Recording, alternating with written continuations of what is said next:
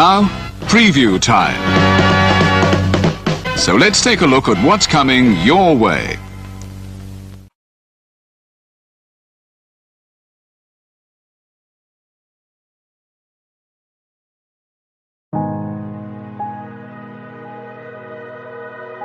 Gary Hebert, the man, the myth, the legend. I was amazed, and I was looking to become a better skater myself, and I wanted to be like Gary.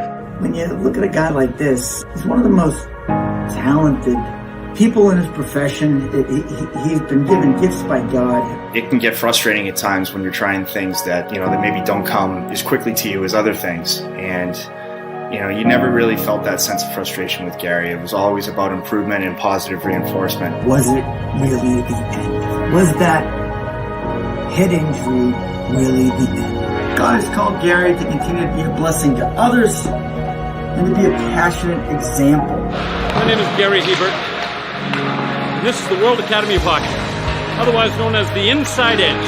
I would recommend anybody that have a chance to come to his hockey school. I think it'd be well worth it. It'd be rewarding to all the kids and anyone he coaches, from whether it's an adult, a professional player, to a little kid like a Mike or a Squirt. Gary, from day one, has been instrumental to my hockey career. I started out as a potential Division III player, and Gary brought me single-handedly through high school and into a top Division I prospect. I owe it all to Gary, the biggest legend on and off ice there's ever been. Listen, watch, learn, be confident, and have faith. Those are the answers I was brought to. Yet, I only now am really learning how truly important those 5 things are. Through preparation, through appropriate thoughtfulness and thinking, we can learn to untie the typical knots between our ears that drive us into underachievement and underperformance. And lo and behold, we can learn, I think, to fulfill our God-given potential. Gary has the innate ability to make people not only better players, but better people. The life lessons they learn from Gary are incredible. You can always remember leaving that rink knowing as a player I got better, or I had something to improve on to get better. And I think that's what you excelled on as a coach, is giving us the knowledge to know what we needed to do to get better. There's coaches who know the game, but can you communicate and create passion in your kids and in your players? And Gary's able to do that. Gary's got great knowledge and the great hands, but more importantly, his ability to connect with people and care for them. His communication skills, to me, really stand out, separate him, and that's why he's one of the best, in the world. Gary's a legend. He's a special, special man.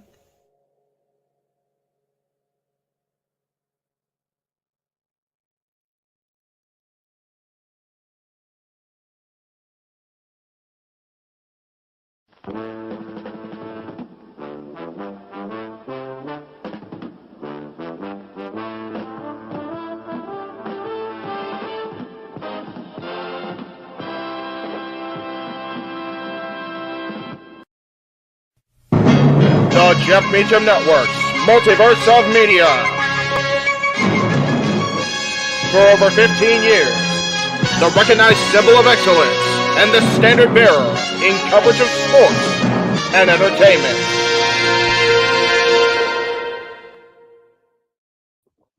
It is Friday, February 23rd. It is the final Friday before we hit March. It's the final Friday before we turn this crazy founder 41 years old, because, I'm old and shit. Anyway, we are live with our coverage of TNA No Surrender. I am Jeff Meacham. He is the Renegade JJ Williams. We will be joined shortly-ish, as he do, by Mr. Noah Foster himself. And we welcome everybody into the chat room that is filing in slow but sure as we head for the countdown to No Surrender coming up at the bottom of the hour across all platforms, TNA Plus, YouTube, Thriller TV, or whatever that's called, all the things. But Thriller. Okay, I didn't know if it was Thriller or Thriller. I can never read that because my eyes suck. But I appreciate everybody that's here, obviously, that is going to watch our coverage, that is unable to see the show for whatever other reason, although, the first half hour is free, so there is that. Just came off the team doing Simply Predicting. Noah and JJ, along with Christopher Watts, were on the predictions. I was getting this shizit ready, and I admittedly have not watched a whole lot of Impact or WWE television the last month or so for personal reasons going on, but I'm very much looking forward to this show.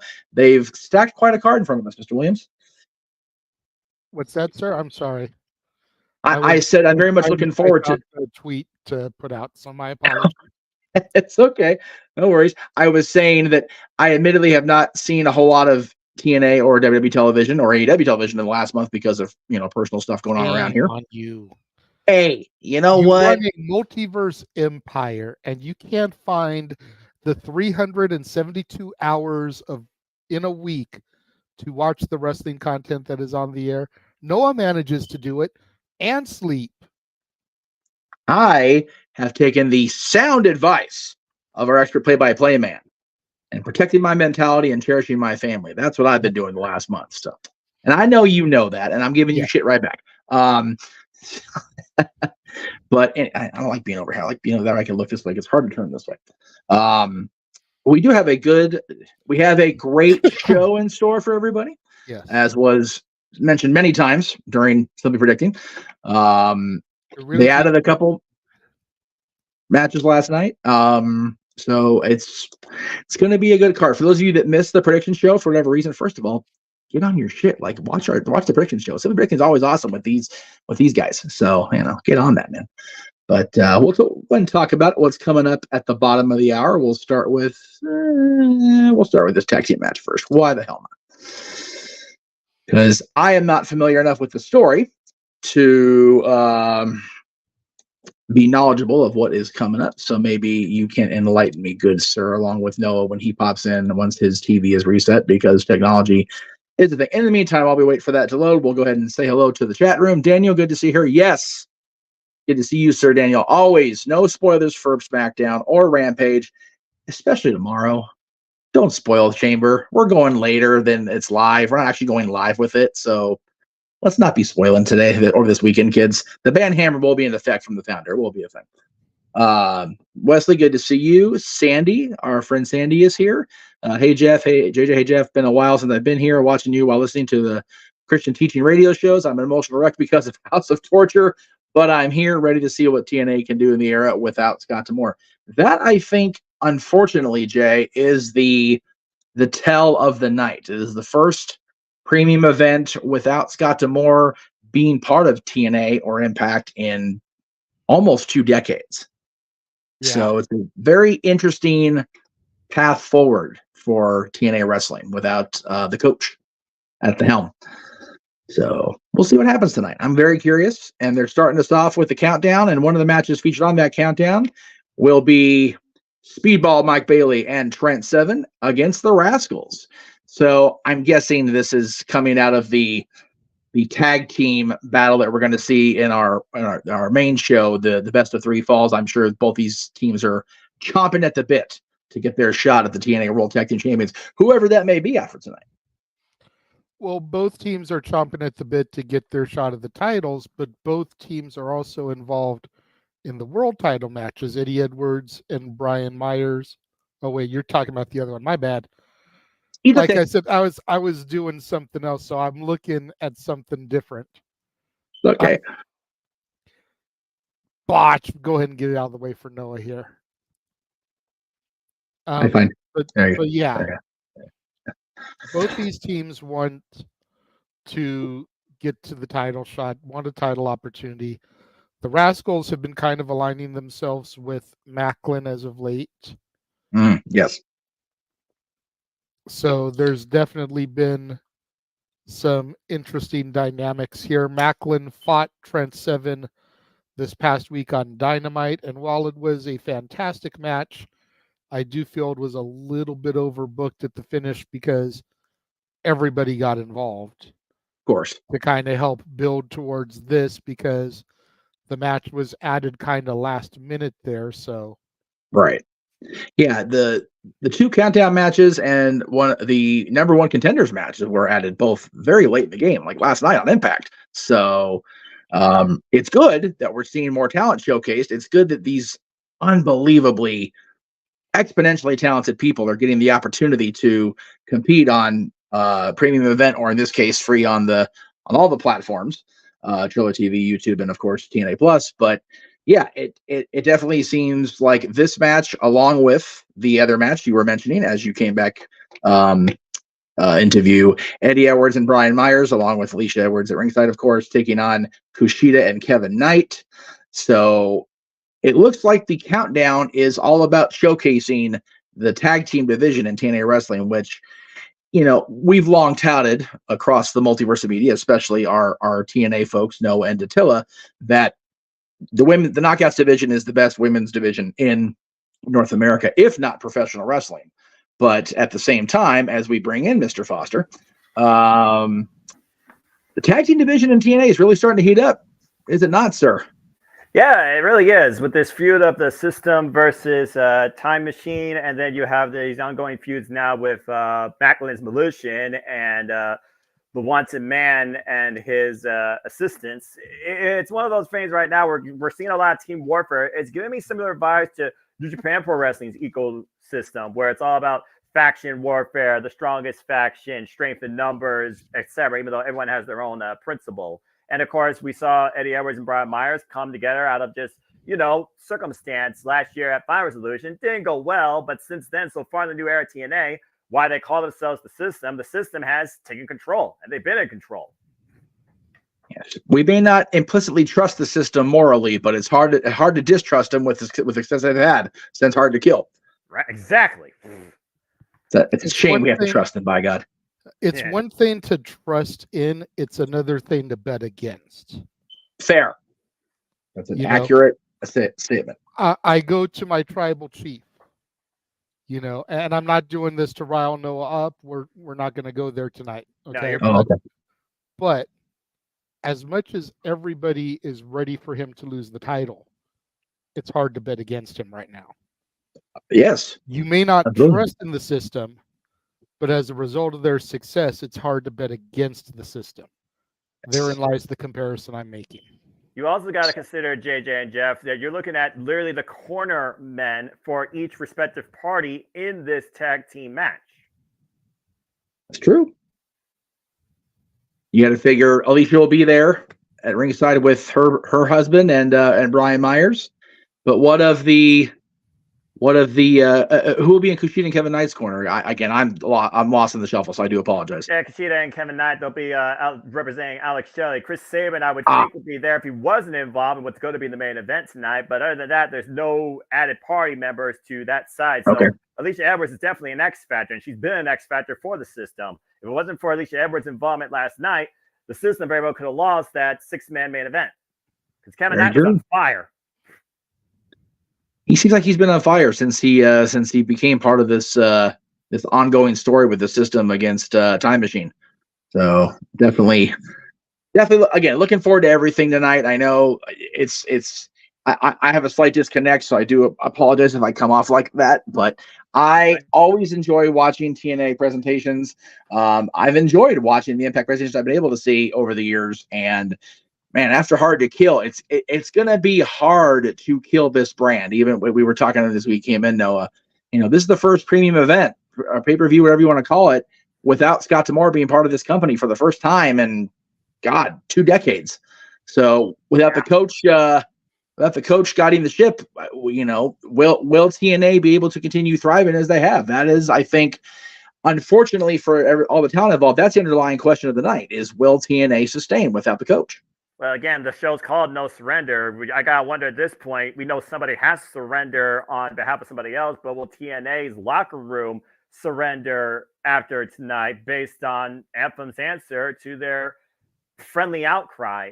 There's still a lot of speculation and disbelief when it comes to the outlook of TNA in this new era across the board for this company. So I am very curious to see, without Scott D'Amore there, how does it influence decisions? How does it influence the locker room? How does it influence what we see on a weekly basis? And it all could start tonight. JJ, what say you? You've not only come back to watching TNA very recently, but your overall fandom has been a recent return the last couple years. What do you think? And we kind of talked about it a bit on open mic night. I was absent for those, so I didn't get a chance to interact with you much about it. But what say you about the coach? I know you're a big fan of Scott D'Amore. Yeah, I mean, it's really just a wait and see game at this point. Sure. Just because the president was removed from office, so to speak, doesn't mean the rest of his cabinet isn't there to continue executing his vision. True. Yep. If rumors that are reported by so-called journalists are to be believed, the creative team is still very much intact. Right. Gail Kim is still very much in her position. Mm-hmm. So until those guillotines begin to fall, really there's no reason to be concerned. But there's also the social media outcry from some of the talent. Yeah. Quite a few of them have posted hourglasses on their Twitter accounts. Yes. And I'm sure it has nothing to do with Karrion Kross. No. They're posting hourglasses almost like time is ticking. Yeah. Almost like as soon as we can, we're gone. Because we don't want to be here without D'Amore. Yeah, that was very concerning for me as a a returning TNA fan to see that much. Not that seeing the solidarity for the talent was amazing. I love seeing that in wrestling. That happens damn near nowhere near often enough. But with this company just now getting the buzz back, it's one of those, man, they cannot afford any hiccups. And with this many people wanting or seemingly rebelling, next show, well, 2 shows from now, it's going to be interesting how this all plays out. Agreed. Definitely curious. Agreed. But as you said, it's a wait and see. And tonight we've got a stacked card. I'm going to run through these really quick. As we said, we talk about these during Something Predicting. I encourage you guys to tune in to Something Predicting when the team does these shows, because Noah and JJ and the team really go in depth. They went almost over an hour and a half today predicting this card tonight. They went long. I think they went longer for Chamber for coming up tomorrow morning. That was a sensational 6-pack panel there too. Yes. We had more people, less matches, but we ended up going about 2 hours on that one. So right. So I encourage everybody to watch Something Predicting. I know I don't get to be a part of it a whole lot, and that's just an unfortunate circumstance of what I'm dealing with right now. I know, shame on me, but yes, all the shame, all the shame. Got to but give him a little bit of crap about it. He knows I love him. He knows I love him. He knows I understand why it's happening. But the people in the chat room that may not get it would want to give him some crap. So I'm just people power, if you will. I'm executing their voice of the voiceless, if you will. Okay, that's better. Okay. Good course correction. You're referencing Punk over that other asshole. Anyway, we're about to get a red flag there. Woofa. Speaking of Ultra and Decay, let's freaking go. Yes, we've got a Knockouts World Tag Team Title match tonight. We've got that's going the wrong way. Where am I going? There it is. PCO versus Khan. Again, a man who shouldn't be wrestling at 40 years, 30 years after his prime, but man, he is not human. He's still going. And then you've got Khan, who I think got dealt a bad hand in WWE personally. Just, the gimmick didn't translate well to the main roster from NXT. These two guys are going to tear it up tonight. This one got announced yesterday, and I'm here for it. I'm here for all of it. I love both guys. I'm not going to lie, though. Man, Frankie winning and possibly getting a world title shot and possibly going into Vegas with that elusive prize. Yeah. Might be a party after all in Vegas if we get out there. So, just looking forward to a beautiful thing, brother. I just don't see it happening. Yeah, I know. Crazy things happen. I said it on Simply Predicting. I think EY is going to get this one. If Frankie's going to get it, He's going to get it at Slammiversary or Bound for Glory. He's going to get it at one of the biggest shows of the year. True. Very He's true. not going to get it at No Surrender or Sacrifice, the throwaway pay-per-views. No disrespect. Very true. He's going to get it at Mania. He's going to get it at SummerSlam. He's going to get it at Slammiversary, Bound for Glory. Well, unlike other companies, this truly has a big four. So I see one of the big four being where Kazarian finally fulfills the one thing he has left to do in his illustrious career to define his legacy in TNA. That's win the big one. I just hope it's a show that's close enough that we can go. That's fair. If it happens, that's all I'm asking for, Anthem. You're asking a lot from that, Al. This one surprised me because I was not aware that Simon Gotch was still a thing in wrestling. Again, I haven't been watching a lot, but there was a lot of controversy and heat on him when he last was on the national/global scene. It's cool to see him back involved. It's cool to see him against Josh Alexander. That they're calling this, rivalry renewed, intensity renewed on hostilities renewed. There we go. On TNAWrestling.com. So this one's going to be good. I'm looking forward to seeing both these guys do their thing. Of course, the best of 3 series, the tag team championships will be on the line. This is the final match. Both teams have won a match apiece. And, we talked, about the countdown matches. All 4 of those teams are going to be watching this with great interest. And I know the tag team division in TNA is really starting to pick up steam. And I love every bit of that because as a tag team wrestling fan, came in to fandom in the 90s when it was starting to taper off a little bit, but still really hot. I'm here for it. Got this match. Of course, the Knockouts World Championship, Jordan Grace, Giselle Shaw cashing in her hard to kill earned title shots. She earned that in the Ultimate X Battle Royal. Yes. Ultimate X. Ultimate X. Sorry. Not Battle Royal. Wrong Joe. Watch. I know. This one, not the main event, but it is a no surrender rules. And as you mentioned, Noah, each of them will have a corner man, very much akin to, I think it was the 1994 Survivor Series with Bret Hart versus Bob Backlund, where they will each have a corner man to determine their fate. Am I correct in assuming that? Quarter men.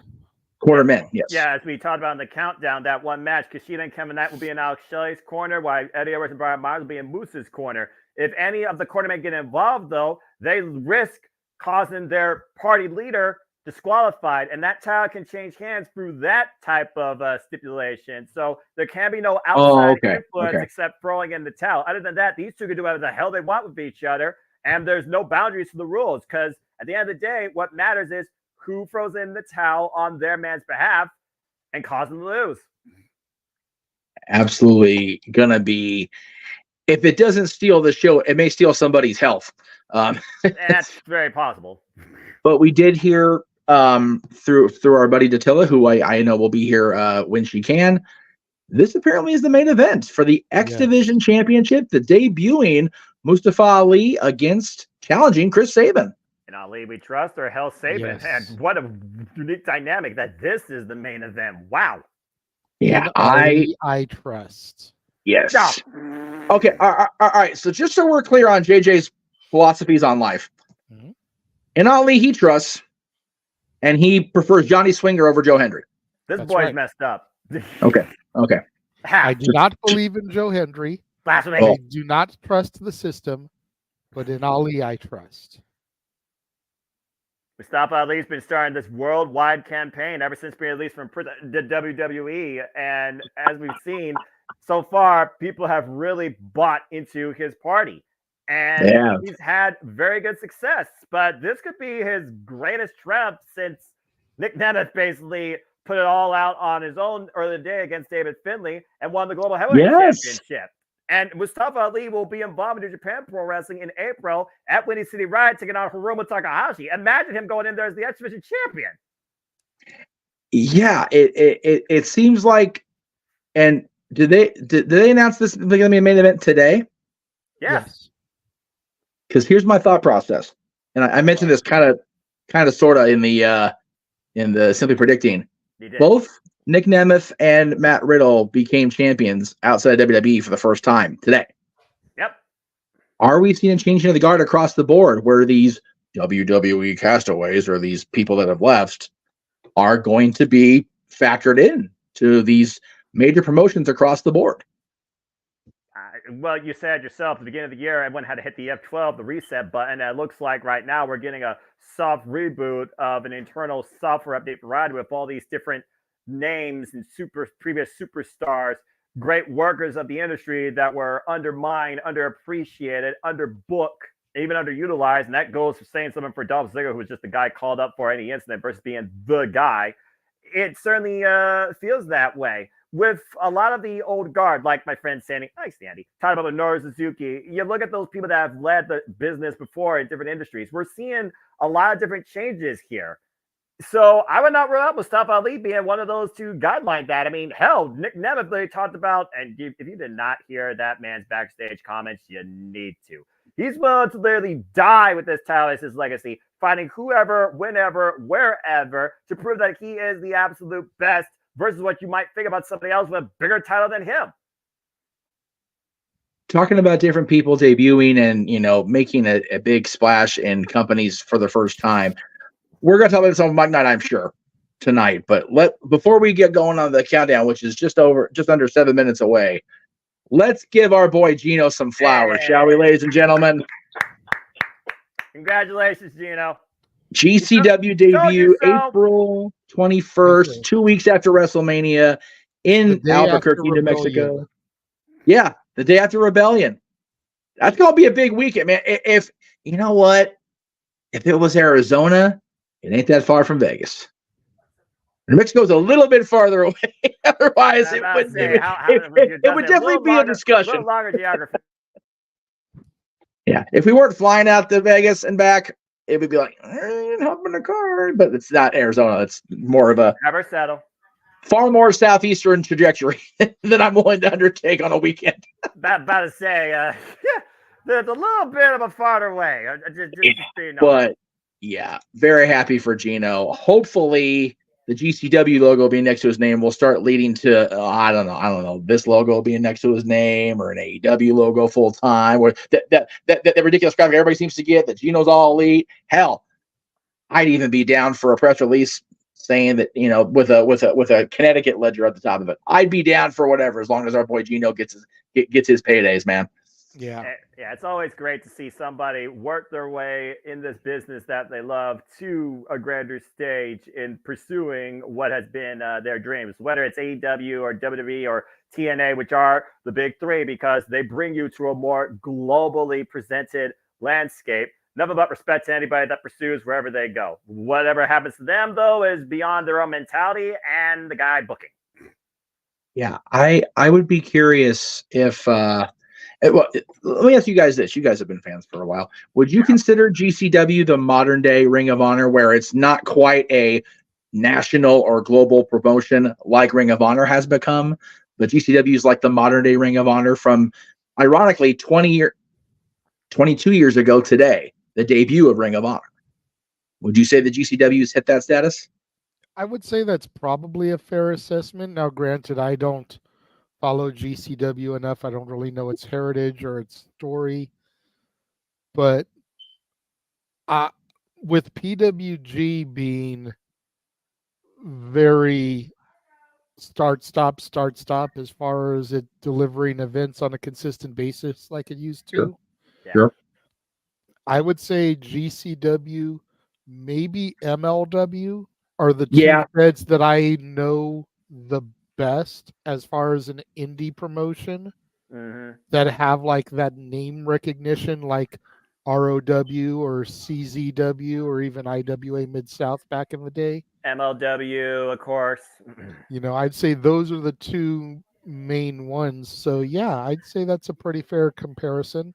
Maybe not necessarily as far as reach or, you know, the quality of talent, but just being that number one indie fed that people tend to go to. I mean, hell, Cardona made himself a name there in GCW. So he still is. Indie God, quite literally. Can we get that, please? Can we get Gino versus Cardona? He and Steph Delana right now are ruling the independent wrestling landscape.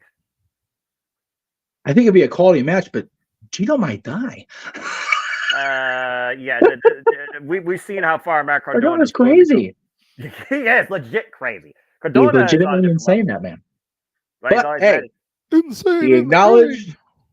he acknowledged this guy because we petitioned forever to be Broskies of the Week during the Zack Ryder days. Mucker Further couldn't give us time of day. But when he asked, if you take a picture of me, post it, he posted it, and Cardona liked it and acknowledged our presence. So, Matt, I still hate you for taking my hair away. But damn it. Thank you for that anyway.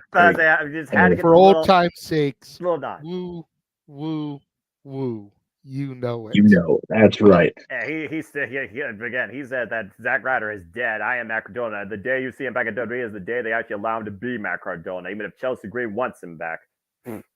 Maybe that'll come up on the wrestling karaoke next month. Someone will have to sing "Oh Radio." And not copyright. That's the old school theme. Hey, I'll sing his new theme if I can take the month to learn it. I mean, it's one of those things where can you learn Nick Nemeth's new theme? Downstate was another classic. I love that theme. Been listening to that nonstop. We're gonna have to get used to it with him being a champion again. Right? Love it. I absolutely love it. Self-vindication for Nick Nemeth. Truly the most wanted man. Right. It's like, man, I have long stated, and I've had more knowledge than probably I should have, if we're being real. But Nick has just not been suffering, but he's definitely been stifled with that WWE wrap around him. And I saw, and a lot of us saw, there was more to him than just what he was being allowed to demonstrate. I'm not saying he still wasn't a quality WWE superstar, but that guy's got so much talent across the board, and hopefully working in TNA when he was, and still will be, working in New Japan and being able to express that creativity on a variety of fronts, and not just in wrestling. He's still got the comedy gigs. He's still doing his thing with his brother. So I am all for a talent the caliber of Nick Nemeth, a guy like Frankie Kazarian, who's a musician as well as a wrestler. Guys like that are so rare in that they're talented as hell, but they're also decent human beings. Yeah, right. Which is scary, but it happens. And those two guys are proof of that. Why none? YouTube is telling me they are waiting for TNA to start, so we'll see. Live in 60 seconds, according to what they're right. saying. Yes. Of course. I've got the countdown on YouTube here, and I've got the premium event on TNA Plus on the big TV. So, of course, I will do the commentary thing, because that is all you guys. You guys are the commentary masters. I am but the director. I just have fun. I was gonna say, I don't know about commentary master for me when it comes to TNA, but I shall do my best. Yes. Tatilla shall be here when she gets here, but you have proven time and time again, brother, you are our clutch, our pinch hitter in the analyst role. So I appreciate and acknowledge you, even though some folks want to acknowledge our tribal chief or our American Nightmare. Damn it, I acknowledge you, by God. Again, March could be crazy. And March could be crazy, and it all starts with AEW Revolution. And stay tuned, folks. Time to be determined for city predicting. I need to figure that out. Actually, we've got freaking. It starts with Hard Times. If they do that, yes. Oh yeah. Assuming that it actually streams live on CW, like everything that I've read, it kicks off on March 2nd with Hard Times, if you will. All right. And the debut of the Simple Man and Mr. Reliable. Yes. Simply Reliable calling a watch along. Yes. That's fair. That's you have to forgive the director if he's a little hungover from his birthday the previous day. Okay, I'll be producing that day. Got it. I not for sure, but it is a Friday night, and it's not like a milestone. There probably won't be a whole lot. There we go. It kicked Friday. You ain't got no job. You won't have the kid, and you ain't got shit to do. Well, I am going to request I have the kid if I can, but what we got now is the kids coming out to play here on No Surrender Countdown, baby. Here we go. Yep, as we kick things off with Speedball Mountain versus the Rascals. And hello, everybody. Welcome to the Jeff Fusion Network live watch law events here. at the JMN Multiverse of Media as we basically take in. Oh, wait a minute. My thing froze. What happened? As we take in our countdown match here. Hold on. Technical. I'm watching on YouTube. Yeah, I'm watching on YouTube as well. And I just saw Speedball just like frozen time, like going, which was Both weird. men standing outside the ring, bowing to each other out of respect. And that's what this match really comes down to. It comes down to a foundation of respect. Respect for the fundamentals of professional wrestling that Speedball might be able to transcend and believe the Rascals showed none for. As we, of course, have Jay Chung, our ring announcer, bring us into tonight's activities before No Surrender goes live across the world on Triller TV, YouTube for Ultimates Insiders, and, of course, TNA Plus. And here come those rascally rascals. That's putting it mildly. Former TNA Tag Team Champions, Trey Miguel, former multiple-time X Division Champion, and Zachary Wentz, of course, who came back and helped Trey become TNA Tag Team Champion. And basically made an enemy out of everybody.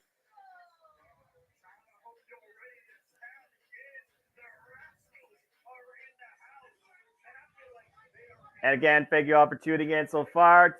We're going to be with you for the whole night, focusing strictly on TNA. So please remain hashtag spoiler free for other activities, including SmackDown and Rampage.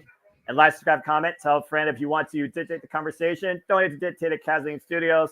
Super Chat is truly as simple as that. Of course, the Rascals already have lost to Speedball Mountain back at Final Resolution in an impromptu tag team match set up by the director of Authority, Santino Marella. And the game has changed a little bit since then as the Rascals have been running with Macklin as of late. Could Steve Macklin get involved here and help them? Or will Speedball Mountain be able to make it 2-0 in their series here against the Rascals? Well, again, straight for numbers. Right now, the numbers are even. But I also got to consider Trent's conditioning after that war he went through with Steve Macklin last night, favoring his back heavily. That may be, but you notice Speedball's going to start things off probably for that very reason. Miguel knocking Trent Seven off the apron. Oh, boy. And Miguel, off! There you go. I just saw that bump to your point. As, again, the Rascals love to take advantage every way they can. All the shenanigans, all the tomfoolery. Go with the double tope suicidas, wiping Speedball Mountain on the outside. Okay, I'm ahead of you. As soon as they get rid of the lower third graphic, tell me, and I'll unpause it. Yeah, you're fine. Again, still the kind of 9 in the countdown. Emerson Brian Myers versus Kushida and Kevin Knight as the Rascals right now tee off against Speedball Mountain. Still the kind of night, so much more. Eric Young, Son Frigazarian. Winner gets a shot at the TNA. Bang! World title at Sacrifice. Bop and bang. A shout out to one Tyler Bate. Trent Seven, former tag team champion, of course, with Tyler Bate, Mustache Mountain. Speaking of tag team championships, TNA were tag team championships on the line. Our best of 3 series, match 3, as ABC defends against the Grizzled. Yeah, veterans. Jeez, oh, peace. Will the GYV be able to grit their teeth and upset the ABC? And again, can a monster upset a walking anomaly? PCL versus Khan, and the Knockouts are also in tag team action for the World Tag Team Championships as Decay defends against MK Ultra. And so much more. Josh Alexander renewing a rivalry with the guy that pretty much set up his history for TNA Wrestling, Simon Gotch, and to come to the night, TNA World Championship No Surrender Moose versus Alex Shelley, where the parties will decide who's the victor and who's the loser. And the Knockouts World Championship on the line as the Juggernaut Jordan Grace defends the gold against the Ultimate X winner, Michelle Shaw. And in our main event, do you hell Sabin or in Ali you trust as Chris Sabin defends the X Division Championship against Mustafa Ali. All here tonight at TNA No Surrender from the Big Easy. Hell of a card stacked up here tonight, Noah. Yeah. I'm glad to be along for the ride, whether I'm sitting here on commentary with you or just spectating at home. You see right now, Zachary Wentz just tweaking the ankle of Speedball. They're really working over the leg there. Of course, Speedball barefoot. Again, it goes back to that. Going to do some damage to those digits there. But it goes back to Speedball Mike Bailey's MMA background, as we know. Again, one of the most lethal, lightning fast strikers from Canada. And again, multiple year over TNA superstar, X Division superstar of the year. Uh-oh. Make a wish. That's one way to do it. Trey Miguel splitting the uprights alongside Cedric Wentz. Very lackadaisical cover. Look at Trey trying to be his own Chris Jericho. I was going to say very reminiscent of Jericho. Right. But I was say, come on, baby. Can you imagine Chris Jericho? That's the only company Jericho has not somehow invaded yet. TNA. Can you believe that? Give him time. That I don't want to. To speedball into the ropes. But we saw what happened the last time AEW invaded TNA. I'm just saying. Oh, that was a bad landing for speedball there. Yeah, the fact that they didn't utilize that when they had the working relationship just shows the fact that TK wasn't paying attention. Ooh. Double stomp combination there by the Rascals, hooking the inside leg and a kick out by Speedball.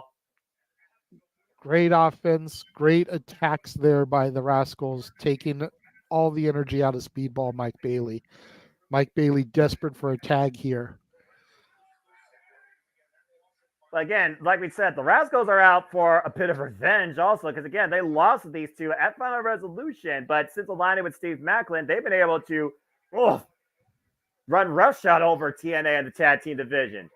Big drop kick out of the corner by Speedball, takes Wentz off his feet, and might give Speedball the chance he needs to make the tag. Looks like he may have hurt his thigh there, possible Charlie horse. You can see the way he's gripping it as he tries to get to Trent Seven. Again, but Speedball Mountain has had enough of the Rascals' immature, foolish behavior. I mean, they've come up like petty children at this point. Couple of degenerates. Nobody. What? Couple of degenerates. I don't know if I would go that far, but it looks like right now Trent Seven is trying to put these kids in line. Trent Seven, respected veteran of the game, former British heavyweight champion, cover to no. Kick out. Great maneuver there by Trent Seven. Trent Seven, of course, well known more so by people prior to his time in SUK alongside Tyler Bate and Mustache Mountain. Oh, again, literally the teacher of Tyler Bate. Yeah, I wasn't aware of that because that was before my time, but just watching him a little bit since he made his debut, I definitely picked up on that without having to be told. So, and maybe Speedball at the corner, triangle moonsault. Ooh. But Bailey grabbing back to that leg to your point from earlier, JJ. Tagged by Speedball. Instinct kicking in right now. Speedball Mountain in the driver's seat. Looking to take Trey for a ride with the superplex. Trey rolling into the drop zone. Speedball Mike Bailey looking for it. Can he hit it? Perched on the top. Oh, and a shooting star press the cover. Hook of the front leg. No. No. Whoa, great resilience by Trey. I thought he was going for an ultimate weapon, but he modified it and went for the shooting star press instead. I don't think Trey was expecting that. Only got a near fall for it. 7-star lariat kick by Trent Seven to Trey to cover. Deep come up the leg, and Trey again finds a way out. That was almost Rainmaker-esque, was it not? Yeah, you know, you can call it what you want. Ripcord lariat, Rainmaker. Trent Seven calls it the 7-star lariat because his opponents are seeing 7 stars afterwards. I just wanted to make sure it was the same move. Pretty much. They're all the same move. It's just a different name. But here's the thing I do know. Okada has broken bats. Trent has jacked jaw lines and just got his jaw jacked with a super kick. Trey, bro, Speedball right now. And Trey, the two legal men. And Trey looking to take advantage of Speedball here. Oh! Driven down hard. A figure 4 backdrop of sorts. There's the tag to Zachary Wentz. Now Trey. Oh, and Speedball laid out across Trey's knees with Wentz with the stop. And that might be enough. Here's the cover, and Trent saves the matchup. Wow, great sequence of maneuvers there by the Rascals. The Rascals have used that to literally escape with the TNA Tag Team Championships. And again, this is just our first match. We still have more action to come here on the countdown alone, JJ. We're just getting started. Yes, sir. Trent Seven right now teeing off against the Rascals. Trey and Wentz. DDT to Wentz. The Trey falls up though with a Meteora. Trent. Oh! Hits the side of the head by Speedball. Running knee strike by Wentz to Speedball. Now Wentz handspring. Oh! got caught Like a that super kick. Barefoot super kick coming in by Speedball. And right now, the referee being distracted by Trey Miguel. And what in the world is Speedball looking for? Whoa, wait a minute! Look who came down, Macklin! With a chop block! Going right after that injured leg of Speedball. Oh, come on, the official never saw it. This is Robbie. Oh, God, wrenching back. And there's the tap immediately as Trey was distracted by Macklin. The Rascals beat Speedball Mountain. Again, numbers game. Strategy in play. Macklin coming to the end of the Rascals. The Rascals have been along his side in this turf war of sorts. Ugh. I should have thought about that when we were doing predictions. I was so caught up in the moment of Speedball Mountain, I completely didn't even think about Macklin doing a run-in. I'm not going to lie. I thought Macklin was going to go all the way to Sapporo and go after freaking Nick Nemeth like he did in freaking Rio de Janeiro. I was wrong. Damn it. Well, you figure Macklin knows that Nick's in Japan, so he can interfere without worrying about having to deal with Nick. That's true as well. So either way, it still was in Macklin's favor tonight, and his crew, the Rascals, beat Speedball Mountain, probably rearranged Speedball's leg. Yeah, that was an ugly leg wrench. Ooh, that was rough. I mean, he had no choice but to tap again. That was the worst of her leg the entire match. Yep. That's Anderson style tag team wrestling. You pick a body part, you work it to death, brother. Exactly. It's what made the Minnesota Wrecking Crew so freaking dominant in the 70s and 80s, and then as part of the Horsemen, of course. Well, again, we saw that Speedball unfortunately had to surrender for the sake of his own well-being, further longevity in the industry. But will we see somebody broken and forced to surrender on behalf of either Moose or Alex Shelley tonight? You got to wonder if the babyface contingent having to or feeling compelled to surrender on Alex's behalf is what finally shifts gears for the Motor City Machine Guns, particularly if Chris Sabin also loses his title. Yeah, about to say, if Alex Shelley loses this rematch, I don't know where Alex Shelley goes from here. I love the Machine Guns, but I really feel like maybe turning the juice up a little bit and getting a little bit of their dark side coming back out wouldn't be the worst thing for either one of those boys. Well, again, what does it do? What we got to say? What does it take to bend another man's will? How far are you willing to go to force somebody to show mercy, even if you don't want it? That's going to be the story of this. It's not just Moose and Alex Shelley. It's the system versus TNA. Speaking of versus TNA. The coolest guy around, Frankie Kazarian. You guessed it.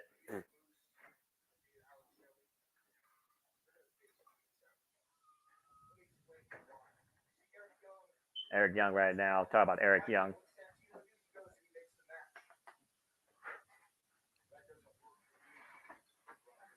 Kazarian's dictating it. I heard. That doesn't work for me, brother. I heard that. Come on. Moment of the night right there. Damn it.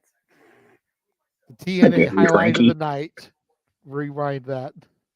I freaking watched the freaking Sting timeline from TNA also yesterday too, and I was like, damn. Do me a favor, let me know when Frankie's promo's over for you guys. Yeah, sure. Because I'm ahead of you guys. I heard the brother line before he said it, or before you guys did. Gotta snip that for use on the shows. Stop it! Absolutely not. Damn it, JJ. Yes. And again, based on what Zan said, you have my permission to hate me now. Right. You can hate me now, but I won't stop now. We did the same thing in our head. I love it. Well, we already saw a little bit of tag team turmoil. Now we're going to see the other side. We talked about the no surrender match. Here's the parties colliding now on behalf of our TNA World Championship match. As the system once again looks to rule the night. Here comes Brian Myers and Eddie Edwards. I like that Titantron, though. I'm not going to lie.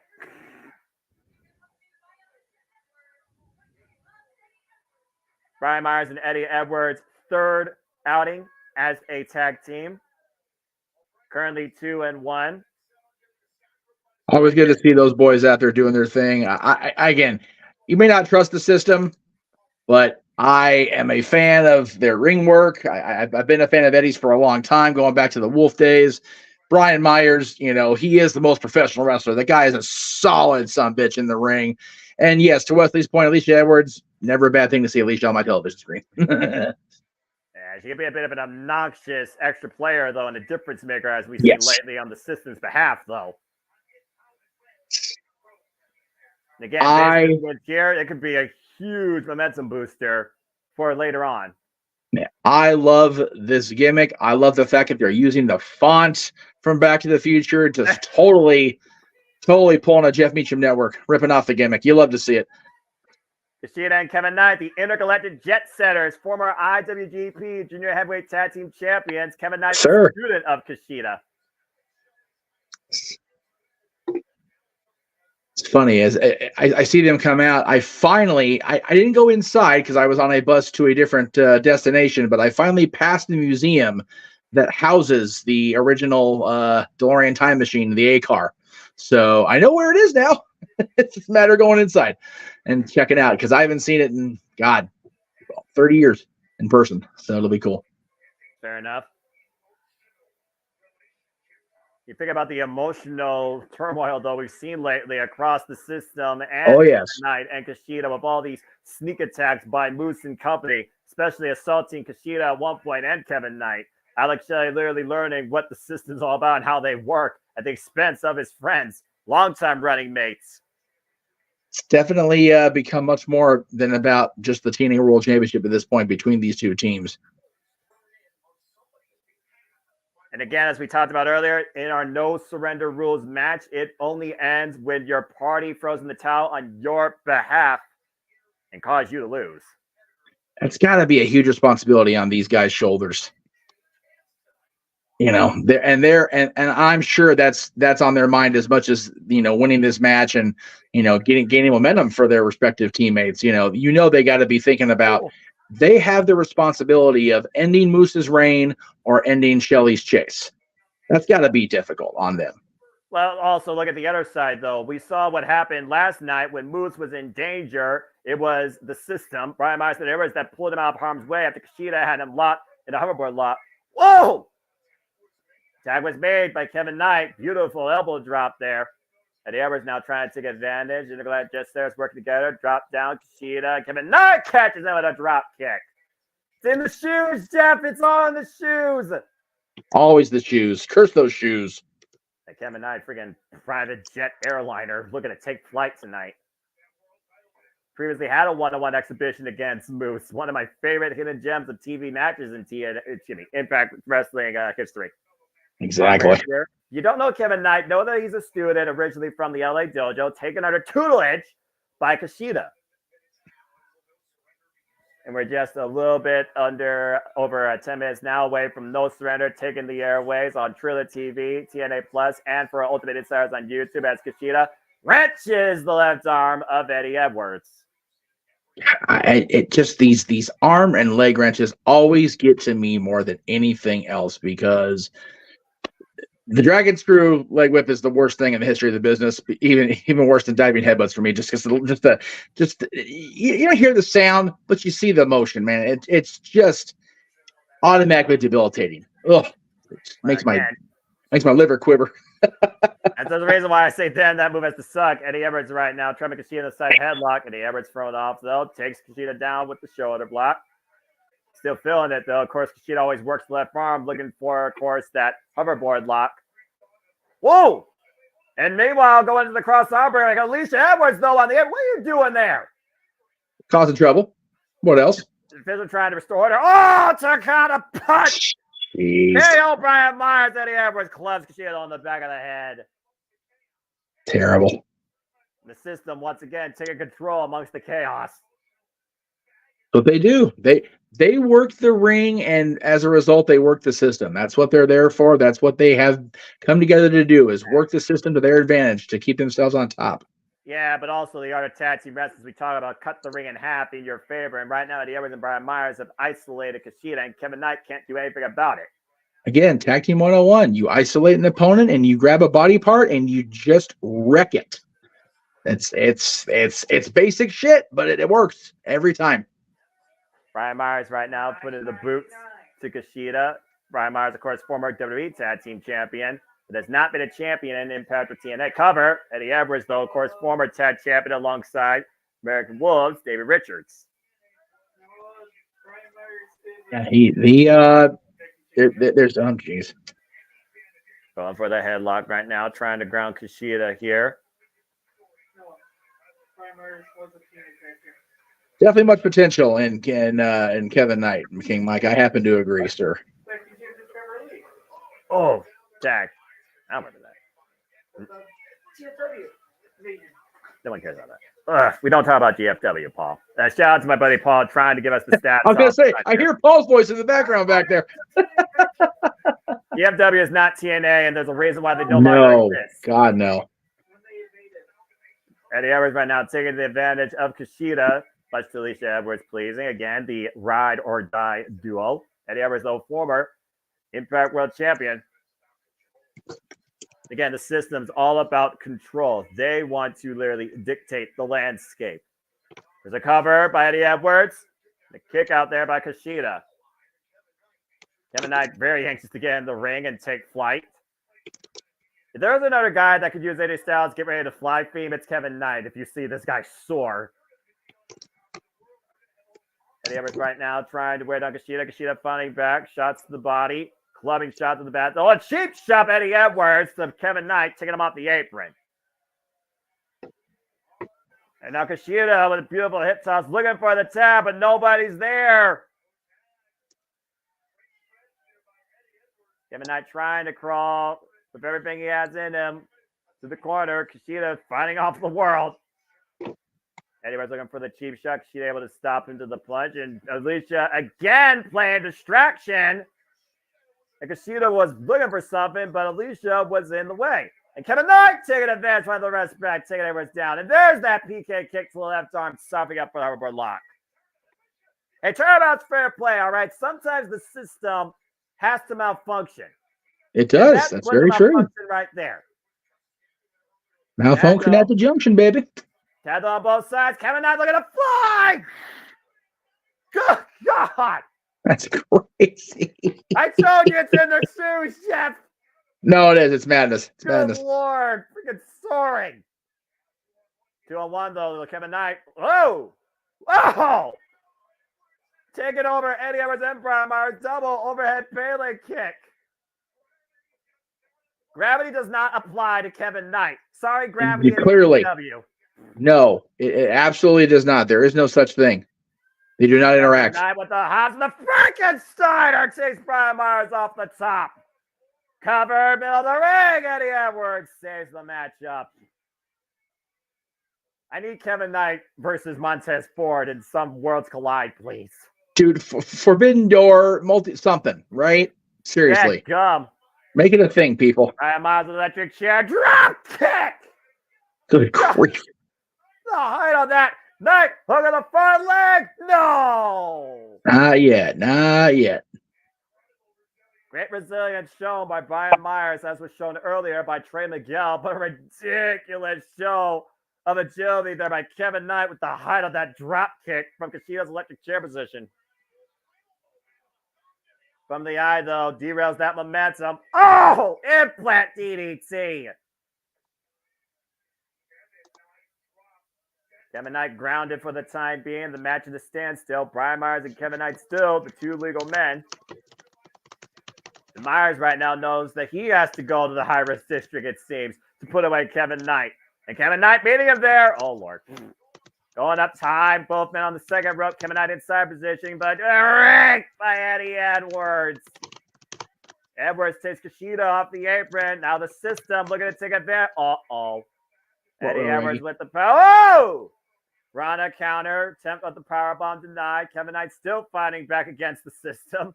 Back elbow strikes to Eddie Edwards. Now creates separation. Oh!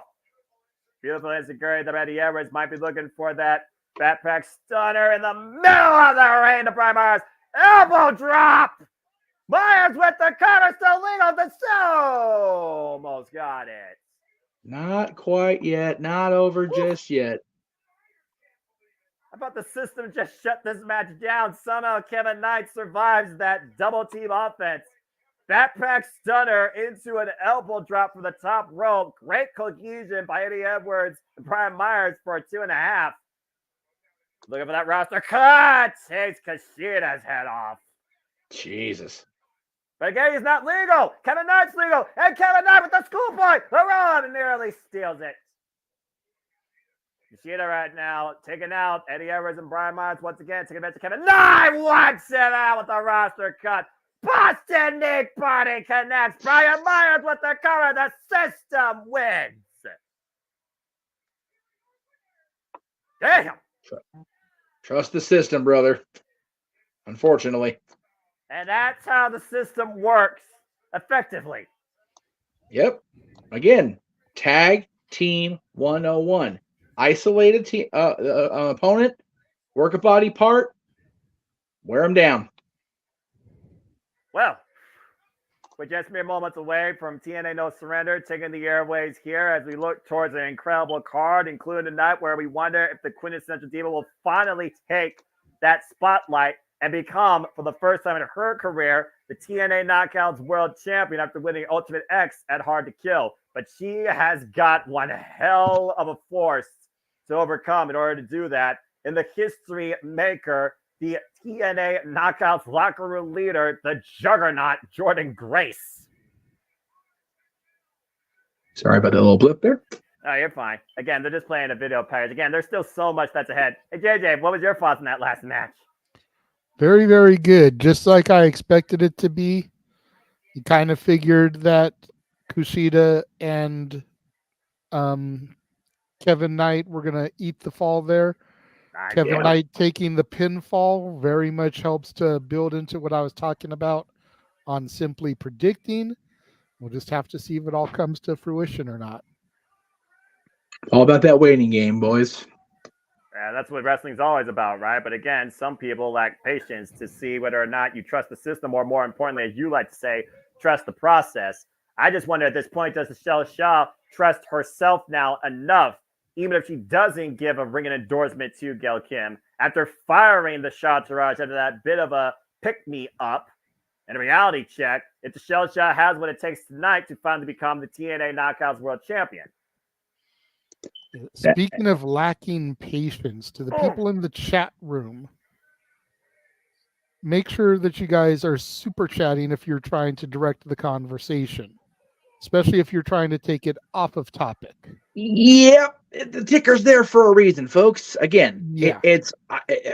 Reading is fundamental. LeVar Burton taught us how to read many, many years ago. That's right.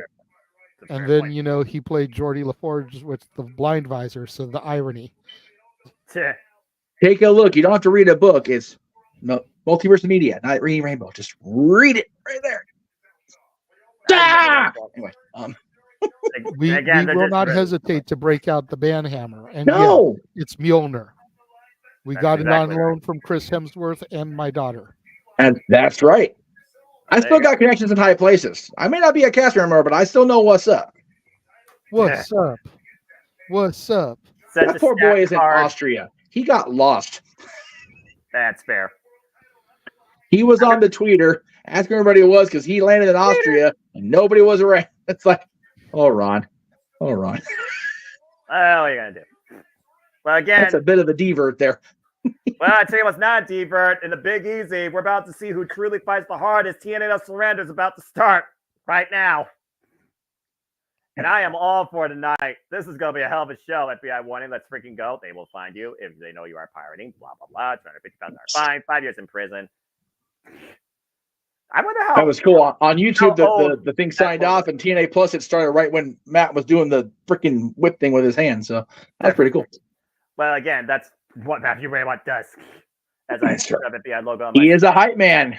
Ask Miro about that. Well, I'm sure somebody, Black Screen, I'm sure somebody can tell us all about that as they do their cold open. We gotta start producing cold opens here for our big show. Jeff, you gonna do a cold open for WrestleMania, bro? Dude, we are going to do something. We did one last year, or maybe the year before for Mania. It's the 40th WrestleMania. It's getting bigger and bigger. We're definitely going to get something into it for sure. Good deal. Okay, I think you said black screen after I did, so I will pause as soon as the cold open is done, and then you let me know when yours is done, brother. Of course, because again, they're talking about what everybody is out tonight to fight for, how we get to this point. What does it mean to truly have an attitude where there is no withdrawal? Who tonight truly is going to make sure they leave everything out there on the line with no surrender? That's what tonight's all about. Again, we got rivalries renew, we got grudge contests, monster clashes, we have a test of wills versus a test of endurance, number one contenderships on the line, championships galore, and who knows what else might be in store in TNA if Carter Kill told us anything. Are we going to get a new face, a new signing? Do we get a new leader? Do you really trust Nalia? Do you still hail Saban? I can't believe it's not TNA. I love this.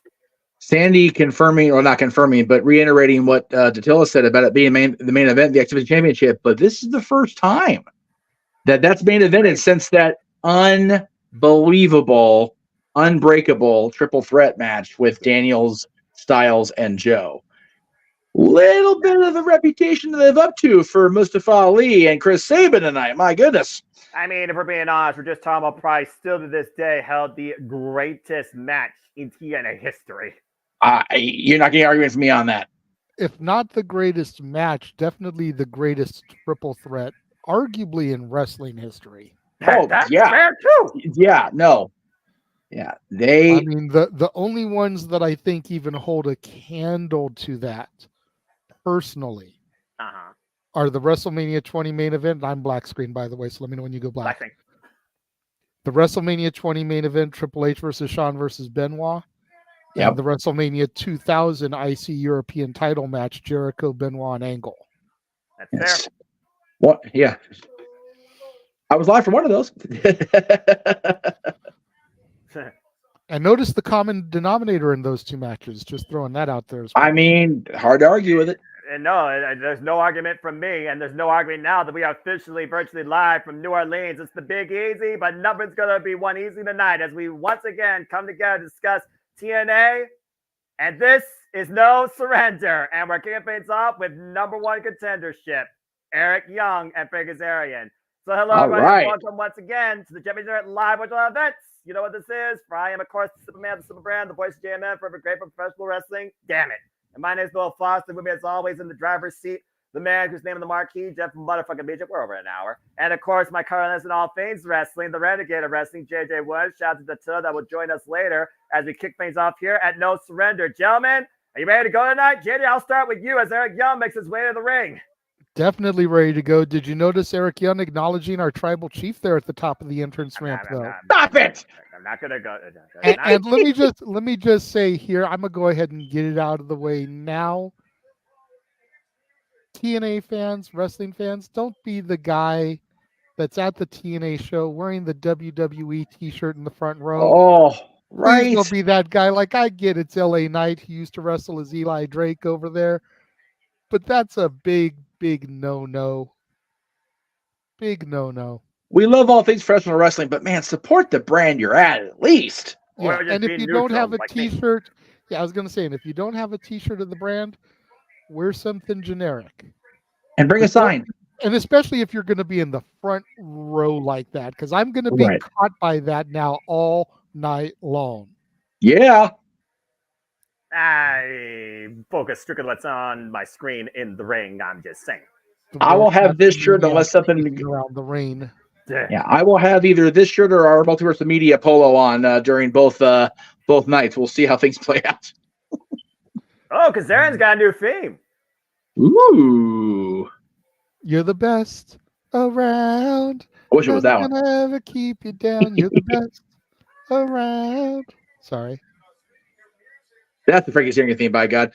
Wearing the Eddie Van Halen Frankenstrat inspired tights there. I love it. He's such an old school rock and roller, man. I love it. You can just tell by his look he's an old school rock and roller, a rebel that rocks the beat of his own drum, as he said a couple weeks ago. Phil Campbell and the Bastard Sons, Kings of the Asylum, apparently, is where this theme comes from. Yep. Again, Eric Young, though, he's been to that dance, though, before. He's actually been the TNA World Heavyweight Champion. Frank Kazarian has never been there, and I think that still eats at him to this day, and he's only had one shot ever at that title. I still find that hard to believe how a guy like Eric Young is a multi-time champion and Frankie Kazarian never got it. And don't get me wrong, I understand characters can evolve. But I look at Eric Young and I think, don't fire Eric. Don't fire Eric. I think the guy that would get scared when pyro would go off. Yeah. Right? I don't see this boss level wrestler that can be a multi-time champion.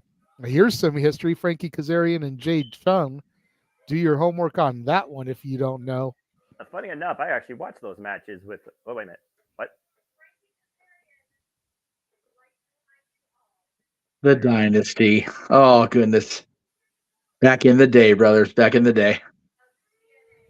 Oh, good grief almighty, Kaz. Come on, man. I acknowledge Frankie. I don't think he's going to win this match, but I acknowledge Frankie. Talk about living in your own hype.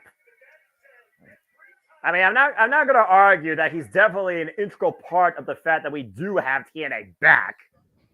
But he's not literally the reason we have TNA returning in front of our screens. I mean, how can you not live in your own How about hype that? when you were one of two people that was nicknamed the Future back in the day? Just saying, fair. Frankie the Future Kazarian and the Future Chris Sabin, like. And again, to your point, Eric Young also knows these two used to be tag team partners. Mm-hmm. Nice takedown there by Kazarian. Again, Eric Young felt a little bit betrayed by Kazarian in this new era of TNA, especially the world-class maniac that came back from the dead last year at Slammiversary.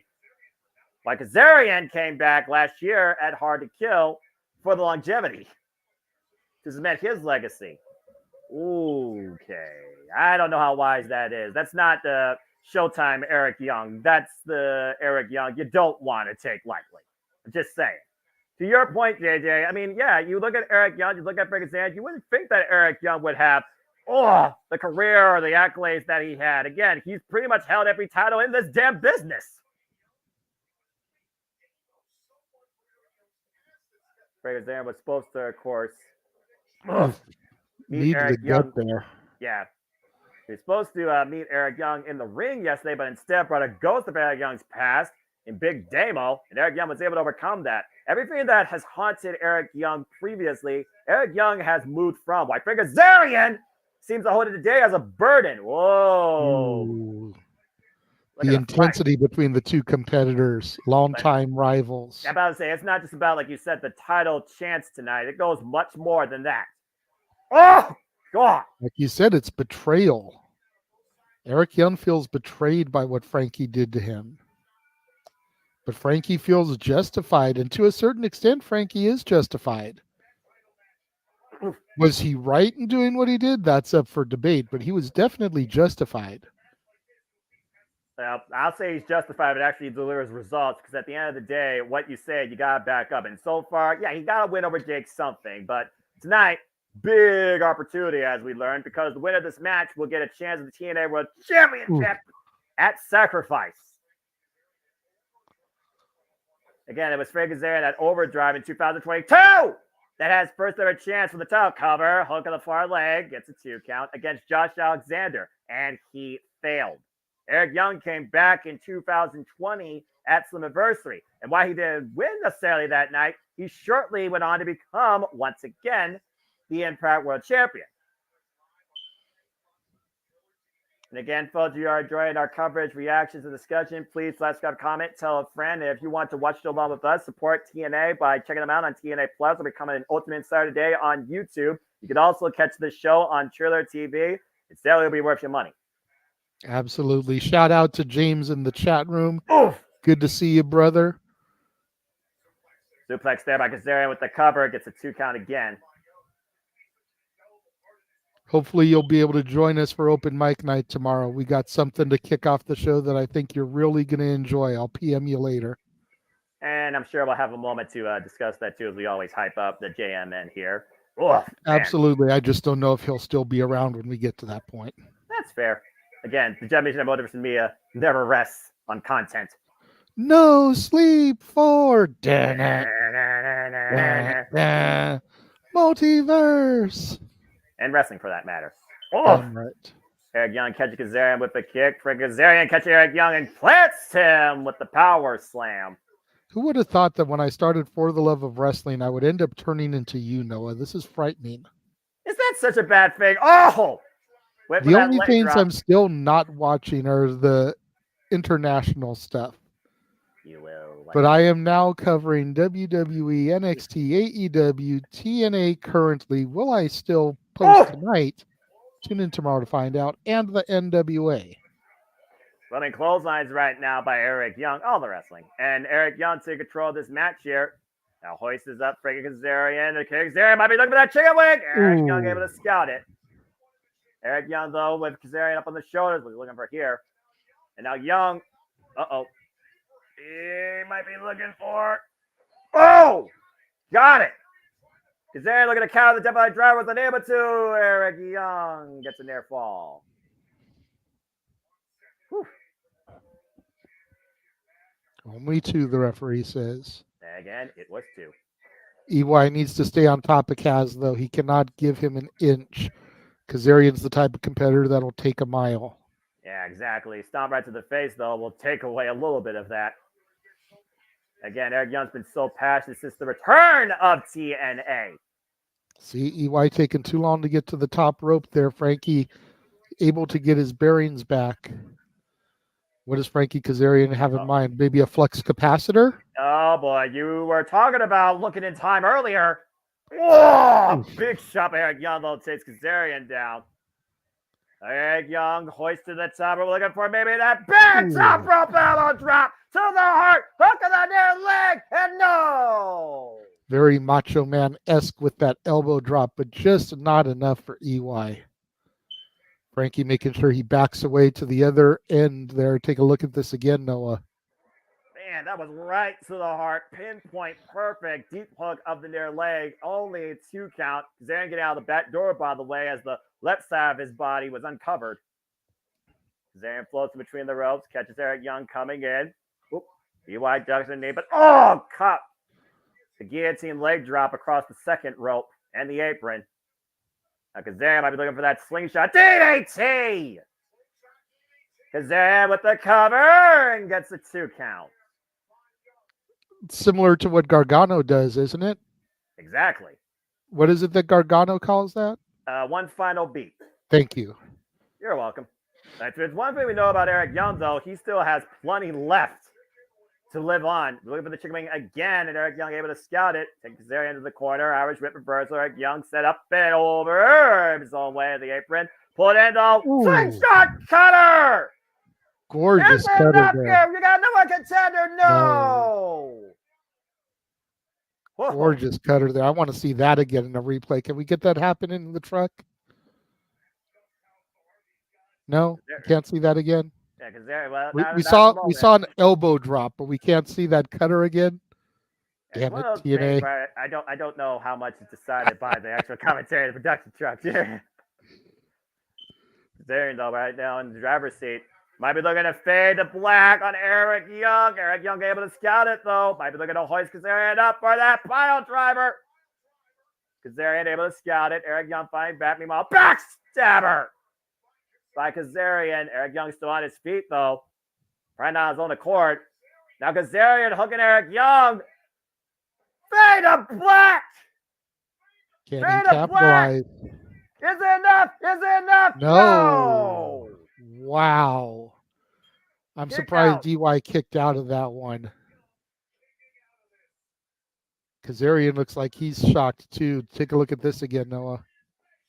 That was probably Kazarian's best shot there. The freaking vertebrae, shoulders, and the head collapsed on that fade to black, but not enough for the 3 counts. But again, keep in mind how long these guys have known each other. Kazarian may have to go back to the well pull out a wave of the future or a flux capacitor or something that he used back in the day, catch EY off guard. Crucifix catches Kazarian off guard. Eric Young wins! Eric Young, the number one contender, and is going to face off for the TNA World Championship at Sacrifice. Just like that. To your point, catching somebody off guard. Eric Young coming in, luring the back door. Trevor Kazarian with a crucifix. Kazarian got so carried away with himself with the official, he totally took his eyes off Eric Young, and Eric Young got him. Oh, Noah, thank you for your commentary. Well, Kazarian does not look happy. I have a feeling this is not going to be the end of it. Kazarian grabbing the referee here. Well, hold on. You don't want to do anything to get yourself suspended or fined now. Again, the official is final. That was perfectly planted. Again, his shoulders were on the mat. Crucifix. Just like that. He lost.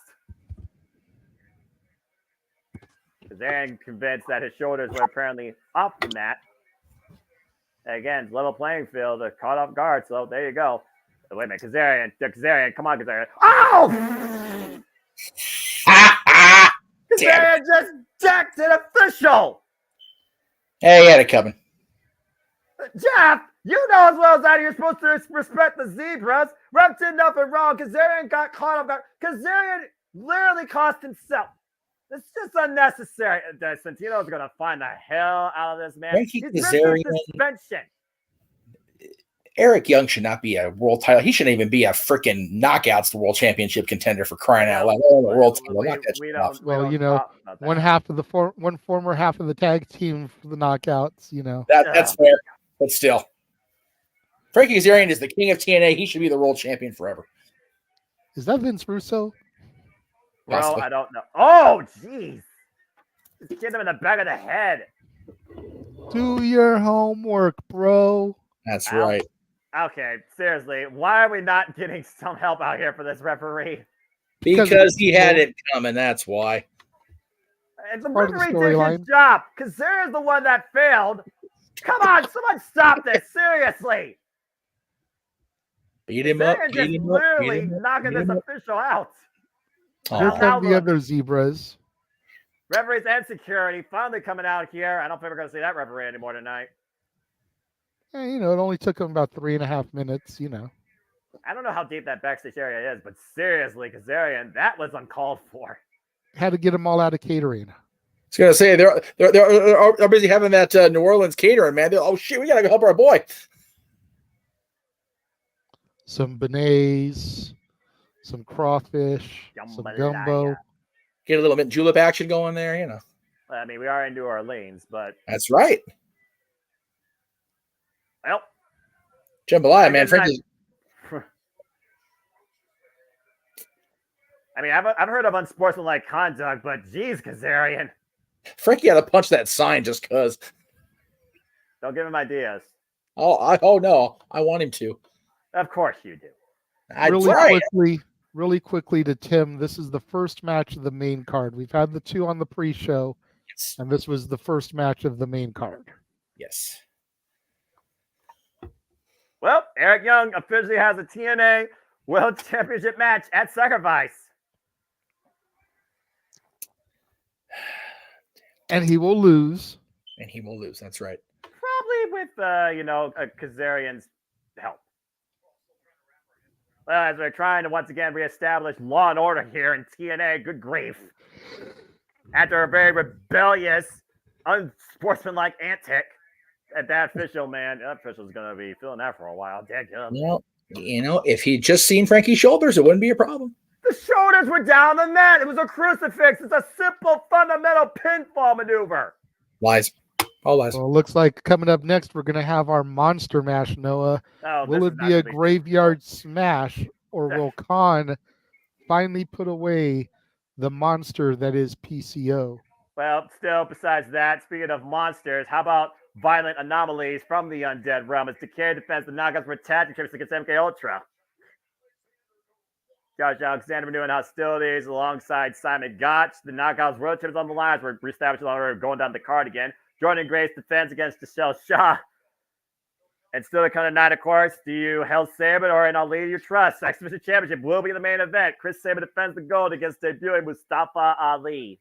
And Ali I trust. Yeah, how many other Well, people Saban. trust him? It's a candidate C. Does he have the popular vote? And of course, TNA World Championship on the line under no surrender rules. Moves for Alex Shelley, where the only way to win is have your opponent's party surrender on their behalf.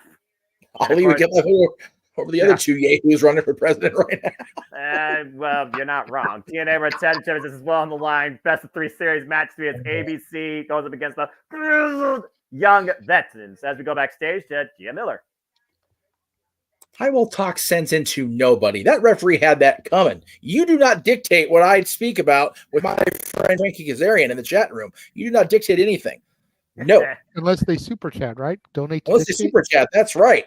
That's right. Which is why we're not going to provide Tim the updates, because he can just go, find out himself. No, I'm kidding, Tim. Yes. There was a winner. Part of Noah's Simply Predicting group. So yes, there was I know Tim was giving you a hard time. There was a winning team and there was a losing team in each match. I can guarantee you that.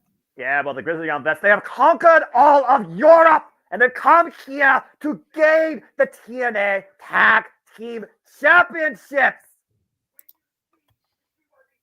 I love this duo. And again, when you see this duo coming, grit your teeth. I still maintain what I said earlier about the Tag Team Championship match. Where the hell did that comment go? There it is. We need an AI Jackson 5 for the Tag Team Championship match. Good grief. In the GYV, grit their teeth and upset the ABC as easy as 1, 2, 3. That is a question tonight. Well, see, you missed that on Simply Predicting because I made that joke live.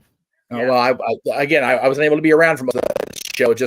I was actually doing stuff around this house and actually trying to keep my own sanity above water. And then I heard that ridiculous Johnny Swinger kind of like, all right, I got to jump back in. That's it. Yeah, I saw that. I saw the hand wave. I was Triggered like, red flag. Triggered my Twitch there. Yes. Yeah, I made the joke that the GYV will defeat the ABC as easy as 1, 2, 3 and as simple as Do Re Mi. There you go. Wow, Do Re Mi. Oh, there. Oh, oof. You got the words out. He did. So again, let's talk about the tagline again ahead of this best of 3 series match 3 finale when it comes to the ABC versus the GYV. It was Santino Marella that proposed this series in the first place, and the GYV got the better of the tag champs in match 1. In match 2, why Ace Austin was injured ahead of the match. It was Ace Austin that somehow trapped James Drake in a freaking clutch pin and was able to tie the score. Now we come here to match 3, where literally it is for the TNA Tag Team Championships. Grizzly Young Veterans versus the ABC. Winner takes everything. Let's freaking go. GYV representing my NXT. Former NXT UK Tag Team Champions, former Progress Tag Team Champions. Wherever they have gone, Tag Team Gold has followed. When you love with that level of confidence and experience, it's hard to bet against that sort of veteran presentation that we have in the ring with the GYV. Oh, and look, Jade matches them.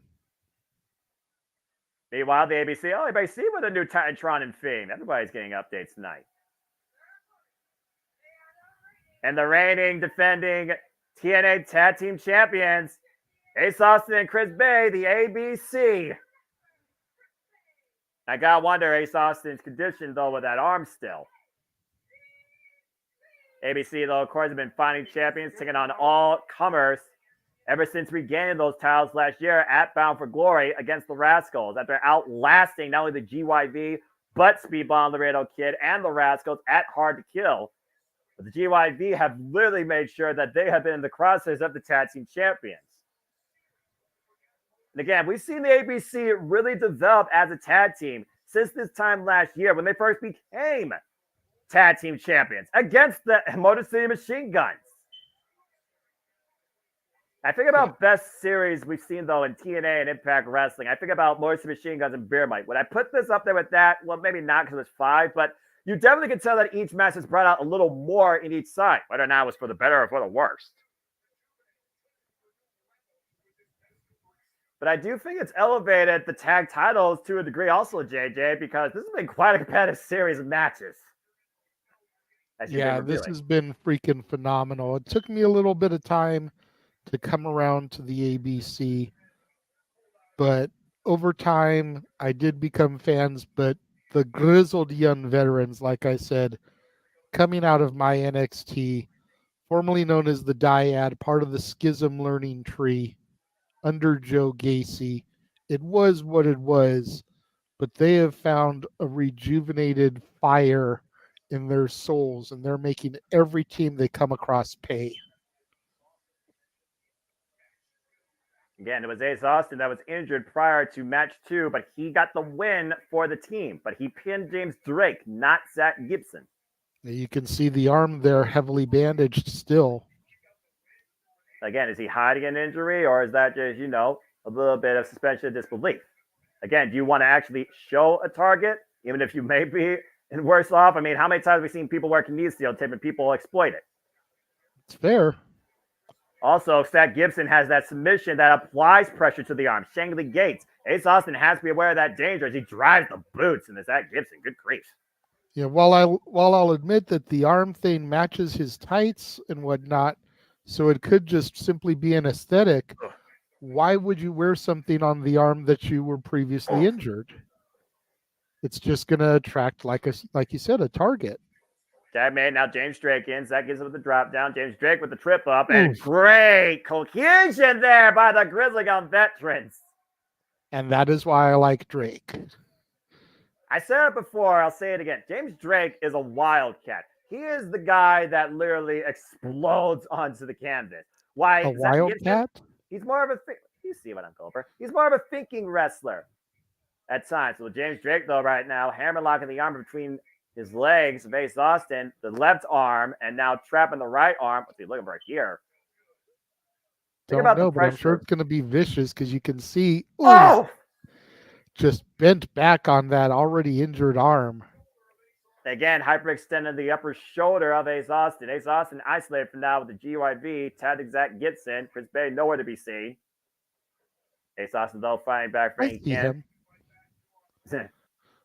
There he is. He's playing peekaboo. Oh, corner, no. Ace Austin fights off Zach, fights off James. Tag to Chris Bay. Chris Bay right now is Lego off the top rope. Big cross body takes down both the GYV. And this is what the ABC needed. Oof. Now the ABC is showing a little bit of tag team cohesion here. Taking down the challengers. Get to the back of Zach Gibson. A double stomp to Zach Gibson. James Drake's still the legal man, though. It's Bay and Drake. What are they looking for here? Oh! Click, click, boom! Leg dropping the splash, cover, hook in the far leg. Gets a 2 count only. Oof. Again, Chris Bay, the odds of finesse himself. Happy Friday, folks. Former X Division champion. James Drake, though, still fighting back. You saw Zach Gibson offering a little bit of an advantage there with that distraction. There's a tag now to Zach. James Drake with the drop down. Zach with the agility and the GYB trying to take advantage of Chris Bay up and over. Oh! Beautiful stun gun there. I thought they were going for a flapjack instead, to your point. Just hung him out to dry across the top rope first. You think about, again, tag team wrestling. There's a certain level of communication that's non-verbal that takes years to create, let alone master. And the GYV are showing firsthand how well they are in that foundation. And the creativity and innovation of their offense, catching the ABC every chance they can. How can you disrespect these vets? I mean, seriously, how can you boo these two? Come on now. And Zach Gibson. Oh! I mean, unless you're booing them based off of what they used to be, because again, their old gimmick wasn't exactly all that great. I can give that to you.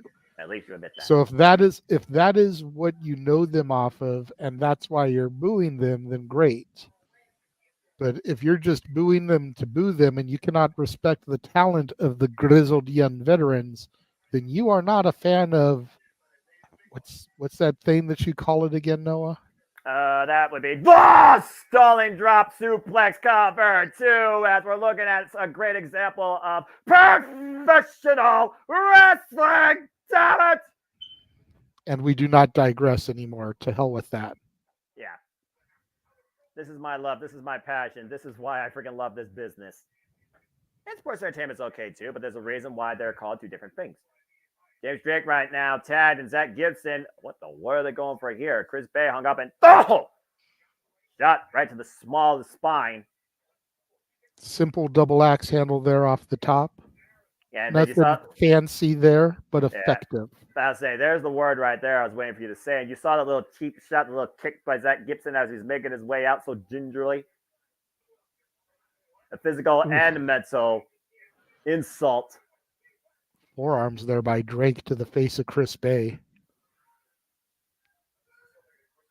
Again, this is what the Grizzly Young Vets have used to their advantage their entire career. And if nothing else, we've seen the ABC, a young generational tag team of sorts, really pushed by the GYV.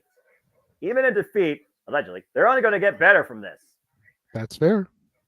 At the end of the day, GYV has nothing to prove to anybody. They're out here to prove a point to themselves. Because again, wherever they've gone, tag team gold has followed. I don't know if I completely agree with that because I think they do have a point to prove to somebody based off of their old NXT gimmicks. Well, maybe they lost. They need to prove to people that they deserve to be taken seriously. Well, I think again it comes down to, do you look at the short range history or do you look at the long term history? Because again, I look at the long term history. I mean, every wrestler, every tag team, anybody in this business can have a bump in the road. It's just a matter of what do you do when you're down to get back up again. And clearly we're seeing what the GYB's done since coming to TNA. That's fair, but all it takes is that one mistake and nobody ever forgets it. Yeah, it's all about how you end, right? Look at that sunset flip. Look at the sunset flip. James Drake able to scout it, though. Ooh. Not even how you end, but just you could sit there and have a phenomenal career. Look at Fred Ottman. Everybody remembers the Shockmaster debut. Yeah. Very rarely do you find people that talk about some of his other gimmicks and how successful they were. But everybody remembers the Shockmaster's debut. Yeah, they're fair enough. Remember more of a moment than you remember more of the competitor itself. Even if that was a singles gimmick. Oh! Drop kick to Zach Gibson out of the corner for second. You know, Roman Reigns has become a great promo these days, but a lot of people that were watching at the time remember that one promo where Cena just ate him up because he forgot his words. Oh, and look at James Drake, though. Did not forget where Ace Austin was, taking him off the corner and preventing Bay from making a very crucially needed tag. Just a couple of examples. Yeah, about to say, how many examples do you think you could name, but longer than Lexicon of Jericho? Again, throat fuss right now. Zach Gibson taking advantage of Chris Bay. Zach the legal man. Zach with the cover on Bay. Get a kick out. Arm bar. I haven't seen one of those yet. Ace Austin, though, you see them inside the rage of Ace Austin again. But again, all he does is hurt his part. You see James Drake to the advantage, behind the rest back with the scarf, choking Chris Bay out. Yep. Zach Gibson teasing Ace Austin, telling him that I reeled you in. You got baited. Hook, line, and sinker. Let's not forget, that scarf was instrumental in the GYV winning that first match against Chris Bay. They literally hung him out across the top rope with that scarf to pin him. Ace Austin trying right now to restrain himself more than anybody else for the sake of his partner. Again, this is for the TNA Tag Team Championship. And we're in the South. We don't want that to happen again. I'm just saying there's a history there. Yeah, there's some history. I try my best not to echo for reasons, but you're not wrong. Unfortunately, dadgummit. Zach Gibson. Hey, it's the color analyst's job to make note of that stuff. I'm just saying. And you're doing your job beautifully. And right now, Chris Bay is one of the men in the ring is Chris Bay. I will say no further after that. Yeah, good man. And right now, holding on to the sleeper hold of sorts. Bay is in serious trouble after all the work done to his throat across the top rope with that salt on the neck. And Gibson just really wrenching that sleeper in, but the referee trying to make sure it doesn't slip into choke material. Yeah, exactly. Taz knows a thing or two about that. I'm just saying. Again, Grizzly Young Vets literally eyeing the TNA World Tag Team titles. Are we soon to recognize them as TNA's number one? It's almost a foregone conclusion at this point. But again, Chris Bay's always been one to fight from underneath. The story of the ABC ever since beating the Moisty Machine Guns. Again, folks, you can be part of the conversation using hashtag no surrender on the Twitter. Looking for the tag with that fake out there. The roll up by Bay gets a 2 count. I thought he almost had a hand on the tights, too. Oh, nice net breaker. But look how close that Gibson is versus where Bay is. Absolutely. Chris Bay needs to make the move over to Ace Austin. And thank you very much, Marshall. I appreciate that compliment. Man, we just love doing what we love doing. And I love the fact we're so multi-dimensional here at the Multiverse of Media where anybody here can call commentary. I love it. Absolutely. You know, you've got Simply Reliable going to be taking the booth for NWA commentary. You've got you and Datilla. Datilla is on her way home from work. As soon as she gets home and situated, she will be getting the hot tag, and I will be stepping away so she can take over with Noah. You got James and Noah on AEW Ring of Honor, and then me and Noah on WWE NXT. And Jeff quite a diverse buffet. And Jeff sometimes in exhibitions, including Multiverse United, where it's been NJPW and TNA. And Ace Austin right now exploding with a springboard missile drop kick, taking both the GYV down. Ace Austin fired up, and Ace Austin picking up speed and momentum off the ropes. Might be looking for that Frostberg flop.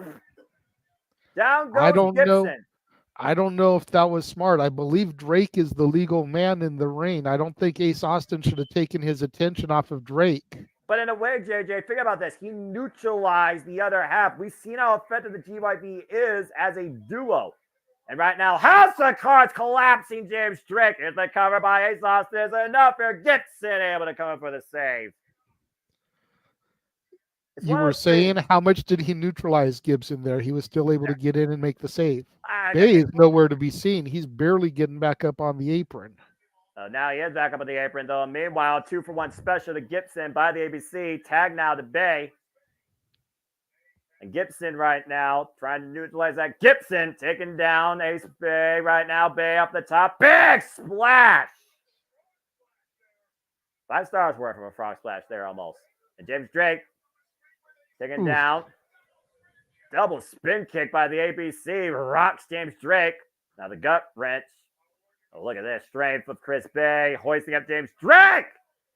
Taking him down face first. Ace Austin out of the corner, though. Twisting moonsault cover by Bay to retain. 2 count only. Just an FYI, that move Chris Bay just did used to be my old finisher when I wrestled. I called it the death certificate.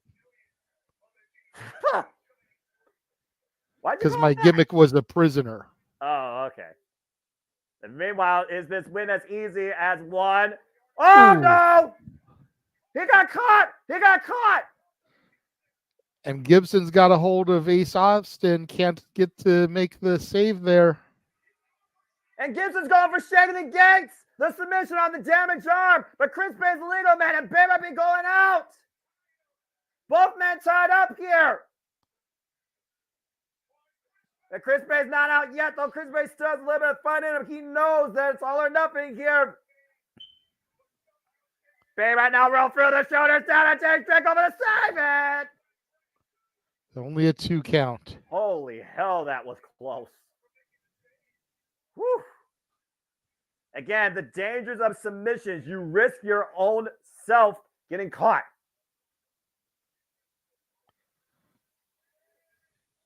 He's here right now. Zach Gibson hyping up James Drake with how close they've come. They've come so close. Trying to fire each other up. Gibson set up and over the outside. And James Drake says Ace Austin up and over. Ace lands on the apron, though.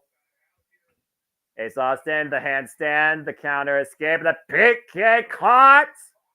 James Drake. Kind of an instant great. Uh-oh. Oh, Lord. Oh, no. I remember this from freaking NXT UK TakeOver Blackpool. This neutralized mustache mounted James drag with the tope. Tuesday device. Good That night. should eliminate Ace Austin. Watch this. Oof. God. Chris Bay laying prone in the ring now. The GYV just need to focus their attentions. Ace Austin looks like he's dead, Noah. This was the very move that led the GYV to winning the NXT UK Tag Team Championship after neutralizing Tyler Bate. Chris Bay knows, to your point, he's on his own. And if he's going down swinging. Chris Bay defiant until the end, as the ABC might be meeting their end as Tag Team Champions. Tag to Zach Gibson. Bay going after Gibson, who is legal, but James Drake coming in from behind. Again, the 2-on-1, though, the numbers game here. Meet on the minds, though. Collision there of sorts. Again. Oh! Gets Gibson, who's legal with the Enziguri, figuring out James Drake, but James Drake hooking up Chris Bay. Chris Bay countering with the Brainbuster. Chris Bay off the second. The Famous Sir! A modified Famous Sir! But Bay has no one to tag. Ace Austin is still KO'd on the outside. He's got the advantage because Drake isn't in the ring either, but he has nobody to rely on. Wait for the arm from Ness. To your point, though, he has to be aware right now he's a one-man army. Oh, Gibson, throat shot. Ooh. God! Lung blower. If there was any oxygen left, oh, what the hell? James Drake opposite side! Coast to coast, Van Terminator. And that might be enough. Gibson with the cover, Mills the ring. No! How in the hell did Bay kick out of that? Sheer heart of a champion, JJ. Sheer heart. To your point, that rope to rope, coast to coast, off the lung blower combination by the GYV, and somehow Chris Bay has still enough grit to avoid falling to the 3. You're going to hear the crowd starting to chant, "This is awesome," and I have to agree. James Drake legal. Zach Gibson, though, hoisting up Bay. Meanwhile, Ace Austin sends James Drake rope first across the top rope. Just in the nick of time, Ace Austin able to save his partner from certain destruction. ABC with the waist slot to Zach Gibson, but Zach fighting back. Now Ace Austin with the scarf, choking out Zach. Some payback from the previous match from earlier tonight. Ace Austin pushing Bay. There's the 1 to bump GYV. Ace with the 2, the fall, the finesse, the cover on Drake, the 3, the chance retained. Damn it. ABC wins the best of 3 series 2-1 and still remain TNA Tag Team Champions. Wow. What a concept. Catch my breath. Grit your teeth. How about catch your breath? Holy hell. Early contender for match of the year. And the champs prove once again why they are the champs. In the end, the ABC were able to withstand the onslaught of the GYV. Congratulations to Ace Austin and Chris Bay. Still our TNA Tag Team Champions. Too sweet. Woot woot. Man, what a match. As we look back earlier, you might be seeing your future tag team contenders you talked about earlier from the countdown guys. We saw, of course, the Rascals take on Speedball Mountain, and you can give a major assist from Macklin coming in with that shot block to the already damaged left leg. And Zachary Wentz taking advantage with, you simply called Jeff a ugly leg wrench. Oh, just brutal. And he had no choice. You need to see it against those damn things. Yeah. Well, I mean, honestly, at this point, you got to consider the Rascals, who previously beat the ABC, stole the tag team champions, might put themselves right back into title contention. Any way you can do it. As we go backstage here, we got a moment to breathe. Right, Macklin and the Rascals talking here. Well, of course. may have a moment to breathe here, but there's no rest for the wicked. Is tomorrow morning, 9 a.m. Pacific, noon Eastern. We will be back here with our next watch along of WWE's Elimination Chamber. Uh-oh. I'm not saying all to that. I'm saying all right now to a backstage confrontation here. It looks like Spiel Mountain still isn't done with the Rascals and Macklin's disrespectful mayhem. Again, save yourselves to fight for another day, guys. It's still numbers advantage. And that's what really cost them in the end, not themselves. Yeah, with Nemeth over, across the Pacific, bad idea. Just let it be for now. Let it be. Let it be. Not copyright. Well, as we change gears from some great tag team wrestling, get ready for, a rampage of a different sort. As the monsters collide, it's time for PCO versus Khan. Some big meaty men smacking meat here tonight, Noah. They be bumping uglies up in here, if you will, in New Orleans, baby. Yeah, look at that face. That's only a face a mother would love. You want to talk about ugly? Good grief, the ugly. I was just gonna say that you beat me to the punch. Again, if the mother loves him, she is a very giving woman because goddamn he ugly. My goodness gracious! But then again, this PCO is really a freaking creation and a monster. So he should be Universal Monster though. To the chat room's point earlier. Yeah. Yes. Well, apparently this monster was not brought to us by design, as he says design is dead. Now Khan looking to show that he's the most destructive force in TNA. There you go. Uh-oh. PCO's presentation here is on the level of Timeless Tony and AEW. The whole theatrics and everything is just so amazing. Again, you said yourself, he's the living reincarnation of Frankenstein. Because you cannot kill what won't die. Looks like it's being once again resuscitated. But again, you think back to the classic monster movies, Noah. Frankenstein never was killed. He was always defeated. He always ended up buried under something, whether it was a windmill or a water, got frozen in water, had to get thawed out later, or some rock rubble. Frankenstein was never defeated. He was taken down. And Khan can take the monster down, I believe. Otherwise, his entire push right here is going to be deader than the monster before it can even get started. Well, you say push. I'm about to say, how far do you push a monster to the point that the rage is uncontrolled and it actually leads to result? We've seen how many times in the last few weeks these two anomalies collide, and neither man looked better on the other side. It was only the very first time these two met under unique circumstances that Khan put down PCO for a short amount of time. I guess in this case, what he's got to do is a 3 count. But I wonder at this point, is Khan trying to put PCO down for the 3? Or is he just out to prove that I'm the freaking most dangerous anomaly? Again, what have we seen PCO survive? Cinder blocks, battery acid, fire, a car ran over, buried in the desert.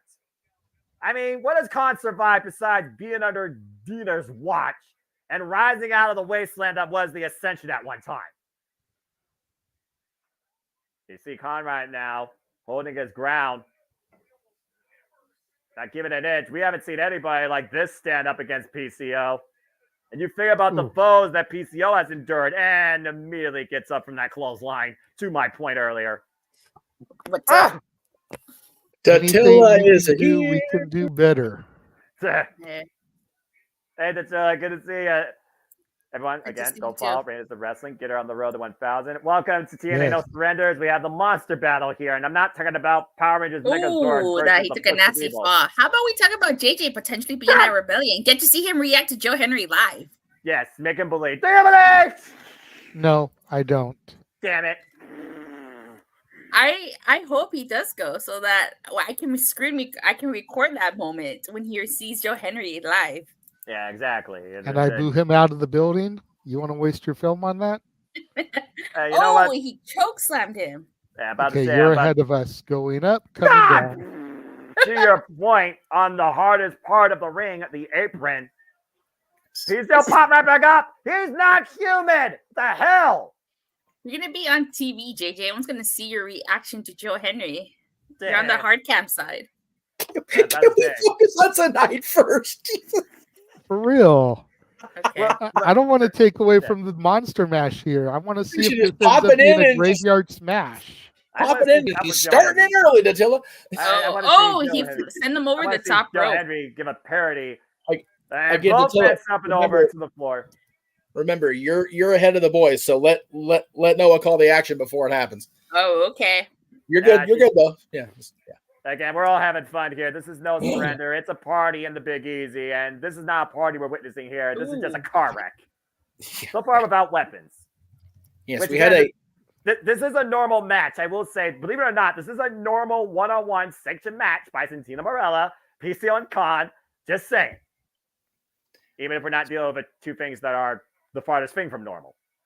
What is PCO thinking here as Khan is laid out there across the apron? I can guarantee you I know what he's thinking here, but it's a The matter of he hits animator it. or the PCO salt? One of those. I think option A, Datilla, is more likely than missed. not. Datilla, stop on it! Her buckle misses from the apron. Oh, sorry. Okay. Again, streaming, folks, it is what it is. Well, I have to play catch up. I mean, I could just start from the beginning. No, because you're coming in on commentary. I'm gonna dip out once the match is over. Yeah, and all you So want maybe is try to sync up while we're doing it.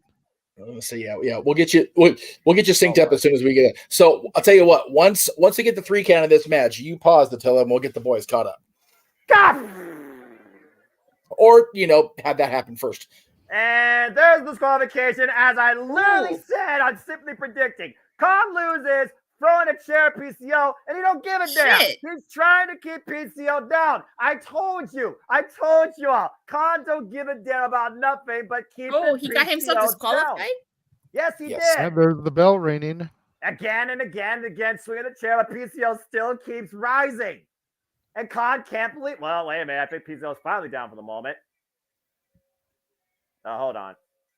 What the hell? Yeah. Bell keeps Since ringing. we had a DQ finish here, maybe we'll have to tell sync up when the bell rings to start the next match. Oh, no. Come on, man. I thought I was ahead. You are ahead. Uh-oh. You are ahead. That's what I'm saying. And Khan right now. Oh, no. my God. What the hell? Ah, God!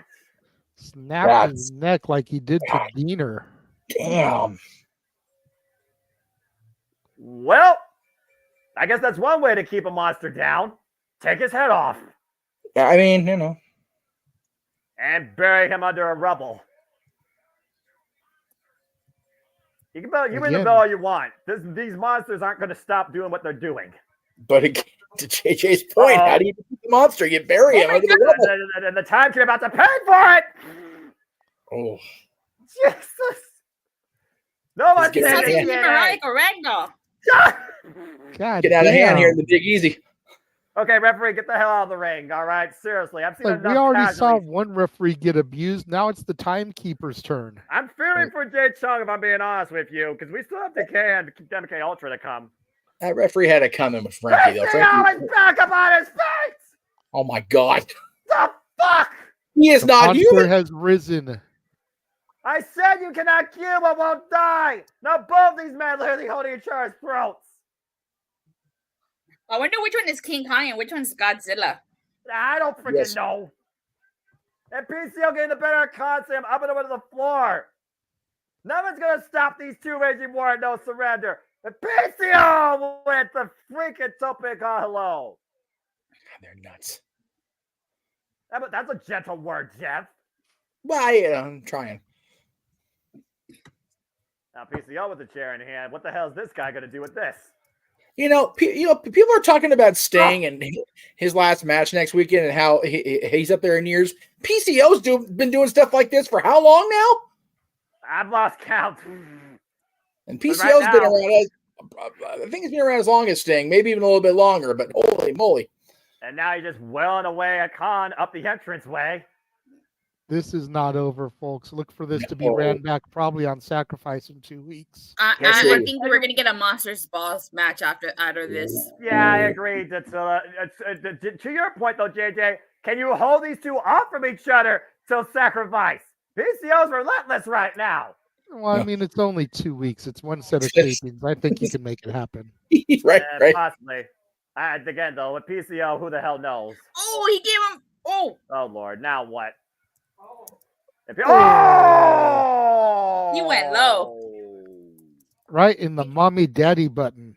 That's right. How the hell and Conrad now hoisting PCO and jeez! My first on that unrelenting. He took a page out of Alan Angel's book. Does not matter if you're a creation or you are a living man. That is the spot that will be the equalizer right there. Yeah, an unforgiving, unrelenting state. And what the hell is that? I think it's one of the electrical wires. Ruh-roh. It's a zip tie. That's a zip tie, okay. JJ. Still not a good omen. Better than an electrical wire. But he's not by much. He's tied to the tunnel structure. He's tied to the tunnel structure. PCO restrained.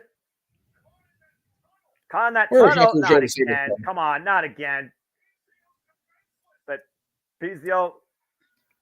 Wait a minute. Oh. What the? He's gonna kill him. Yeah, We're watching a murder take place. Yes, that's right. We were literally watching a live murder on pay-per-view. Oh no, and the chair around the Oh my God, they killed PCO. You bastard! He's not dead! Hey, wait. Is he down? Is he down for now? Seriously. Where are Jacques Rougeau and Scott Levy to save their partner?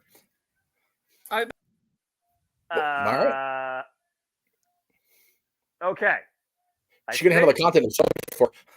I think this assault in the Big Easy is finally over for now, and PCO has actually been restrained and put down for the time being. That's a sight. Yeesh. Will there not be criminal charges because PCO is already dead, or what? Goodness. I don't know what to say. Backstage brainstorming session here with Shelly, Kushida, Kevin Knight, and Sabin sitting idly by. I would much rather have Monsters Ball be at Sacrifice than in Vegas, if I'm being honest, because I'm sitting real close in Vegas. I ain't having Monsters Ball up in my face. I'm good. About to say. Good on that kind of shit up in my business. Thank you very much. It's Vegas as it is. What, you don't want nails to be dug into your arm like during Six Sides of Steel? No, because they'll use actual nails. Because they crazy. Crazy. Again, how crazy? Motherfucker. That's putting it politely. Again, Alex Shelley literally reminding his boys, no matter how bad it gets, you have to trust them. Again, will Shelley's bond with his friends be the difference maker tonight in our No Surrender match for the TNA World Championship? As we continue action here, you thought that was violent. Get ready for 4 violent anomalies of the female variety. The Knockouts World Tag Team Championships are up next. Decay defends the gold against the former tag champs, MK Ultra. I'm looking forward to this. It was an interesting surprise to have Decay not only return last month at Hard to Kill, but to become once again the tag team champions, Noah. So I'm looking forward to how this plays out tonight with the rematch that we've been waiting over a month for now. Well, again, at Hard to Kill, Decay had the surprise factor. Ain't no surprises tonight besides how violent MK Ultra might be. And we've already seen how violent they've gotten against the likes of Danny Luna and Jody Fret. In a previous identity, the Dep Dogs learned firsthand how violent MK Ultra can be after dropping freaking Courtney Rush on her head.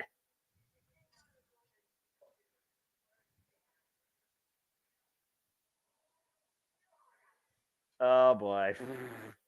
But this is not Jessica and Courtney Rush. This is Rosemary and Jessica Havoc of Decay, and they thrive on violence, live in the shadows, and welcome whatever beautiful insanity MK Ultra are willing to bring.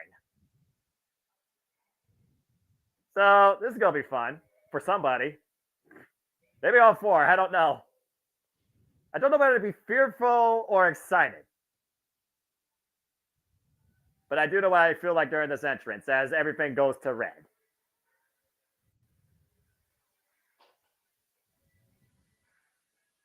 Bound by circumstance. Chained out of sheer coincidence. Masha Slamovics and Killer Kelly have entered the Impact Zone. MK Ultra, the women's tag team you never thought you needed in female professional wrestling. The aggressive, lethal nature of these two strikers. Again, we've seen, though, lately Killer Kelly and Masha Slamovics, though, had fallout with Jody Frante Luna. And Jody Frante Luna have already made their intentions known. They have their eyes on whoever wins and comes out with the tag team gold. Good Lord Almighty. Yes. I'm going to need to dip out now, Noah. I know Datilla is around, so she will be back in momentarily. I shall see y'all again when the show is over for the shills and whatnot. Fair enough, bro. Make sure you guys go to Rangers of Wrestling and subscribe. She is only 13 subscribers away from 1,000. Go subscribe to Rangers of Wrestling. There you go. And again, folks, get her to 1,000. That way you could get her take on NXT going forward as the Knockouts World Tag Team Champions arrive and all things fall to decay as Rosemary and Jessica Havoc make their way. Again, it was Las Vegas, TNA Hard to Kill, where they found their way back from the undead realm and surprised everybody, including MK Ultra. And we're able to take the gold. Here is the taglines for you. Again, held an impromptu title defense of Hard to Kill, and MK Ultra suffered for it. Decay with a surprise opponent, and Masha and Killer have been dealing with Danny Luna and Joey Fripp over the last few weeks, trading wins and losses. Yep, well, there you go. We got another subscriber. I honestly wonder what's going to be the X factor in this match. What's going to be the difference? What's going to be the decider in this match? This is one of those, like, it's a Knockouts tag title match, and it's going to be a great match between two top tag teams in this, ever evolving Knockouts division here in TNA. But at the same time, these four is crazy. So it's like, how do you possibly try to anticipate what's going to happen with these two teams when, as technically sound as they are as teammates, they're also, violent in nature, as our old buddy Cindy would say. So, I'm about to say, Killer Kelly, a student of Ring Comp, first ever WXW Women's Champion. Masha Slamovics is one of the most lethal strikers and predominant booked individuals in the entire wrestling landscape. Yes. You see our official here holding up those beautifully newly minted TNA Knockouts Tag Team Championships. Absolutely love it. Time to get down to business. Time to get violent. Time for the Knockouts to get away. Grief. And of course, Masha Slamovics just goes right after Jessica Havoc, because why the hell not would you do that? Again, it's going to take a lot for the official to control the intense, violent nature of these four competitors. Violence being the formula of the night. Killer Kelly right now being literally rattled by Rosemary, but Jessica Havoc is being teed off by Masha Slamovics. Oh, jeez.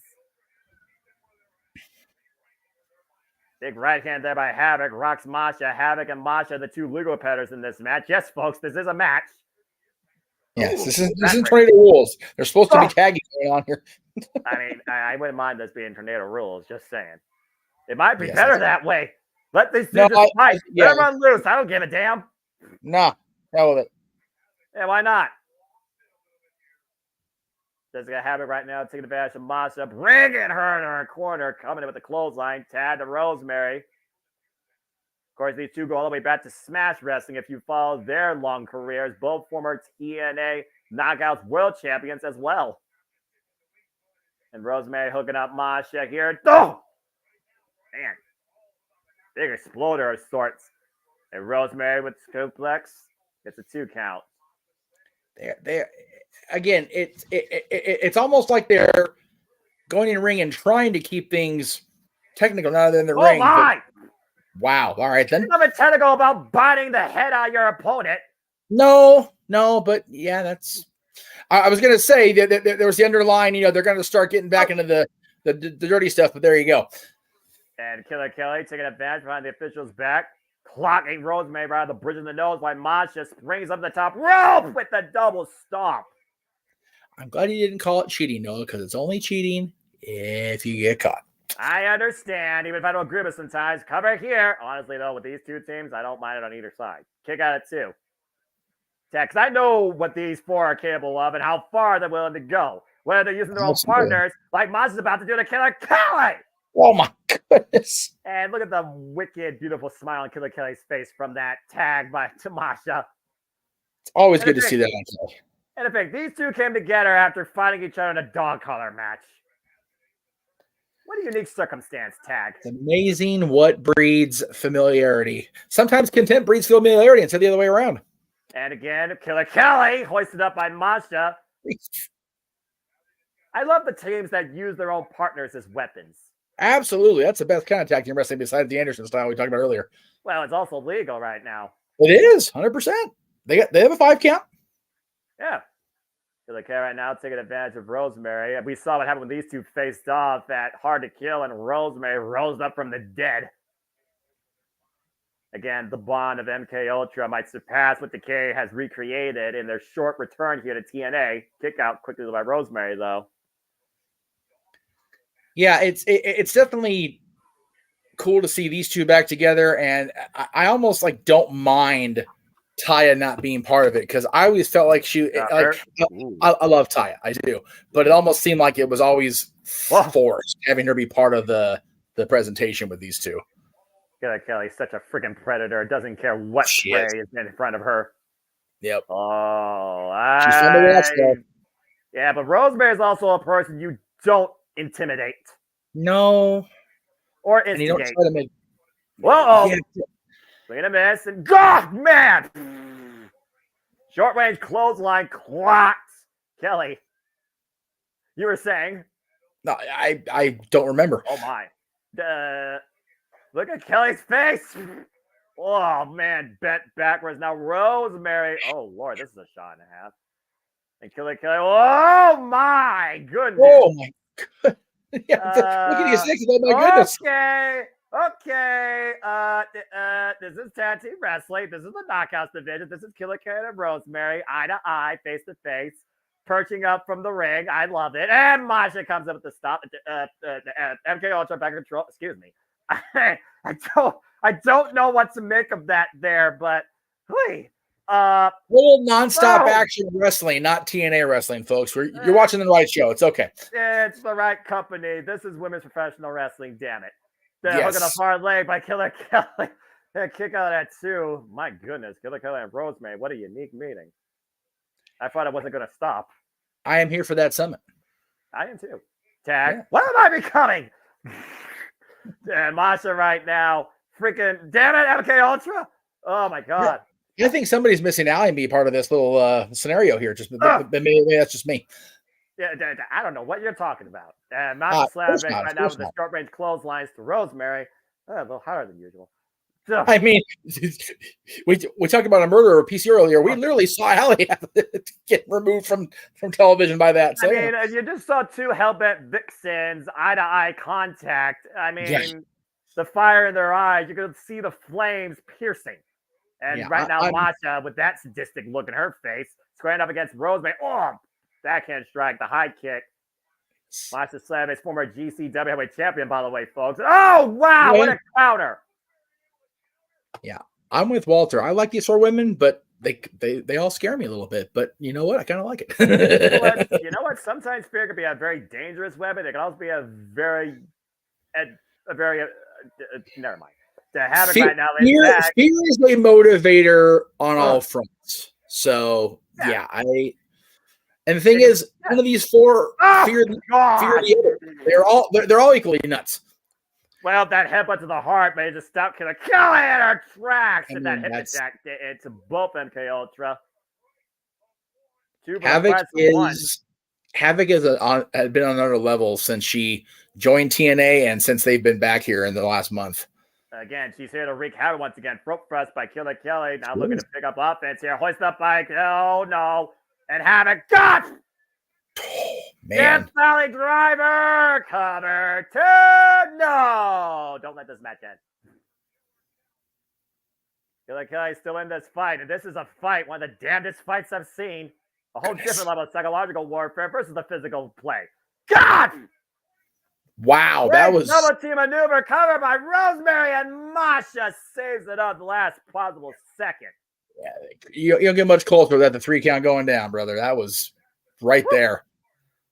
Tag. Great awareness though by Masha though. Masha now legal. Service charging in at Havoc while Rosemary's looking for the spear, but Masha countering it though. Hook it up. It's Rosemary. Snowplow. Wow. Snowplow. Cover deep hook in the leg. And Kyoto once again. The champions. Wow. Fuck yeah. I mean, wow. I don't mind being wrong in this case. Yeah, no. Surprise be damned. MK Ultra, the force to be reckoned with. Dead or undead. MK Ultra wins. And once again, TNA adorned in their shade of red. Yes. Are you watching on YouTube or on TNA Plus? YouTube. MK Ultra able to reclaim the TNA Knockouts Tag Team Championships. Danny Luna and Jody Fred made their intentions known. They want that gold. Looks like they're going to get against some familiar foes if they get their way. Man. Rosemary and Havoc, though, serve that point. Like, oh, my. Well, MK Ultra not done yet. Out to make a statement. Trying to get the better of us. You might beat us one time, but we'll get the better of you in the end. That's one way to assert your authority. Oh, here we go. Here comes the threat. Jody Fred, Danny Luna. It's breaking down, brother. Hey, I'm all about it. This is women's tag team wrestling. This is what women's tag team right, there you go. Like, and what it's supposed to be competitive on a main stage with real teams. MK Ultra, and now Danny Luna and Jody Fred again looking to set their sights against MK Ultra and what they just gained, the TNA Knockouts Tag Team Championships. As we prepare again for our No Surrender match, we're in the Systems locker room, and I finally have a moment to breathe and cool down. That was hot. That was fun. That was great. There you go. I'm very happy. I'm not going to lie. I cheated on simply predicting while I was writing stuff down. I put down MK Ultra because I don't bet against Killer Kelly. Yeah, there you go. Okay, Anyway. so for some reason I can't get the YouTube feed to work because my TNA Plus is behind your YouTube, but significantly so. So but that's okay. We'll talk about that. Here we go. Let's see. No, you're good. But before talking about those, let's talk about the Rascals, like Noah was on earlier. Bailey 7 ticked off. Absolutely. Sandy says anywhere in the Ultra on top of the mountain once again. Yep. And JJ says, I'll take Danny Luna. I can leave Jody through. Oh wow. To each his own. No, I can leave Jody Fred to jeez. I mean, you know, I'm gonna refresh the Fire Stick and see if I can get the YouTube feed to work, so that way I can be at least mostly in sync with you. That's all good. As we get ready now for a new rivalry, again, can Moose trust his system? And can Josh Alexander defeat a remnant of his past in Simon Gotch? As we got a moment to breathe here. Again, folks, hope you're enjoying our presentation, reactions, and calls so far. That was definitely the hottest match of the night in more ways than one. And, it's definitely intense. I love it. I fucking love it. That's women's tag team wrestling, damn it. Absolutely. That's what the Knockouts division is. Singles and tag, man. They are the standard, and they have been for a lot longer than people have given this company credit for, Noah.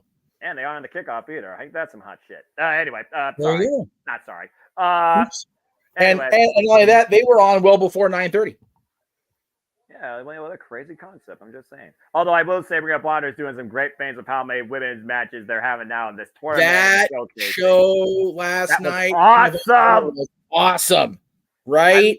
And I love Billy Stark's statement. I'm young and I'm dumb, but that's okay because I know when I'm giving up, nothing's going to hold me down. Billy Starks has even more respect from me, and so does Robin Renegade, competing in singles capacity versus tag team. They both brought it. That was a great match. And how about freaking Athena, man, coming, winning, having to win 2 straight because she lost the first fall. And by the way, for people that miss Ring of Honor, it was a best of 3 falls tables match. You had to go through a table, put your opponent through 2 tables in separate falls to win that match. That shit is another level. Like, that's crazy. And the way that they did it, too, especially that last one, the just internal fortitude and the strength of Athena to hoist her up from the electric chair and drop her from the apron through the table to the floor. That was beyond ridiculous. And this is probably going to be used as so right as introducing. Oh, wait, sorry, not Bob Dylan. Simon Gotch. I never thought I'd hear this name again. But this guy actually has been around constantly. He's been wrestling all over, including Pro Wrestling Noah and US, TSW. And again, as we saw, it was Destiny Wrestling, the last match Josh Alexander had before being signed to Impact Wrestling and TNA. It's been nothing but upwards for Josh Alexander, why Simon Gotch feel like he was kind of forgotten. Well, I mentioned earlier there was some controversy in Simon's career after WWE. So, unfortunately, but hopefully Mr. Gotch is back on track. I actually saw Simon Gotch when he was still independently wrestling as Ryan Drago. So I've enjoyed it. Oh yeah. He actually worked out here at Epic War with us for a long while. So I'm a fan of Simon's. Whatever you want to think about, outside the ring, again, is what it is. I'm a fan, and I'm looking forward to him and the Walking Weapon going toe to toe here, because Josh Alexander has impressed the ever loving shit out of me in the time I've been watching TNA Wrestling, Impact Wrestling again. And there's a reason this guy has been the focal point of this company for the better part of 2 years, because he is just that good, and he brings people in the ring with him and around him up to a level they either have never been at or had not been at for a long time. Again, and I think Simon Gotch will be in that category. Well, again, people compare this guy to a modern day Kurt Angle, and that's a huge accolade in itself when you consider Kurt Angle one of the founding father leaders of TNA when he rolled in and confronted Samoa Joe on his first day. Bell rings were underway. So as the bell rang, Walter's making sure you changed his pick in the pool to Gotch. Yes, I did. Very good. And again, the thing about Josh Alexander, though, that could be his weakness is his emotions. We've seen Josh Alexander, when his emotions get the better of him, he loses sight, he makes a mistake. And Simon Gotch has literally made this thing quite personal. Oh, yeah. Simon Gotch looking for the handshake here. Sportsmanship. There it is. I'm gonna to watch this back and see if Matt mentions his old partnership with Mr. Gotch. I mentioned Blue Pants. Oh my God! Right? I miss Blue Pants. Crazy. All three of them are still involved. You don't see a whole lot of Lena on TV anymore, but they're all still involved, man. I think Leva's still doing some independent stuff, so good for her. But yeah, all hail Blue Pants. Blue Pants was awesome. Yes, love us some Lena Yada. Oh, brother. And again, if anyone's going to know Simon Gotch, it's going to be his vaudeville partner, Matthew Ray Walt, who at this point basically is retired. But Simon Gotch is still going. Alexander taking down Simon Gotch, grounding him with the side headlock here. Well, but again, I think Matt has found his groove here as a color commentator. He's always had a great voice and a great approach to wrestling. So him being the primary analyst on TNA Wrestling was a great choice for him, and a great choice by whether it was Scott or Anthem or whoever. It's just a great presentation. I love having him and Tom both involved. I think, again, I've said it before, it's my favorite two-person team next to Ian Riccaboni and Caprice Coleman. Again, you see right now this mat game of sorts, and Gotch getting the better of Josh Alexander, but again, watch the shoulders. But right now he's grounding the Walking Weapon, which is a very smart strategy. Might be looking for some joint manipulation, but there's a headlock there by Josh Alexander in the legs. Again, you figure about right now, Simon Gotch is trying to put the past to bed and build a better future for himself. Meanwhile, Josh Alexander is being haunted by his past.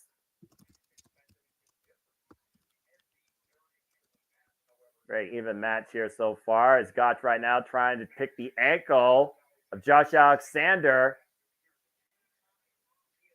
And again, Josh Alexander, we've seen how adaptable he can be, how far he can go, how much he can endure. Again, two-time TNA World Champion, the longest reigning champion in this company's history. Back down into the headlock again. And again, we saw what happened when Josh Alexander accepted the opportunity presented him by Alex Hammerstone. Alex pushed the man to his limit, but Josh still won. Great transition into the armbar. Looking for the cross arm breaker, unable to hyperextend again right now. Transition, almost got caught on the ankle lock, but got by the way of the ropes. Oof. You knew this is going to be a technically based type match. Oh, no doubt. Just, both these guys have just such unbelievable, in-ring chemistry with each other, and the training is there. And, they've both been around enough where they know that they're not going to get in a quick one. They're going to have to wear the other guy down. They're not just going to get some random, wacky roll-up guy style victory. They're going to have to wear the other guy down. But also before this, they were restricted from getting physically proactive against each other. Yes. And right now they're selling it as men should in this business. Fight, punch each other in the face, or out wrestle the other. Sell it in the ring. Right now we got a touch of strength here in the knuckle lock. Oh, and a headbutt. That's right. That's what, Punk talked about it during the WrestleMania kickoff. It's wrestling. You settle shit in the ring. Yeah, it's pro wrestling, for God's sake. Let's go. I think some companies and some places, some people forget what the hell that means. Oh, knife edge chop. Not that I'm saying names. Another knife edge chop here. Or that's someone in mind, Nick. God bless you. Josh Alexander right now taking advantage of Gotch here. Test of strength. Gets in the midsection. Again, you see scrolling across the bottom. The next time Impact. Yes.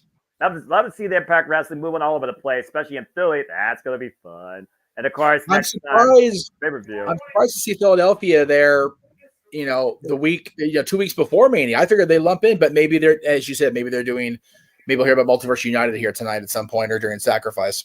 Or maybe they'll present the Stardom show, and maybe please have the Knockouts and Stardom collide. I'm just waiting for that. That needs to happen. That's the ultimate summit of women's professional wrestling. Damn it! By the way, Mina Shirakawa and Mayra Tani, incredible match the other day at Sapporo for the IWGP Women's Championship. That was beautiful. As I don't want to take away anything from Josh or Simon, but who did Suzuki sign to fight? Masaru Suzuki, the young lady, the female wrestler. That boy fucking crazy. Very much so. Mikey Ito, the girl with the hardest head. Yeah, they're both insane wanting to go against the other one. They're both mad people. I love mad people. It brings so much joy to me as a professional wrestling fan seeing what encounters Jesus you get. I don't think Josh enjoyed that knee lift though. Damn. Yeah, if you have the opportunity to see that match live, I have two suggestions. One, go see it. It's going to be crazy. The other one is stay the hell out of their way if you do go. About to say, this is one of the most lethal men in the business versus one of the craziest, cutest individuals in the business. Yes. Crazy people on the planet. Let's just see the wrestling. These two are insane across the board. He did the thing. Oh, yeah. I mean, it's for real, though. Again, Matthew Raywald and Simon Gotch are former NXT tag team. They're former tag champions. Yes. But I think Gotch's mind's more twisted than Matthew Raywald's is, especially after that elbow drop from the apron. I think Matthew's his twistedness has been tempered quite a bit by being in a suit and tie at ringside, but I think there's still a little bit of that Aiden English left in him yet. I'll tell you one thing, you'll never see me inside a ring if I ever get involved in this business, and that will be by choice as far as getting truly involved in this business. Hell to the no. Now Gotch with the cover, rolls Alexander in, gets a 2 count. Now, the very few times I found myself in the ring or in the line of fire, I always had regrets. So I don't blame you one bit. There you go.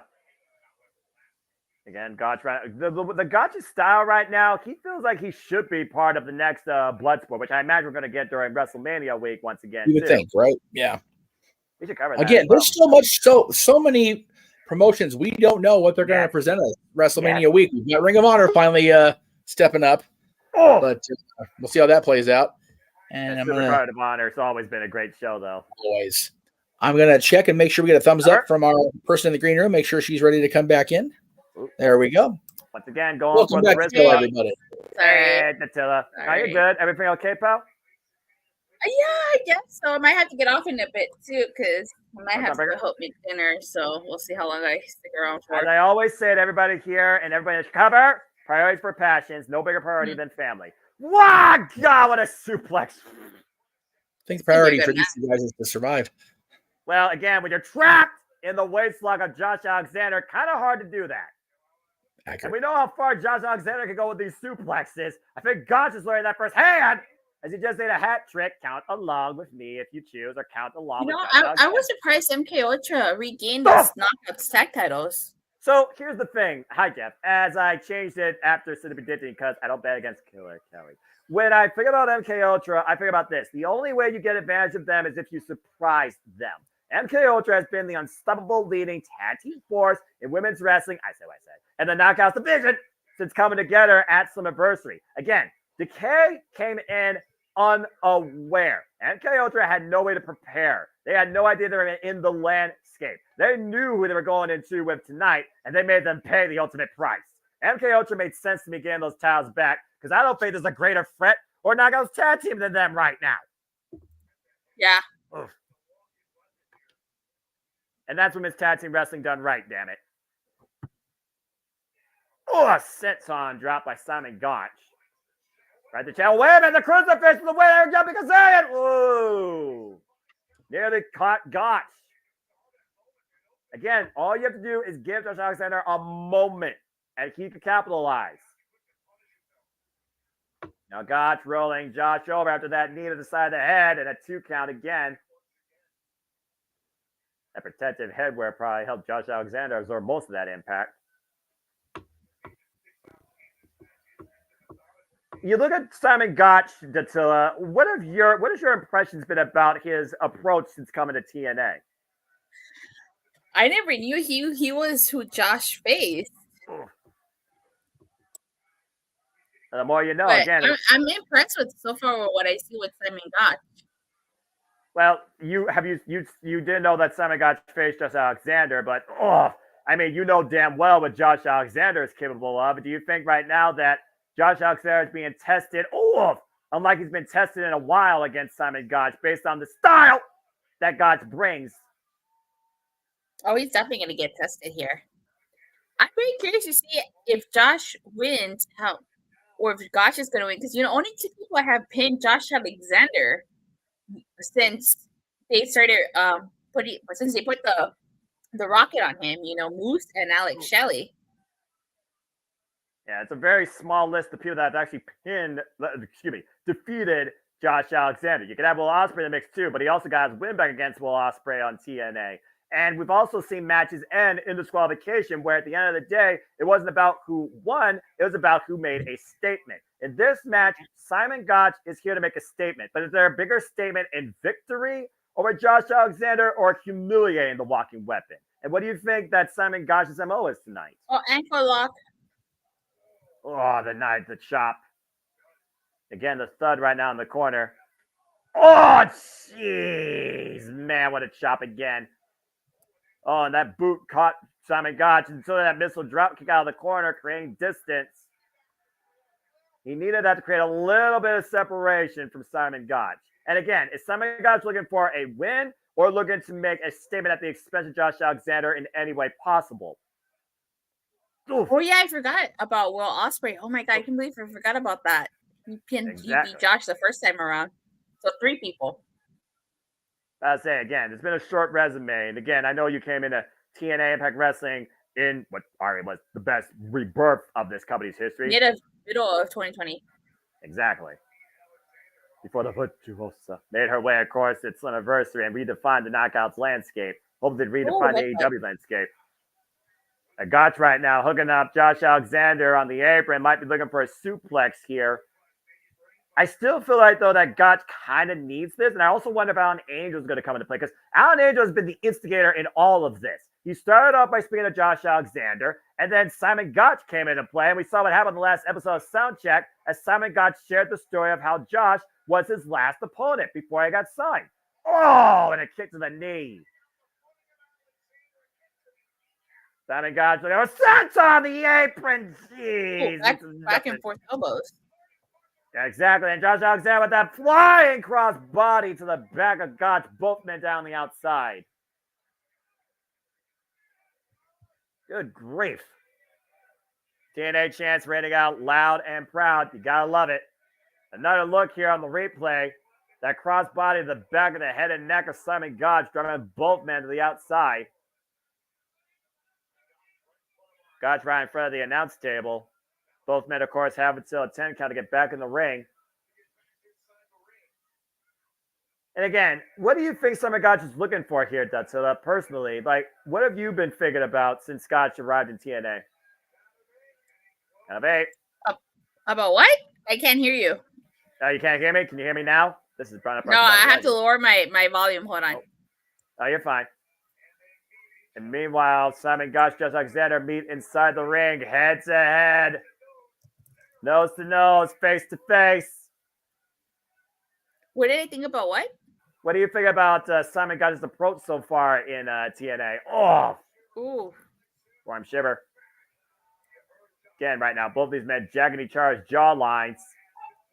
Uh-oh, Alexander takes the elbow pad off. Again, though, damage to the right arm's been done, though, in this match.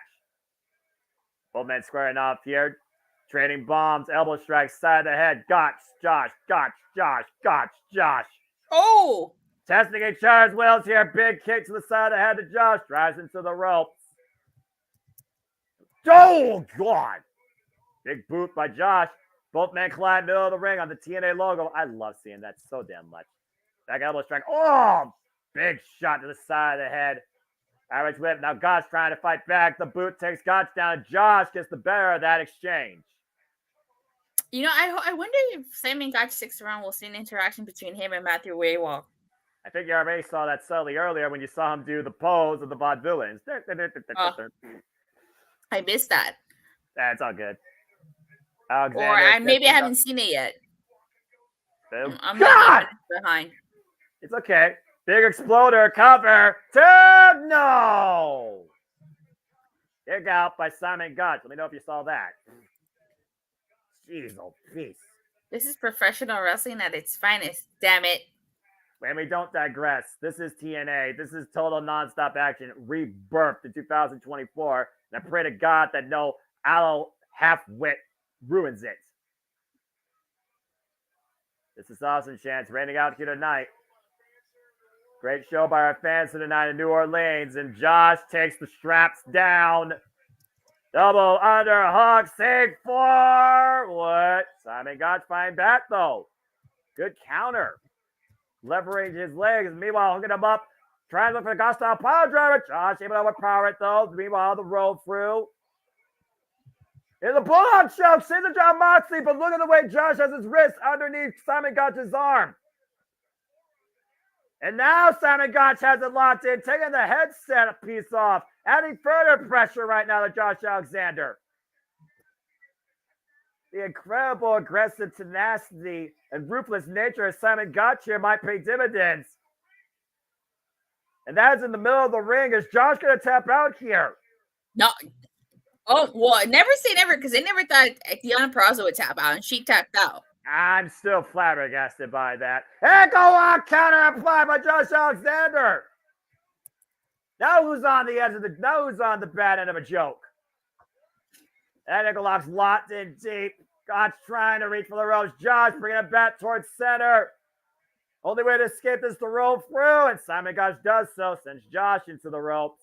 Now Gotch, back elbow strike. Oh! Wait for the enziguri. We still got like 3 matches, no? Yeah, exactly. We got the Knockouts World Championship, No Surrender, and the X Division. Oh, God. Backbreaker over the right knee. And now look at the Sam up double underhook. See for Spike! Float over the cover to Josh Alexander. Beats Simon Gotch. That was a match. Damn. I called that one. I said Josh Alexander was going to win. Again, it's hard to bet against the Iron Man of TNA. Sometimes history tends to repeat itself versus be rewritten. And for Simon Gotch, that's what happened tonight. Josh Alexander wins. Like I said, I couldn't see Simon Gotch pinning Josh Alexander. You know, because like I said, the list of people who have pinned Josh is really small. And again, he is the Iron Man. He is the standard. He is the living heartbeat. He is Josh Alexander. All this flop dollar. What the hell is he doing on my screen? Great match, though, by Simon Gotch and Josh Alexander as we got Flop Dollar and Rich Swann backstage. Oh, babe, this guy. I can't stand this guy.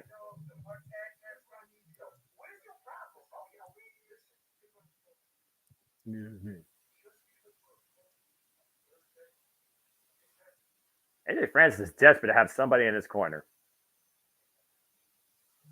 Personally, if Rich Swan's smart, he will not go alongside this guy. But based on, the recent run of Rich Swann, I almost wonder if AJ Francis will be the influence. I'm telling you, small seeds of a heel turn. Yeah, well, we'll see if a heel turn happens tonight, according to Jada, because now we prepare for the TNA World Championship match, and it takes place under no surrender rules. It's Moose versus Alex Shelley for the TNA World Championship now, and no surrender. Oh, boy. So there's only 2 matches left? The Knockouts title and Ali versus Sabin? Correct. That means the Knockouts Championship is semi-main event. Nice. I love it. Oh. That's women's professional wrestling. Damn it. Again, we've followed TNA since their rebirth as they play this video package. You've seen how the system works, and you've said yourself, you trust the system, right? Of course I do. Explain. Do you? I work in IT now for 13 years, and I know in my freaking history, every system has its flaws. It always needs to be debugged, rebuilt. It has to be reprogrammed. It has to be reconfigured. I don't know necessarily if this system can work on all cylinders, and that might be Moose's downfall. On the other side, though, Alex Shelley, he has long-time friends that he's influenced and fought aside for years in Kevin Knight, in Kushida, former IWGP Heavyweight Tag Team Champions, as I said earlier, Time Splitters, Time Machine, whatever you want to call it. And more often than not, they respect TNA. Why the system wants to redesign TNA in their own way. They want to dictate it. I trust more in the TNA foundation than this so-called system in play.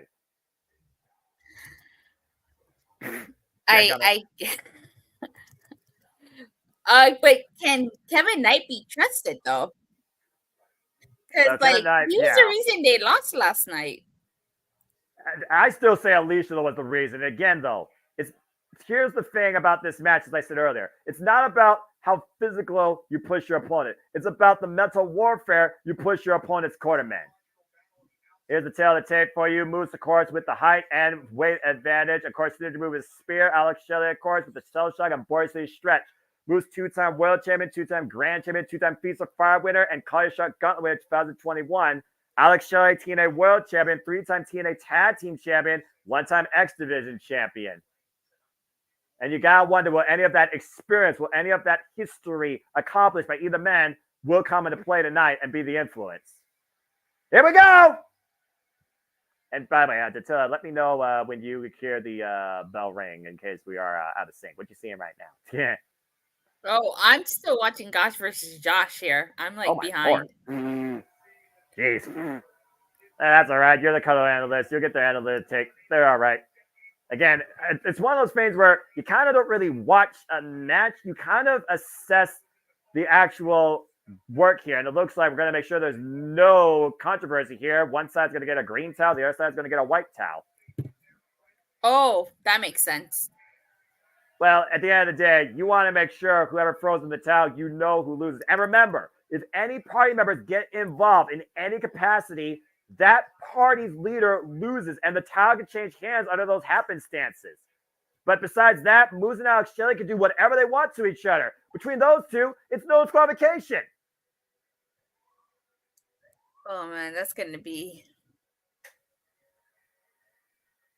Oh, boy.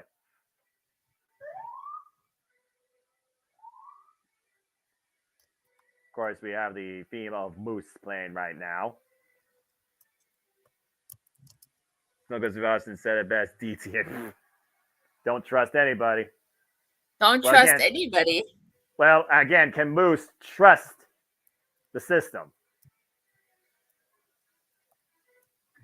There's that beautifully minted TNA World Championship and the system in tow.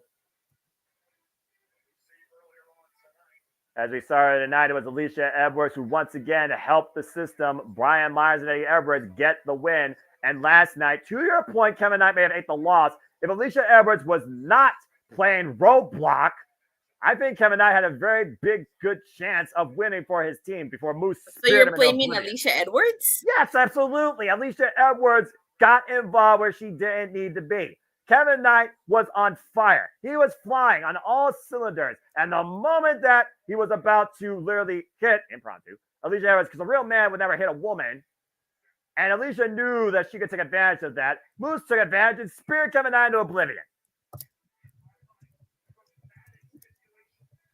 This is one of the most dramatic stipulations I've ever seen for a World Championship match. The towels in the respective corners. The system gets the green. Alex Shelley's corner getting the white. As we go down the introductions by Jay Chung, this is our TNA World Championship match, folks. Oh boy. First ever.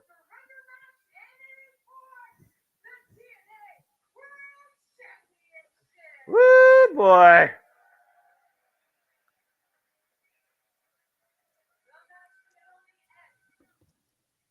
I hate to be that guy, but I can hear Jade pretty clearly through the headset. You can hear it pretty clearly for the headset. Oh, No, I can't hear anything. No, you're fine.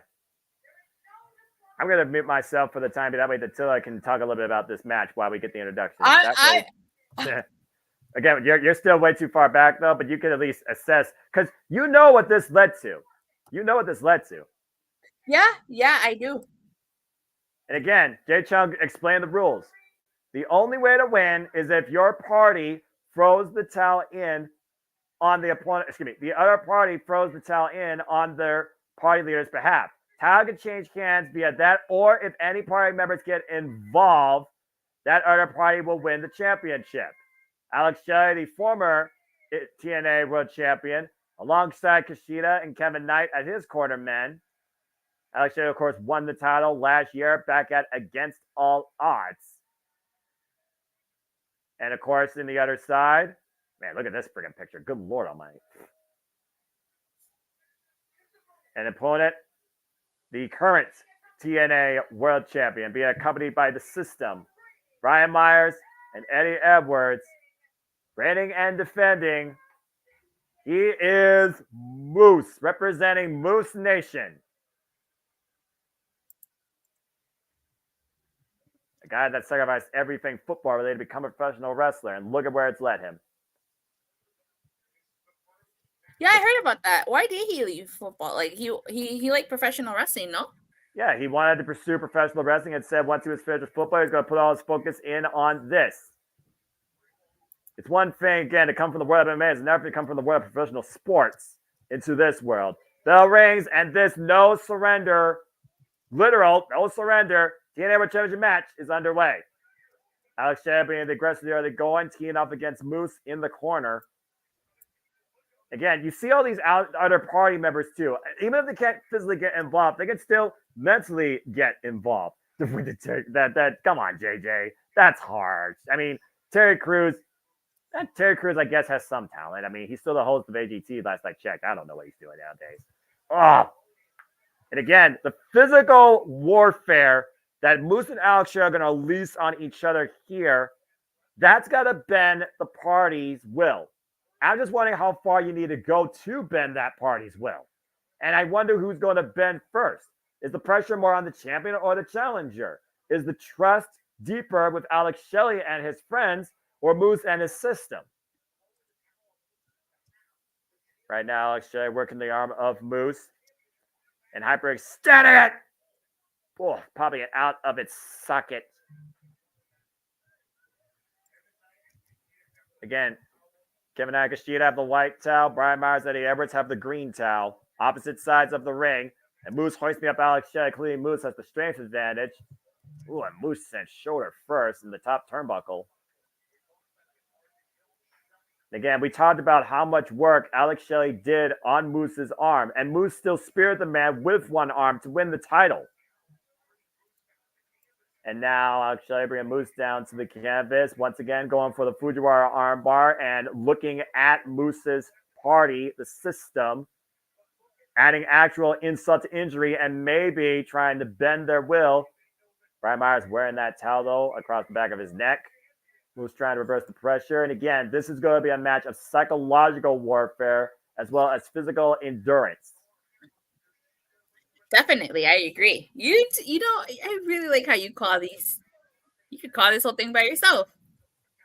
I try. I just have fun, but I appreciate that. Again, You're gonna have to for Rebellion if everything works out perfectly. Well, again, hashtag Renegade Rebellion. See, we get that mission underway. It's Alex Shelley's mission clear. Break the arm of Moose. Artist Spirit Man. I just caught up. The matches just started for me. Going back to the Rich Swann segment, it's AJ Francis tells them that just because they're opponents doesn't mean they have to be enemies. And like I said, small seeds are being planted there. Yeah. Small seeds. Well, Rich Swann in this new era of TNA, to your point, has had a very rough start, a very rocky road of momentum. And Moose right now checking on his leg. Alex Shelley coming down the outside. Moose catching him. Oh, God, jacked his jaw with that boot.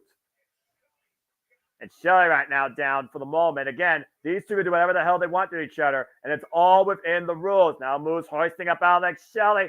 Power bomb on the apron. Spine does not curve on steel. Jesus. Oh, the system has the green towel and. God! Yeah, about to say, the system has the green towel. Brian Myers with it in hand.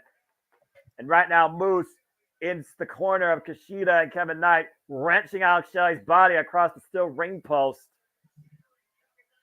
And you see the system just cheering on Moose while trying to egg on Kushida and Kevin Knight to throw in the towel. Well, Shelley's just looking at the system. Again, physical warfare versus psychological warfare. This is a match of two battles, and it's a matter of which battle controls it and which battle determines it.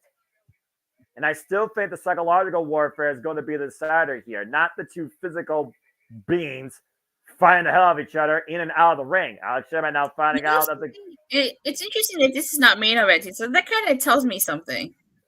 Yeah, what does that tell you? That we're not going to see a title change. Oh, I don't know. I mean, again, MK Ultra, just saying. And by the way, vicious freaking chop block. Moose screaming in pain. I have not heard Moose sound like that. That was brutal. That was nasty. Again, folks, the mission also not only Renegade Rebellion, but get the total to 1,000. Road to 1,000. 13? Where are you guys getting these numbers from?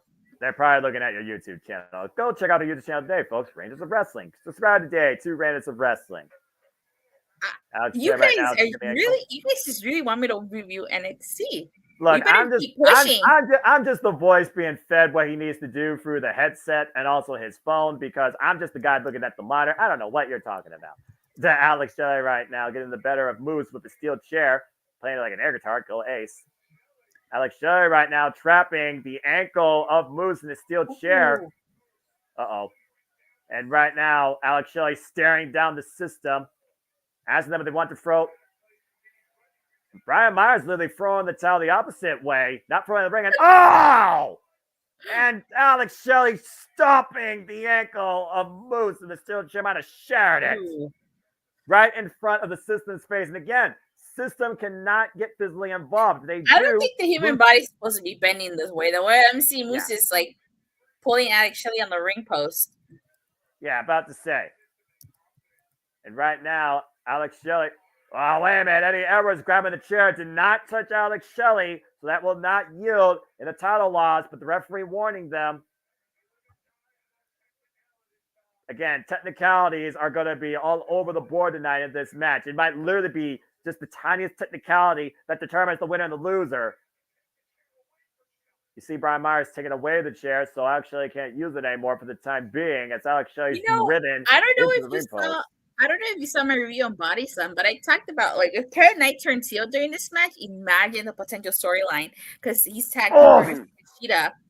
Like you can have him make Kushida choose.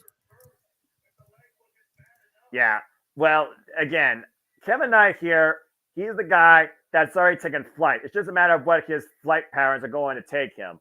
And again, he has previously faced Moose one-on-one. But to your point, last night he lost for his team being speared by Moose. Uh-oh. Alex Shelley right now looking to go to work. A wrench pulled out from inside the ring. Now taking off the protective padding on the turnbuckle pad. What the hell is Alex Shelley I forgot going this for? is a no DQ match. Exactly. Remember, Moose and Alex Shelley do whatever they want to each other. Whoa, whoa, whoa, whoa, whoa, whoa, whoa, whoa. And right now, Moose, oh no. Kushida and Kevin Knight fending off the system. And oh God, ow! Oh, jeez! Oh, God, down, bending back on the fingers inside the steel ring turnbuckle pad with a wrench nonetheless. That is the heaviest form of jumping manipulation I've ever seen as Moose desperately fights back. And Moose somehow breaks free. Oh, Jesus. Man. Myers was really tested there to throw in the towel. But Moose fighting back with the good hand he has, just planning his. Oh my God, poor Moose. Speaking of a beating. I mean, again, both of these men are going to take a beating to Attila. That's the whole point. JJ's comment made me laugh about his NXT, damn it. And of course, he has to talk about his NXT. Alex Shelley's hand, though, trapped in the turnbuckle pad and Moose. Oh, God! Steel chair to the turnbuckle pad that Alex Shelley's hand was trapped in. Steel meets steel with a thin layer of Moose padding. sent Alex Shelley into the ring post. Ugh. Again, Moose right now firmly in control. And again, both these men making it as hard as possible for their parties to resist surrendering. And again, Alex Shelley's hand again trapped in the turnbuckle pad. Oh, no. God! Ugh. Imagine the stinging vibrations to your fingers while there, and then the added pressure of the chair literally being whacked across them. That first shot, that stinging effect of your fingers planted across cold, unforgiving steel. Well, did he just rip the padding off? Yes, yeah.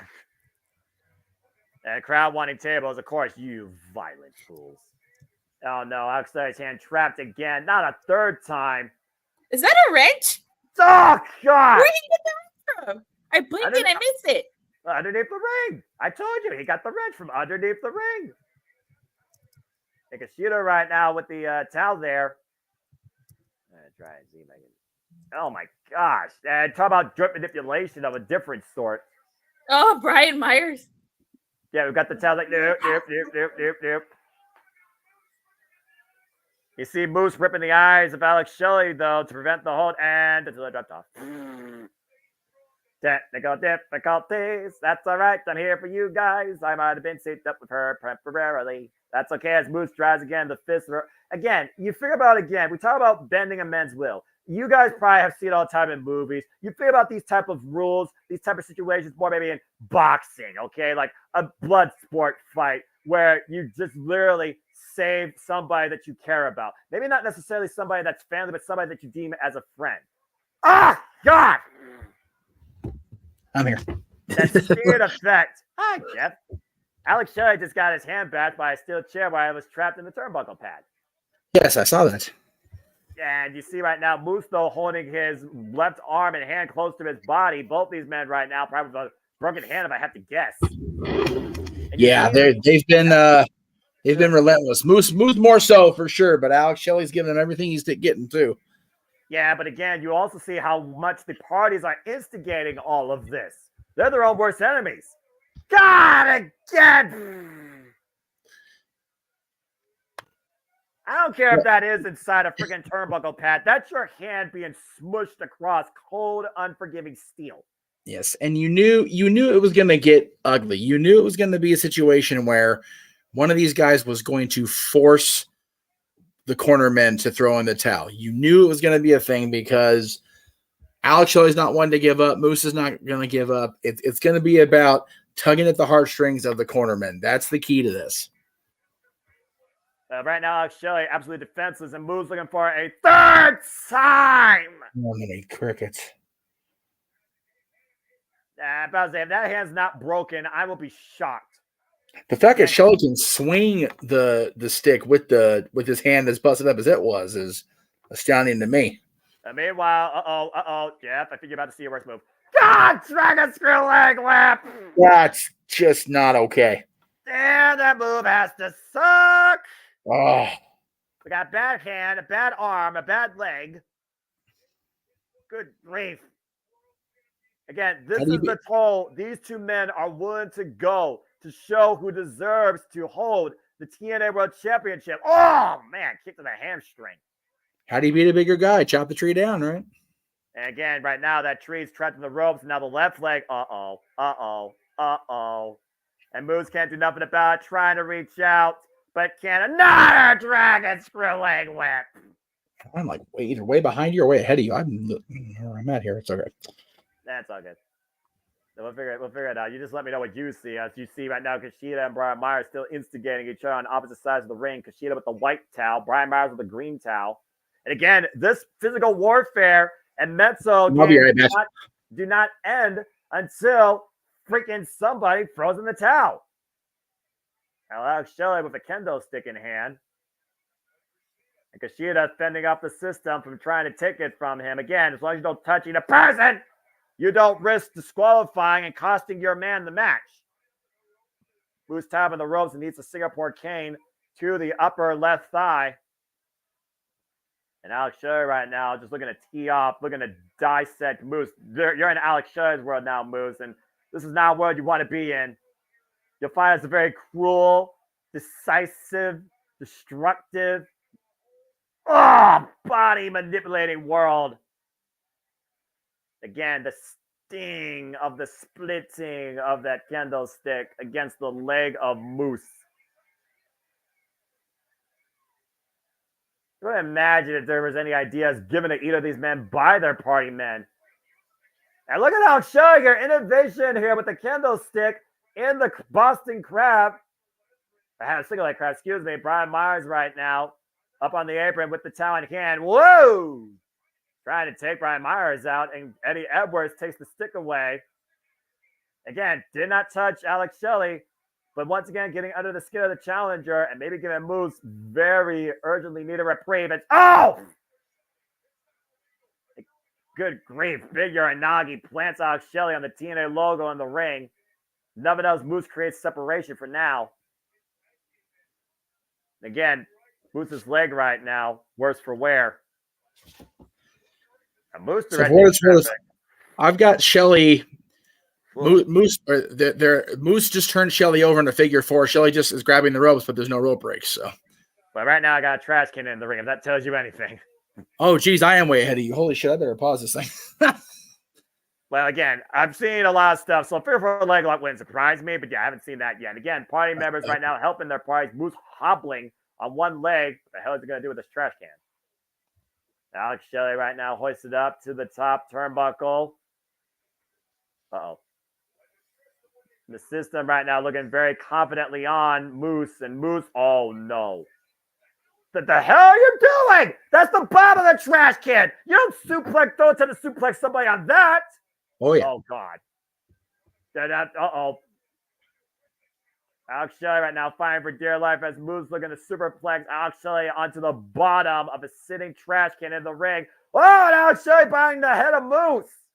Taking a literal piece out of his competition. Now Shelley right now hoisting Moose up. Uh-oh. God damn powerbomb! Hey. Yep. That's powerbomb. Yeah, that's what it was. Yeah, that's pretty much. Yeah, on the lower spine, on an unforgiving, unrelenting bottom of a trash can. What's the way that trash can concaves on Moose's spine and moves out of the way? That's just horrific. That's Talk about a monster ball, the monster match earlier. This is horrific in and of its own itself. Again, this is body manipulation. It's fine, but this is also Alex Shelley right now who's looking to apply. Figure four leg lock. There it is. Okay. The damage done to Moose's legs as Moose drags Alex Shelley right now away from the ropes. And twisting, reversing the pressure. And again, there's no rope break here. Again, there's no disqualification. Only when this match ends is if your party throws in the towel. Or some party throws in the towel. And both these men right now literally tied up. And you see, once again, the system colliding with Kevin Knight and Kushida. It's a stand-up. And meanwhile, they just handed Moose a kendo stick. Now Moose taking advantage. Yep. Alex Shelley in the figure 4 leg lock. And finally forces Alex Shelley to relinquish his hold. Again, just that little innovation by the system, aiding Moose, all within the rules, almost to the point of breaking them. Yeah. And Moose right now. Moose. Moose just told the system to get a table. Yes, they did. Well, it's the only thing that hasn't been used at this point, right? Yeah, I mean, I'm sure if they could just think at this point. Again, does the system work? Moose with the table in hand right now, hobbling. You look at the way that Moose is just literally standing on that left leg. That left leg has been put up. That table set up in the corner right now. And if you didn't think this match can intensify anymore, you're dead wrong. Moose literally just hobbling, trying to just stay on his own 2 feet. Oh, knife edge chop takes Alex Shelley down. And again, Moose right now might be saying Alex Shelley up first. Whoa!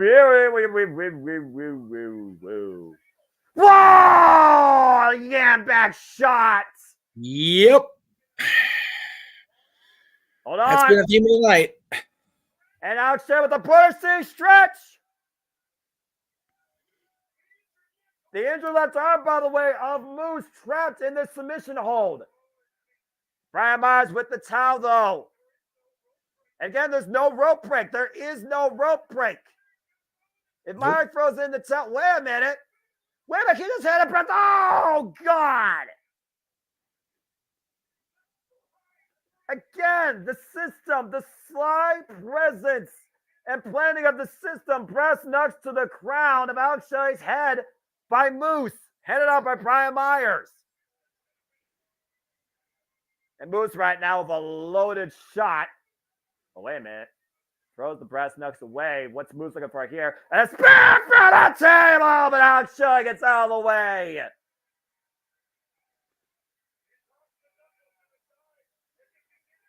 Well, that was a crash and burn. Boy, did Moose pay for that spot. That he did. Meanwhile, Kushida just handed Alex Shelley a steel chain. What the hell is he going to do with this? Again, how violent, how dark, how evil is Alex Shelley willing to go versus Moose to regain the title and force the system to surrender? Whatever it takes, man. You want your championship back. Oh, no. Oh, my God. No. Oh, my Lord. That chain wrapped around the mouth of Moose in the Border City stretch of sorts. And you see the system up on the apron. Kushida and Kevin Knight taking down the system, though. And wait, Kushida now in the ring. Meanwhile, Knight flies. Jesus. Wipes out the system on the outside. Doing his part, man. Keeping them out of this. That's good. Alicia Edwards, though, just took the towel from Kushida. What's Alicia Edwards doing here? And whoa, Alex Shelley, come down, man. Hold on. That's a easy, woman. Alex. Calm down. That's a woman. Whoa. I don't think he cares right now. Spear! Man, he got all that spear. Look at Kushida's face. Like Kushida realizes what just happened. Yep. Again, getting in the ring, though, might have cost your own boy.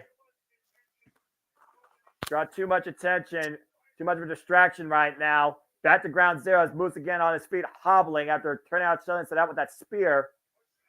But Shelley in trouble. Another spear! Oh, man. He's going to cut Shelley in half here. Even on one leg, Moose and those spears have to have the nasty impact.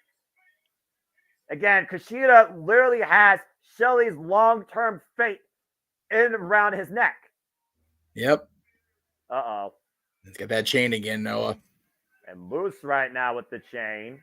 Wrapping it around himself. What the hell is this? Oh, he's going to spear him. Oh, he's going to spear him. Oh, Lord. Around the shoulder blade. Oh, no. Kushida, though. Kushida trying to fend Moose off. Oh, God, another spear with the chain. And to your point, Jeff, that chain contacting the ribs, the core, everything of Alex Shelley. Kushida doesn't want to stop him. Moose is going to make him. You want to save your boy? Again, he is going to keep spearing and spearing. He is going to keep this spear going until he forces the time splitters to end this. And what? That's it. Oh, he did it. Wow. And Moose of one more spear. That son of a bitch did it anyway. Oh, my God. He cut him in half again, even after the towel was thrown. Kushida has surrendered on behalf of Alex Shelley, and Moose remains the TNA World Champion. The system succeeds. The system proves itself again. That's a message right there that the system can actually work. Moose can't even lift his arms to celebrate the victory. That's how beat up he is. There you go. He finally got the one arm up. He might have one arm. He might have one good leg, but what's most important, he still has the TNA World Championship. I was going to say, you can still hop to the back and carry your arm at your side as long as you got that gold around your waist or on your shoulder. It's all that matters in this business, my friend. Well, the action continues here at No Surrender as we go from the TNA World Championship to the Knockouts World Championship. As Jordan Grace looks to defend the richest prize in the Knockouts against the quintessential diva, Michelle Shaw, where if Michelle Shaw wins, finally we might be living the quintessential era. That was a fugly match and a half. Jesus. I knew it would be. I knew it would be, boss. I really did. And it's, correct me if I'm mistaken here. I don't know. And again, we're trying not to define people, what they are, but whether what they do. Would Giselle Shaw be the first trans athlete to be the Knockouts champion if she wins here? I believe that's correct. Good for her, man. Very cool. We know Nyla, of course, has done it in AEW. Yeah. Looking to do it in Ring of Honor, but Athena nixed that yesterday. So she came damn close, though. Again, that first game, I was like, damn, immediately lured her in and planted. I'm telling you, we've been singing the praises of the Knockouts division, but if the AEW bubble has a chance to impact women's wrestling, it's that Ring of Honor TV, man. Yeah, no kidding. But also, we've seen Gail Kim's influence maybe impact Michelle Shaw's vision of a quintessential era where she rules alone and gets it done on her own after firing the Shaw Entourage after losing to Jordan Grace and Naomi. Yeah, I had to pause for a minute, JJ, so don't worry on the holding off on the commenting. Yeah, I had to rewind back because we were trying to line up again. But yeah, whatever was going on with the streams there too. I was going to say, I think their YouTube feeds having issues because I can't even get YouTube to work on my end at all. Interesting. So I'm on TNA. Yeah, the YouTube display I've got on thing. I had it on there for a while. I finally went off something else. Is just the big TNA logo and it's blurry. So I'm like, all right, we'll stick to plus. You know what? Maybe I don't know, but YouTube's been working fine for me. So there you go. So as long as everyone's enjoying the show and getting what they need out of our coverage. Oh man, that excellent face. That's all that matters. Damn. Wow. I don't think I've ever seen the X use as much as a weapon as I have with Giselle Shaw here. Well, she just clocked Jordan Grace and Savannah Evans. She did, man. She's not screwing around. She wants to be the one. She wants to end the Juggernaut's run here. And you got to figure it was almost derailed by Trinity, but she came right back and won it back. Oh, fuck me. Uh-oh. The concierge has invaded this guy. What the hell is happening? This is Dana Brooks' boy, right? Yes. Oh, jeez. First, no concierge. This guy's got a freaking, you know what? I'm just going to shush up. You know what, though? I'm happy for Ash. I'm happy for the former Dana Brooks. He's but yeah, the presentation. You know what, though? We needed time to get used to Timeless Tony. So maybe we can get used to Ash by Elegance. This is killing. We're killing Nightlight here. That's it. We're burning time here with this entrance for no reason. She's not even in this match. Well, Ash by Elegance is making her way inside the impact zone. Much to Matthew Waywat's pleasing. Well, hey, you know what? Matthew knows. I thought she had a pretty good debut last night. I'll give credit. She did. She had a good outing last night. Aggressive showing. But Yes. JJ letting his voice be known. Geez, JJ, how you really feel? Timeless Dana Brooke. That's a little cold there, Renegade. Well, you can say what you want about Ash by Elegance, but you literally might be dealing with somebody soon challenging for the Knockouts throne if that debut had anything to show us.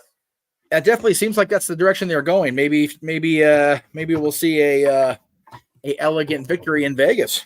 Well, again, the Knockouts are where you find yourself. The Knockouts are also truly the alternative, and truly they are the standouts, and no two women are the same. We have not seen someone like Ash by Elegance since Beautiful People Modified, probably. Yeah, I mean, she's got a good balance of, she's a credible athlete. She's damn good in the ring, at least for me.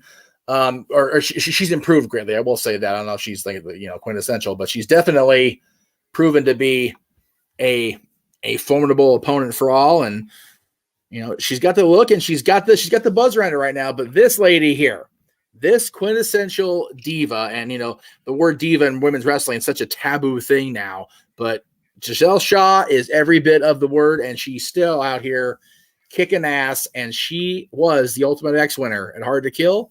She's cashing in, Noah. And Gail Kim literally says that she was able to do that on her own and believes that Giselle Shaw can do this on her own. For a while, I didn't think Giselle Shaw was going to try and do this alone. But as we saw in the last few weeks, she now rolls in the spotlight solo. She fired the shot to Raj Vidal and Savannah Evans, and that X in the hand so far has neutralized the Juggernaut. But it's going to take far more than that to beat Jordan Grace tonight.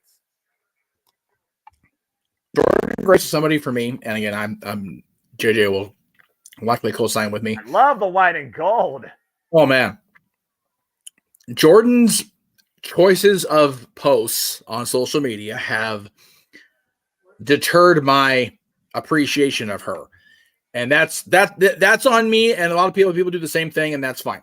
Right. But when she gets in that ring in TNA Wrestling, there have been few that have been better since she arrived and really started making a presence for herself within this company. Well, again, she's a former first ever Digital Media champion. She's the only ever clear the mountain. She's a 3-time Knockouts World Champion, and she's the only Knockout to ever win the Call Your Shot Gauntlet. Jordan Grace, whatever she's done in TNA Impact Wrestling, history has followed, and more history is due to be created tonight for sure. Let's go down to Jay Chung for introductions. This is our summer main event, folks. I love Jay Chung's look, by the way. Very nice. Red and gold. I love having Jay Chung back, period. Again. Michelle Shaw with that X in hand. Oh, Paige with Sabani. All right. I love the addition to the ref corps, it seems, even if they're only local out. Again, all women showcase. I love it. Oh, boy. Quintessential diva, Michelle Shaw. This is not her first time trying to take this spotlight, but this may be her best chance yet. And definitely not her first time colliding with Jordan Grace. Absolutely not.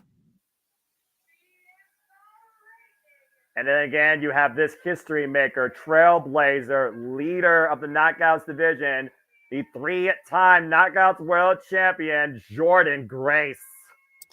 And let's not forget the last time we saw her on Premium Live Event, Noah, was not in a TNA ring.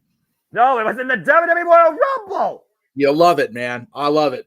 Arguably, besides Chelsea Green, one of the strongest performers of the night. And how about Chelsea having that stat after having been so beat up quick and easy the last couple times she's been in the Rumble? She had a good showing. But yeah, this is it, man. Jordan Grace. Oh boy. Giselle Shaw for the Knockouts Championship. Referee checks with both folks. And rings the bell. Here we go. And immediately Giselle Shaw going to the outside. Maybe trying to lure Jordan Grace with false sense of security, trying to wear her out. And again, I'm not sure if this is a smart strategy, especially after angering Jordan Grace, trying to escape her. And, well, that did nothing. Well, that did something. Jordynne Grace just keeps moving forward. She's been moving forward since coming back to TNA after beating her ultimate rival in the generational rivalry of the Knockouts with Deonna Purrazzo. Yeah. And Giselle Shaw looking to fly. Oh, God. Yeah, Giselle, what happens when you try to clothesline a wall? I'm asking for, well, you, because you just tried it. What's the wall made of? Oh! Right. Far away from on the floor.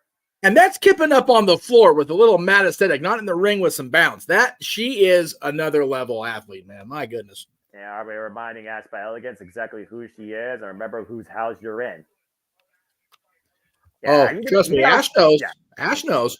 Yeah, she can have as much elegance as she wants, but I have yet to see if she has excellence in that ring to stack up against the knockouts like Jordynne Grace and Michelle Shaw. Oof.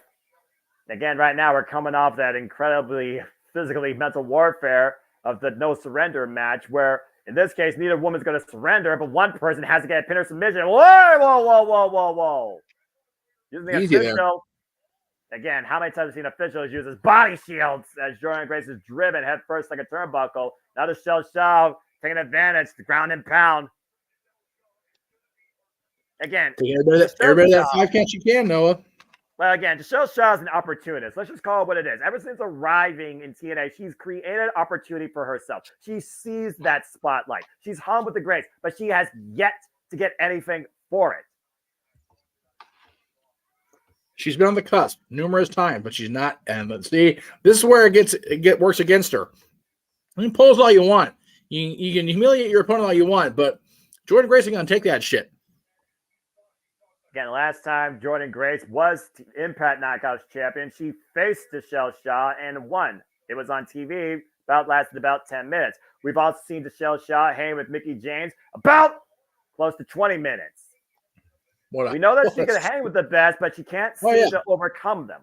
Oof. No, you mentioned Deonna, man. Deonna has been in the ring with both these ladies, and Deonna is again at a level. We're hoping she gets a fair shake next Sunday, but that's next Sunday.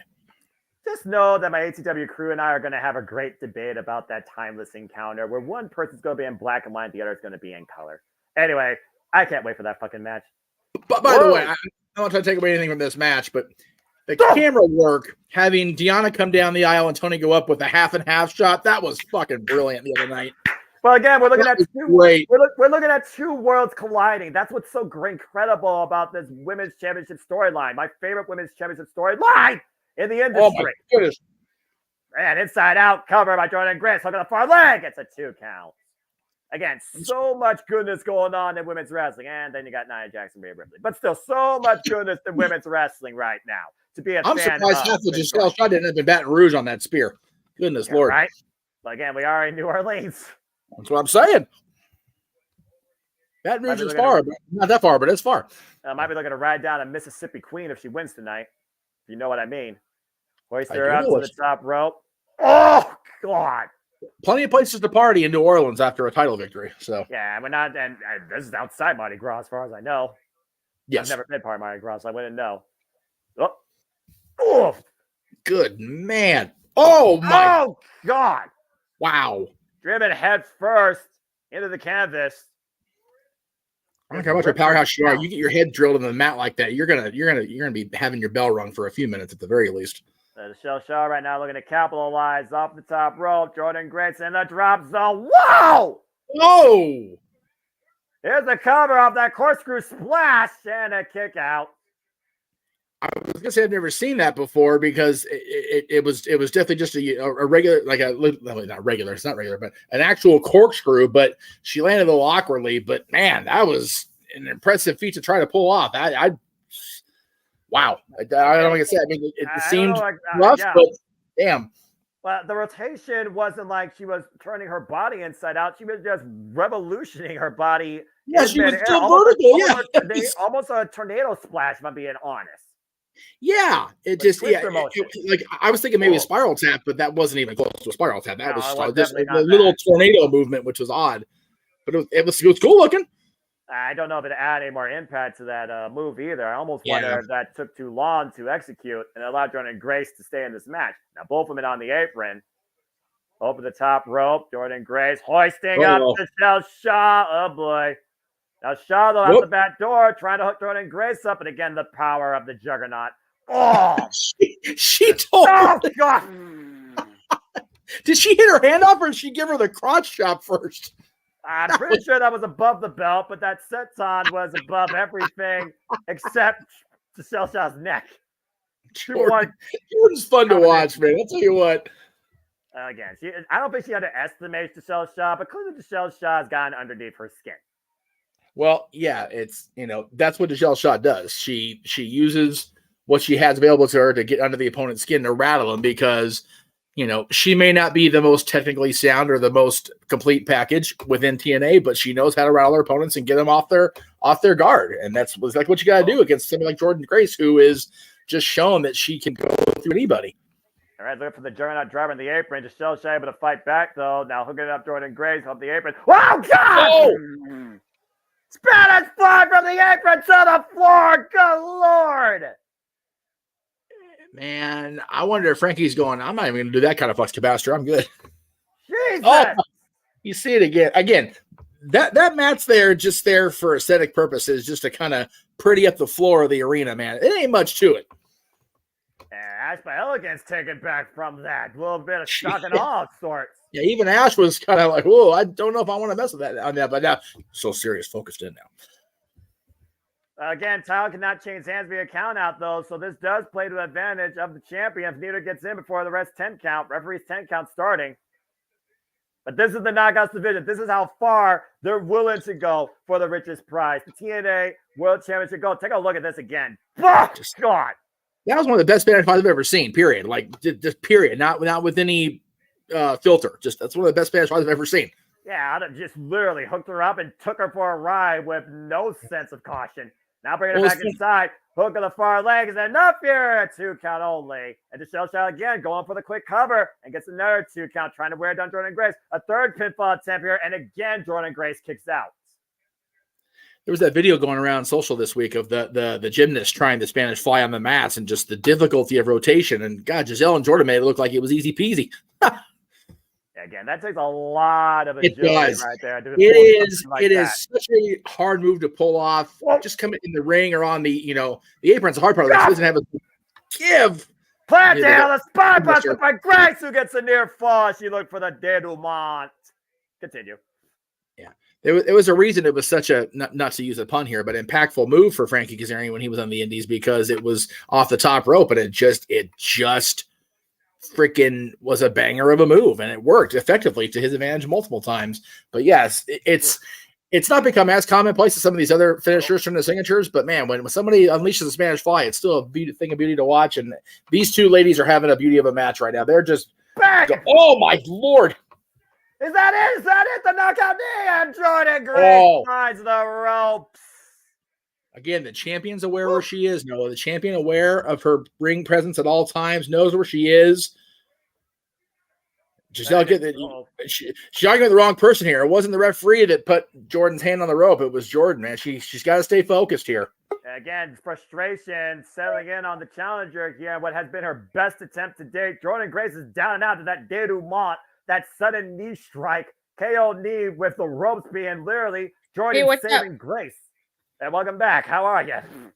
Good. Finally on the knockouts match. It just finished moves. I was a little surprised that it was Kushida that threw in the towel. Okay, are you just starting the knockouts match then? Yeah. Man, okay. Well then, yeah, we're ready. We're already deep into it. That's all right. We're all having fun and talking here. And Jeff, I really do enjoy doing commentary with you, bro. Even with these, I do too. It's enjoyable. And Giselle Shaw right now instigating the champion, telling her to stay down. Again, how far is Giselle Shaw willing to go? How far is Jordan Grace willing to go? And right now, both these women just firing off, trading bombs, elbow strikes. Jordan Grace getting the better of the exchange here, though. I am loving this contest. Oh, paintbrushed her. Oh, jeez. They're just slapping and striking each other at this point. Go! Beautiful Super kick coming in. And Giselle Shaw now off the second rope. Oh my God! Jordan Grace escaped the Oscar, and the crucifix by Grace, and the reversal by the show, and the cover. Both women able to survive. Man, oh man, what an exchange here by both these women. Both these women are not letting up either, Jeff. Full Nelson bomb denied. Cut the kick. Rising knee. Jordan Grace. Back elbow strike. Jordan Grace hooking up the shell shot. Juggernaut driver.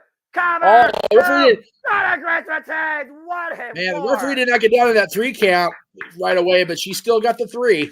I think the ref was in shock and awe to that exchange. Those two did not let up. They were bringing out a ferocity we have not seen the likes of tonight. Damn, that was a good match. Jordan Grace still the Knockouts World Champion, but damn the shell shot shining that spotlight. Anything far from elegant. She did. I would like to tell her to have the opportunity to call the main event. So what I will do is when the bell rings to start the X Division title match, Noah, you and I can pause, or you can pause. That way we can let Tatilla catch up when you guys call the main event together.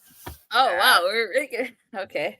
And no pressure. We're going to have fun here. Meanwhile, Jordan Grace, congratulations on retaining the TNA Knockouts World Championship. What an incredible match. I'm not surprised that she did retain because... Again, man. But again, you watch that Juggernaut driver. The referee, it seemed like she hesitated to start the 3 count. I was like, count the friggin' fall. So again, I think the referees sometimes, because I think refs are even fans of this, they are shocked at what they see. Even then, I don't know if she was sure that she was down. But meanwhile, Jordan Grace still stands Knockouts World Champion, and rightfully so. How are you not a fan after that match, right? Whew. As Jake something right now look to tell us something. What's his name? Jake something? You talking about Jake something? Yeah, I'm talking Something about like that. something. I'm talking about something. Clearly, Jake something. Nothing. It's gonna be. Oh, sorry, wrong song. Go ahead. No, I got it right. It looks like something has his eyes set on something, and it's the X Division Championship. Hey, you know what? I'm here for a Ali or Sabin versus Jake something match. Somebody's asking where JJ is. And again, in the chat room, we're only going to acknowledge if necessary. JJ was supposed to leave at 6 our time, so he had to do that. So I'm filling in until we had you here, and we'll get you. We'll get the play-by-play and analyst synced up, and we'll be ready to go. But coming up, the next time we are going to see this brand on premium event. Do I have it in here? That'd be great. Of course I don't, but I can do this. So after this weekend, of course, we got Elimination Chamber tomorrow. Let me go ahead and throw that up there while we're since they're plugging their events, I can plug mine. Damn it. Yeah. Elimination Chamber, of course, tomorrow morning. Our coverage will be at 9 Pacific, noon Eastern, because we're not getting up at 2 o'clock because we're not crazy. And then it's just on with the binge. The We's Gonna Die tour rolls along, Mr. Foster. Yeah. Our times, if it's made official, Revolution, Roadblock, the next show for TNA, Sacrifice, of course, AEW Dynamite Big Business, and then WrestleMania weekend, man. Supercard of Honor, the Hall of Fame, Stand and Deliver, WrestleMania, the Raw after Mania, and then we keep on going. We've got the show at the Palms, Rebellion, of course. We've talked about that. Tatil and I will be there for sure, working on getting JJ there. Backlash in France, New Japan Resurgence, if it is made a official pay-per-view premium event style show, NXT Battleground, Money in the Bank, NXT Heatwave, All In from AEW, and Bash in Berlin. That's all what's already scheduled. Exactly. We don't know what we're going to see coming up or what's going to be booked by the companies in the future. But what we can tell you, as we talked about, Tatil and I for sure would be at Rebellion for TNA coming up on April 20th and Impact on the 21st. So please get your donations in to JJ's PayPal. Where the hell is that banner? It's in here somewhere. I think it's under Talk Wrestling. I don't know. It's too many things to plug. There it is. All the things. Yes, again, we want to encourage everybody to help JJ join Tatil and I in Las Vegas for Rebellion, for Impact Wrestling tapings, and of course, you want to see him react live to Joe Henry. He's going to be hard cam second row, so you guys need to look beautiful for that. Right. I want to see JJ react in person to Joe Henry. And again, we want to thank our buddy Walter at the Rage of Wrestling for the first donation to this cause to get JJ to hashtag Renegade to Rebellion. So thank you. And again, as I pointed out earlier, we want to make sure we get everybody Tatilla up to that 1,000 subscriber mark. She's just a few away, folks. She's already at 987. So get your subscription buttons moving. Tell your friends. Hell, tell your enemies. I mean, we'll still give them shit for being your enemy because if they're your enemy, they suck. But we still have subscribers. Damn it! With how quickly my subs are climbing. That's it. It's happening. It's going to be a thing, and we'll get you there. You want me to watch NXT? That's what it is. We want you to watch NXT as much as you want JJ to believe in Joe Hendry. That's the thing. I guess that's fair. It is fair. I think so. And again, we will find out tomorrow if JJ is indeed going to continue with his TNA recaps beyond tonight, because that'll be part of Open Mic Night. Tomorrow night will be the Renegades' impactful decision. So stay tuned for Open Mic Night tomorrow, well after Chamber, because we're not going to stay up on all day because we need to do stuff during the day. But anyway, again, this is the event, baby. Here we go. Mustafa Ali, and oh wow, he brought his Secret Service. Yeah, Secret Service is here.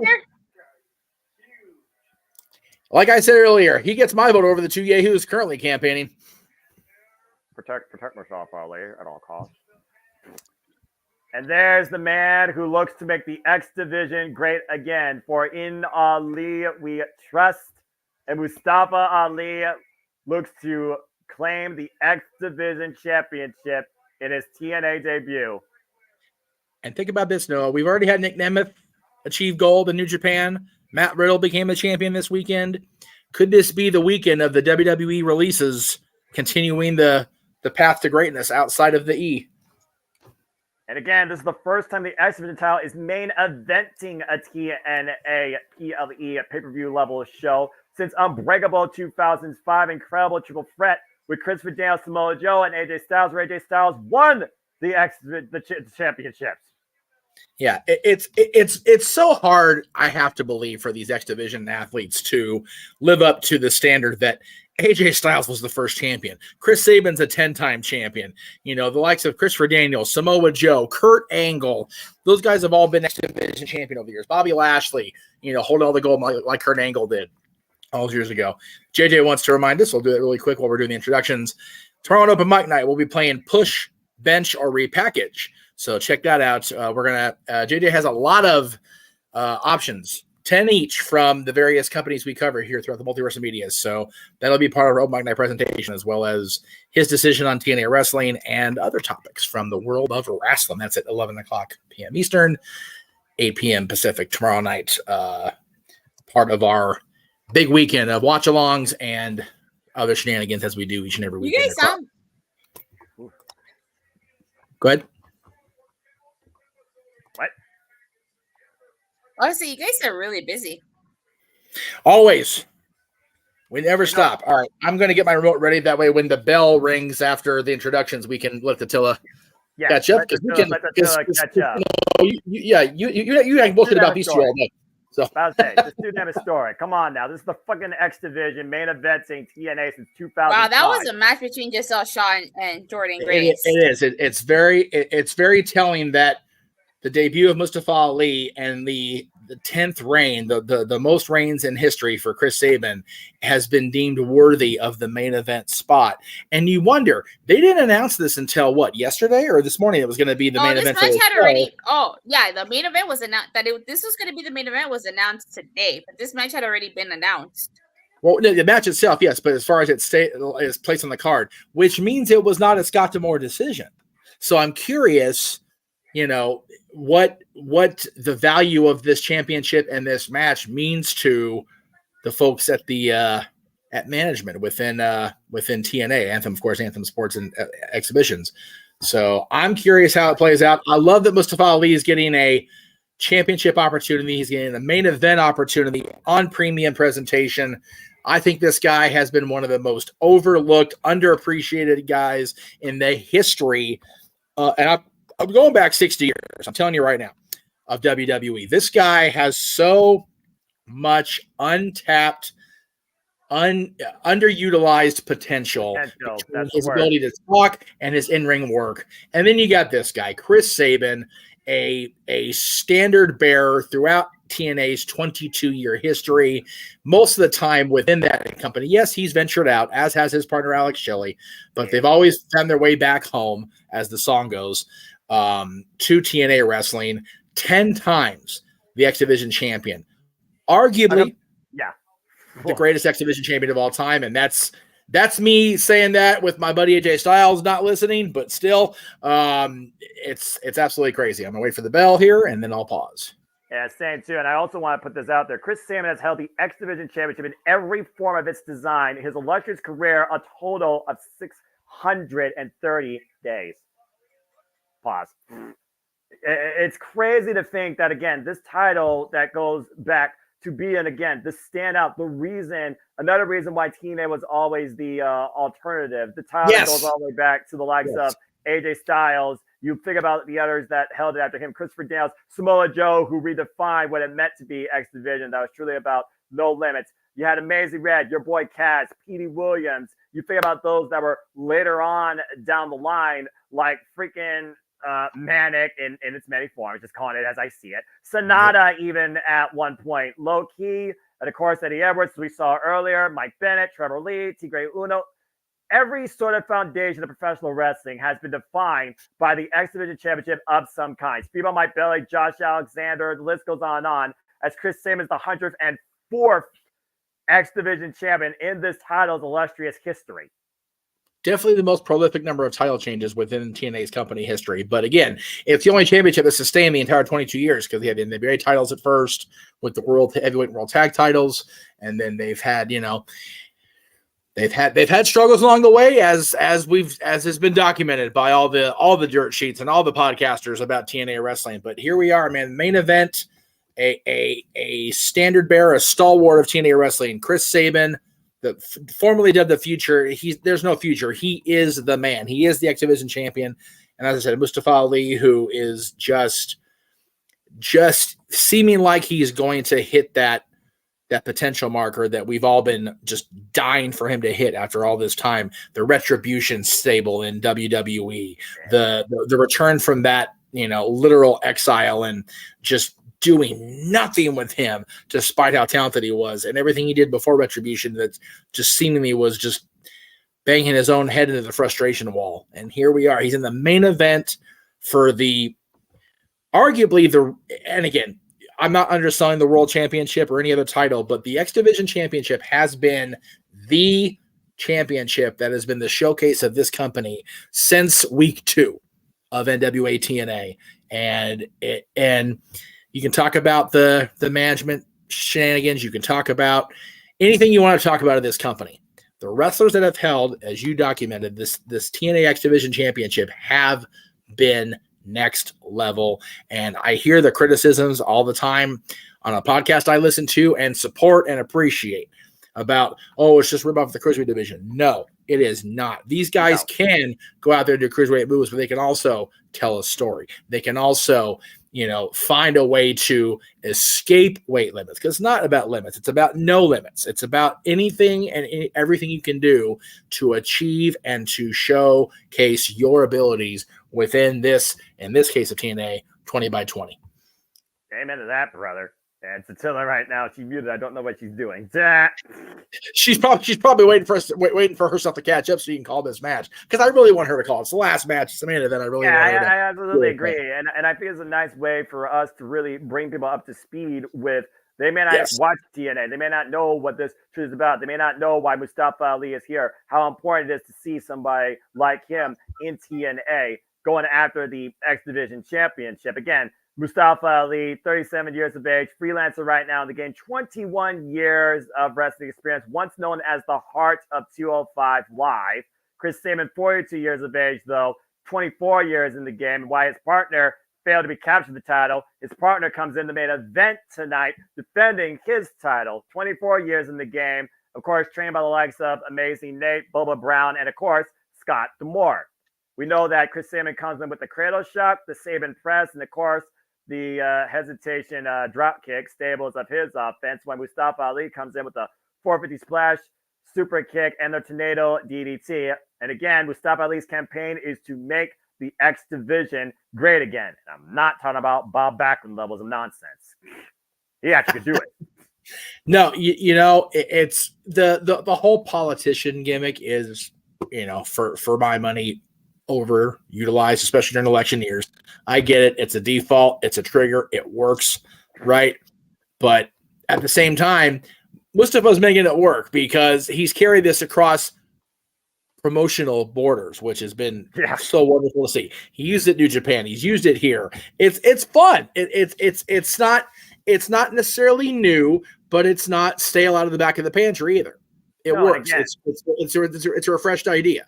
Yeah, again, he's used it across, like you said, the industry. He's run this campaign across GCW, Progress, Defy, Rev Pro, and he's going to be involved in New Japan Pro Wrestling in April against Roma Takahashi. Right, man. Him and Takahashi are just gonna tear the house down. Back. Are you ready for it? All right. So, is the bell rang already? Hold on. I'm technically watching the Jig something thing. Okay. Okay, that's good. That's okay. You're close. So that's good.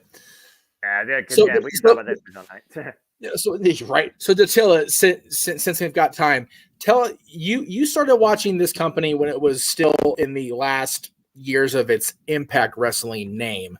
What does Chris Sabin as X Division champion mean to you? And what do you feel about Mustafa Ali coming in and already getting a shot? Well, I started watching TNA. For those that don't know, I started watching Impact Wrestling in the middle of 2020. Oh, wow. Okay. And, in the middle of 2020.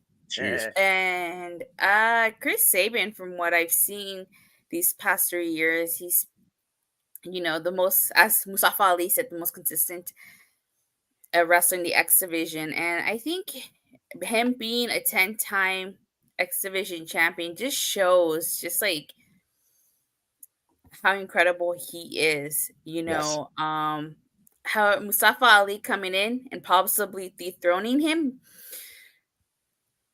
I on one hand I can understand, but on the other hand, it's kind of like, Ali is just coming in and he's gonna possibly dethrone Chris Sabin, much like Leo Rush did. Remember, Noah? Out of nowhere, Slammiversary in less than 2 minutes. That's yeah, crazy. I still don't know what was up with that, but I don't know. I just want a good match. I do too, and that's what we all want to see. And I think with these two guys, it's going to be a great wrestling match. But to your point earlier, the fact that the world title did not main event, that this is, I have a feeling that we're going to see some sort of shenanigans. I thought you were going to say some good hands. Yeah, well, no. Good Hands is down in Australia with the rest of the WWE crew doing their thing, promoting that show for the morning. They got their coming back from Pirates. That's hilarious. Shit. If you haven't seen it, go find it. You'll trust me, you'll thank us in the morning. It'll be a thing. Very fair. It's such ridiculous shit, but still such good shit. Again, this is a great way to start off this weekend. We've got No Surrender from TNA. We've got Elimination Chamber in the morning, and we've got open mic night as we do every Saturday night. As JJ mentioned, doing that game that he discovered along the way. I just saw it. Where did it go? There it is. Push, bench, or repackage. That'll be part of our presentation tomorrow night for open mic night, as well as our usual topic discussion. And we've got so much to promote and so much we got going on. Just next weekend kicks off a run of 4 watch-alongs in 7 days. So that's going to be absolutely bonkers next week. Hard Times if they confirm it, Revolution, NXT Roadblock, and TNA's back at Sacrifice in 2 weeks from tonight. So from tonight. And in between, I turned 41, so the hell with me. Next Friday, baby. Oh, the more you know. I mean, I was hoping that my buddy would get a bingo win last night. We go to Disneyland to celebrate and try to pretend I'm 5 again, but no such luck. It is what it is. What are you seeing now, Dattila? Where are you at on screen? The announcements for Rebellion, where JJ could possibly be there live reacting to Joe Henry, which is something we all want to see. You're going to make him not want to go. You keep the Joe Henry stuff up. We don't even know Joe Henry's going to be on the card. I can put that out there. The same way he wants me to review NXT, I could throw that out there. Well, yes, but NXT is an overall good package. You try to get it focused on one guy. It's like, no, we want him to go have a good time in Vegas and not worry about having to stifle his Joe Henry love, because we know he does secretly. We know he really likes Joe. He just pleases. We know. I'm waiting for the entrances, you guys. Okay, entrances. All right, that's good. To answer the chat room, no, we are not going to Philadelphia. I thought Noah had the opportunity. I don't know if he still is going or for Mania week. It's probably not happening this year, Okay. bro. Okay. Yeah, I'm not going for a couple of reasons. One, I just went to Mania this last year, and I was supposed to have everybody come out for last year's Mania, and the freaking Eagles part of WWE ruined that for me, so they can kiss my ass on getting my money. Yeah.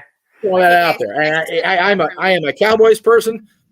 You know, I think we should have a debate on this tomorrow night during open mic night. We should ask the audience at home what they want more. Do we want to see more people review NXT as a whole, or do they want to see JJ live react to Joe Hendry at Rebellion? Because either way, we're going to get it as long as the fundraising goes the way it wants to go. But NXT depends on you guys. Her reviewing NXT depends on all of you at home. Which it has to be before midnight Pacific Standard Time. Yeah, otherwise, we can forget it. That's right, midnight Monday night Pacific time. That's a deadline, guys. If I go to bed and it says, I don't care if I go to bed and it says 998 subscribers, I will not review Roadblock. It's only 13 away, guys. Come on. You can do it. I know you can. I believe in our audience. Hell with Joe Hendry, to hell with Johnny Swinger. I believe in our audience and their desire to see you, Datilla, review the premium specials and the PLEs of NXT. Well, they better hope that I have 1K by Monday, March 4th at 12 a.m. Pacific Standard Time, where they can forget about me covering Roadblock. Well, we can focus more on NXT come Tuesday. That's their night. Tonight belongs to TNA. Yeah. And Datilla, We're trying to split 50-50. Of course. Yes. Yeah. Where you at? Are you on the intro? Started the match. Oh, did the bell ring? Yeah. Oh, well, shit. Botch, Datilla. Okay. Oh, sorry. I got kind of into it. Sorry. That's okay. Datilla, you pause then and let Noah catch up to you because he's the one going to call it. Story of my life. All right, hold on. I can get this going right now, but I get my freaking remote. We're all over the place here, but that's okay. We're all excited for TNA. Eventually, all of us will get it. 3 hours exactly. Everybody pause. If we can, if I still can. Look, I'm just going to tell you as I go, and you guys just figure out where I am. Because all I do, I just do the play-by-play. As long as everyone else understands that the product. Why are you fucking calling the match? The rings are underway. Because here's why, Son of Miller style. Because we're trying to all get in sync, which is freaking impossible. Because That's we're fair. all level of excitement and our own stupid feeds, and we just want to watch the damn wrestling. My friend Paul's probably like, what the hell are you doing, Noah? I'm sorry, Paul, you had to come over to this, but it is what it is here at JMN Multiverse of Media as we try to get all in sync. But next time, if we're not all in sync at the beginning, we'll probably just make it official. Budget, just let Noah continue to do the play-by-play. And I'll be glad to do that because I don't give a damn. I will work across any schedule if it means calling great pro wrestling. And this doesn't get greater than this. Mustafa Ali and Chris Sabin. I finally had to call an elbow tie up at 3 hours and 30 seconds for what it's worth. Well, again, Ali reminding us, in Ali we trust. Yes, we do trust. That by taking it in the moment, we trust this moment. We trust this match to be great. Condable tie-up. Here we go. Chris Sabin, Mustafa Ali locking up for the first time ever in the middle of a TNA ring. I love saying that, by the way. In the middle of a TNA ring. Yes. Division that is defined, as you said, not by any limits, no limits. Nothing is impossible. Nothing cannot be unfeasible. Daniel Spencer, of course, our official here, as once again, you see him, Chris Sabin, telling him, he had the hair, admonish him, etc. It's you're so quiet. I love your investment, girl. But you know, when you do these commentary things, you kind of need to talk a little bit about basically the I'm waiting for you to psychological catch stuff. up. Oh, okay. You're actually winning. I'm impressed. Yeah. The arm ringer right now by Chris Sabin with Mustafa Ali. The rope for Chris Sabin, reversing the pressure up and over. I Chris think Sabin you caught up already. What's your timestamp, Priscilla? We'll do that. I can't tell. I'm just like 14 minutes behind. Big arm drag with Mustafa Ali and stalemate in the early going. Both these men right now setting the pace. You see that smile by Ali. Ali is loving this. I haven't seen Ali this happy since I don't know when. Since he got released from prison. WWE. Sean Garner just subscribed. Thank you, Sean Garner. Ding. There's another. That puts me at 989. God damn it, people. Tatilla, calm down. Tranquilo. Waist slap with Mustafa Ali. Standing switch by Chris Sabin. Again. Asanaya. I think you caught up. Nice leg trip there. Mustafa Ali now going to the arms, slowing down the pace. And Chris Sabin reverses. Ali versus tit for tat, move for move right now. Both these men are in this incredible exchange. Let's say with the hammer lock, Ali with the escape. Now Saban trying once again.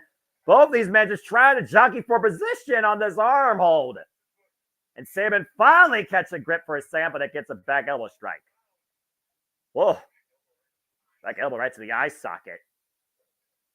Headlock takeover by Mustafa Ali brings Saban down to the mat. And now Ali wearing down the champion. This back and forth start finally at a standstill, Datsila, for a moment. Yeah. Ali still with the hold, but Saban fighting back. Shots to the body. Ali follows in with an elbow. And again, goes back to the hold. Now off the ropes goes Ali, and Saban taken down with a shoulder block. Again, Ali showing what he brings to the table, but again, we see the savvy experience of Chris Saban. Both men with a drop kick. Stalemate. Kip up, though, by Ali. Whoa. Ali right now saying, I'm in your head. I know what you're planning before you do. It's Chris Saban right now really being taken back here by Ali. Ooh. I think Saban looks a little flustered here. Saban right now just rethinking, trying to scout. Again, how do you deal with somebody that virtually knows your playbook? Oh, double drop kick. Oh, my God. Did you see the kip up by Ali? Yeah, I did. Okay. Okay, yeah. I think you're ahead of me now. All right, I got you. Just let me know when you see him go down to the mat there. Because, again, in Ali, you trust. And right now, Saban's just scouting himself. Let me know when you see him lock up. You see Saban right now? Yeah, there's one. Let me know when you see that. And then you see Saban reverse. It's Saban right now with the hold. Waiting for that tail off. This is 1.5 for my anticipation right now. What you saying to speak to me, girl? Ali really came out with, I'm seeing a side headlock takedown. There you go. And Saban right now taking down Ali. Did Ali really come out with bodyguards? Yes, that's part of his presidential cabinet. Every presidential candidate needs to have security on standby should anything go wrong or should they be under a threat. Mr. President, protect the president. There's a game about that. But we'll talk more about the aesthetics later. What matters now is the two men in the ring and the X Division Championship. Ali with the drop down and Saban right now. Whoa, good agility by Ali. Oh my God, he's tying Ali up. Yep. Look at this transition. He's turning him into a pretzel. Yeah, he's got both the arms and both the legs locked right now. A surfboard position of sorts, but not bringing him up though for the Romero special. Just a quick, Daniel, I will cover NXT if I hit 1,000 subscribers by Monday, March 4th before 12 a.m. midnight. All right. I'm officially putting it out there right now. No more NXT talk until this match is over. It's about TNA and the X Division. Damn it, not the white and gold and the high school drama at Chase U. Don't make me rant. Seriously, we're talking about professional wrestling, not low ball sports entertainment. Mustafa Ali though on the modified bow and arrow, able to counter up and over. Whoa! Oh shit! What the hell? Drop down, Saban with the cover. Ali with the bridge up. Oh, the disrespect. There's no respect there being shown for Chris Saban. Oh, clothesline. Whoa, man. Saban exploding. Well, I mean, he just wiped his feet. Wouldn't you be pissed too? Well, again, you talk about, the moxie of a wrestler, but you talk about that you're coming into his house. This is Saban's house. Ali right now is trying to take the leadership role, make it in his image of greatness. And Saban's like, enough of that political bullshit. Head first in the top turnbuckle. As Ali and Saban up and over on the apron. Saban to the outside looking for, glory! There goes Ali to the floor with the T. Harris. Golly. And Saban right now finally takes control of this match and slows it down. Is that the Tijeras? Yeah, like I said, very good. Tijeras, the head scissors takeover. Again, championship advantage, of course. The title can only change hands via pinfall or submission inside the ring. The Tijeras means scissors. See, that much I have learned. Thank you, Excalibur. Again, Saban to the top rope, looking for something bigger out of the corner. Big cross body cover. 2, no. Kick out. And back to the headlock. Saban right back on top of Ali, wearing him down. And now Saban has taken control of this match and is dictating the pace and the outlook. Crowd chanting, "Let's go Ali." Again, in Ali, do you trust? The atmosphere here right now against Saban. Oh, jawbreaker. This just goes to Was the that a cutter? Nah, it was more of a jawbreaker, Dattila. Jawbreaker is when you rearrange, when you're literally, yeah, I'll tell you more later. I'm just gonna What, when you look like Ed and Eddie? No. This is far more realistic versus the cartoon, and also not in your mouth, but it jacks your mouth. I'll teach you more about moves later, pal. Oh, big headbutt by Mustafa Ali takes Saban down. What's important for you is to basically talk about what you see before you as far as the game plan execution with the 450 splash to the arm. Oh my God. Oh, man. Nasty impact there. And see the smirk on Ali's face. Take a look on the replay here, so watch the rotation. Bam! The 450 to the left arm, and that will definitely... Are they chanting, "We trust Ali"? Yeah, they are chanting, "We trust in Ali." And you see right now, turning him over into a crossface. STF has control of Saban's body, now trapping the already damaged left arm. Wrenching back on the crossface again. Working the neck, working the arm, working the shoulders. And again, the arm, of course, used as part of the cradle shock setup. Ooh, and look at him transitioning now. Putting more pressure on the neck, the side of Saban's neck. Now Saban reverses though with a rope for the cover. Oh, and again, pinpoint kick to that left arm as Saban grasps that arm close to his body. The mind games in full display here. Even before this, we saw the mind games on display by Ali. Uh-oh. Ali saying Saban's not the champion. Oof. Stomping away at the shoulder. Stomping on the arm. Again, you see how personal Mustafa Ali has made this. He's taken Saban out of his game. Again, is Ali the champion that TNA needs? That's really what this comes down to. And Chris Saban feels insulted by that, Dattila. Yeah, I could see why. Because he's a 10-time X Division champion. But again, you do wonder, does the crowd maybe get tired of the same thing? Is Mustafa Ali the refresh that the TNA audience wants? Gotta appreciate Mustafa Ali's bringing so far in his TNA debut. Oh, wait a minute. Oh, God! German suplex. Ooh. Creating a little bit of space. Oh, man. Hook kick, though, side of the head. And Saban responds in kind, flying in with that kick. Ali, though, catching him. Oh! Sitting back heel kick, but again, PK kick by Saban, and both men down.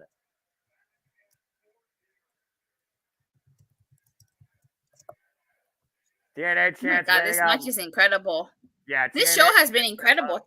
Again, TNA chants raining out loud and proud. The TNA. There you go. Referee count to 3 as we got a standstill for the moment. Oy. Up to 5. Up to 6. Got a 6, both men up, and Saban falls and immediately taking Ali down. Again, this is our main event match for the X Division Championship here at TNA No Surrender, where only one title has changed hands, the TNA Knockouts Tag Team Championships. All other champions have retained. Oh, spinning so much. Taking Ali off his feet. Falls him with the elbow strike. Now the snapmare, creating distance. And Saban looking for something big out of the corner here. Ali, though, looking to follow in. Oh, and palm strike. Big shot right there, but Mustafa Ali now ascending to the high risk district. Whoa! Lands on his feet and Saban out of the corner. DDT! Oh. Planting! Oh my God! Cover! 2! No! Ali able to kick out. How the hell did I kick out after that?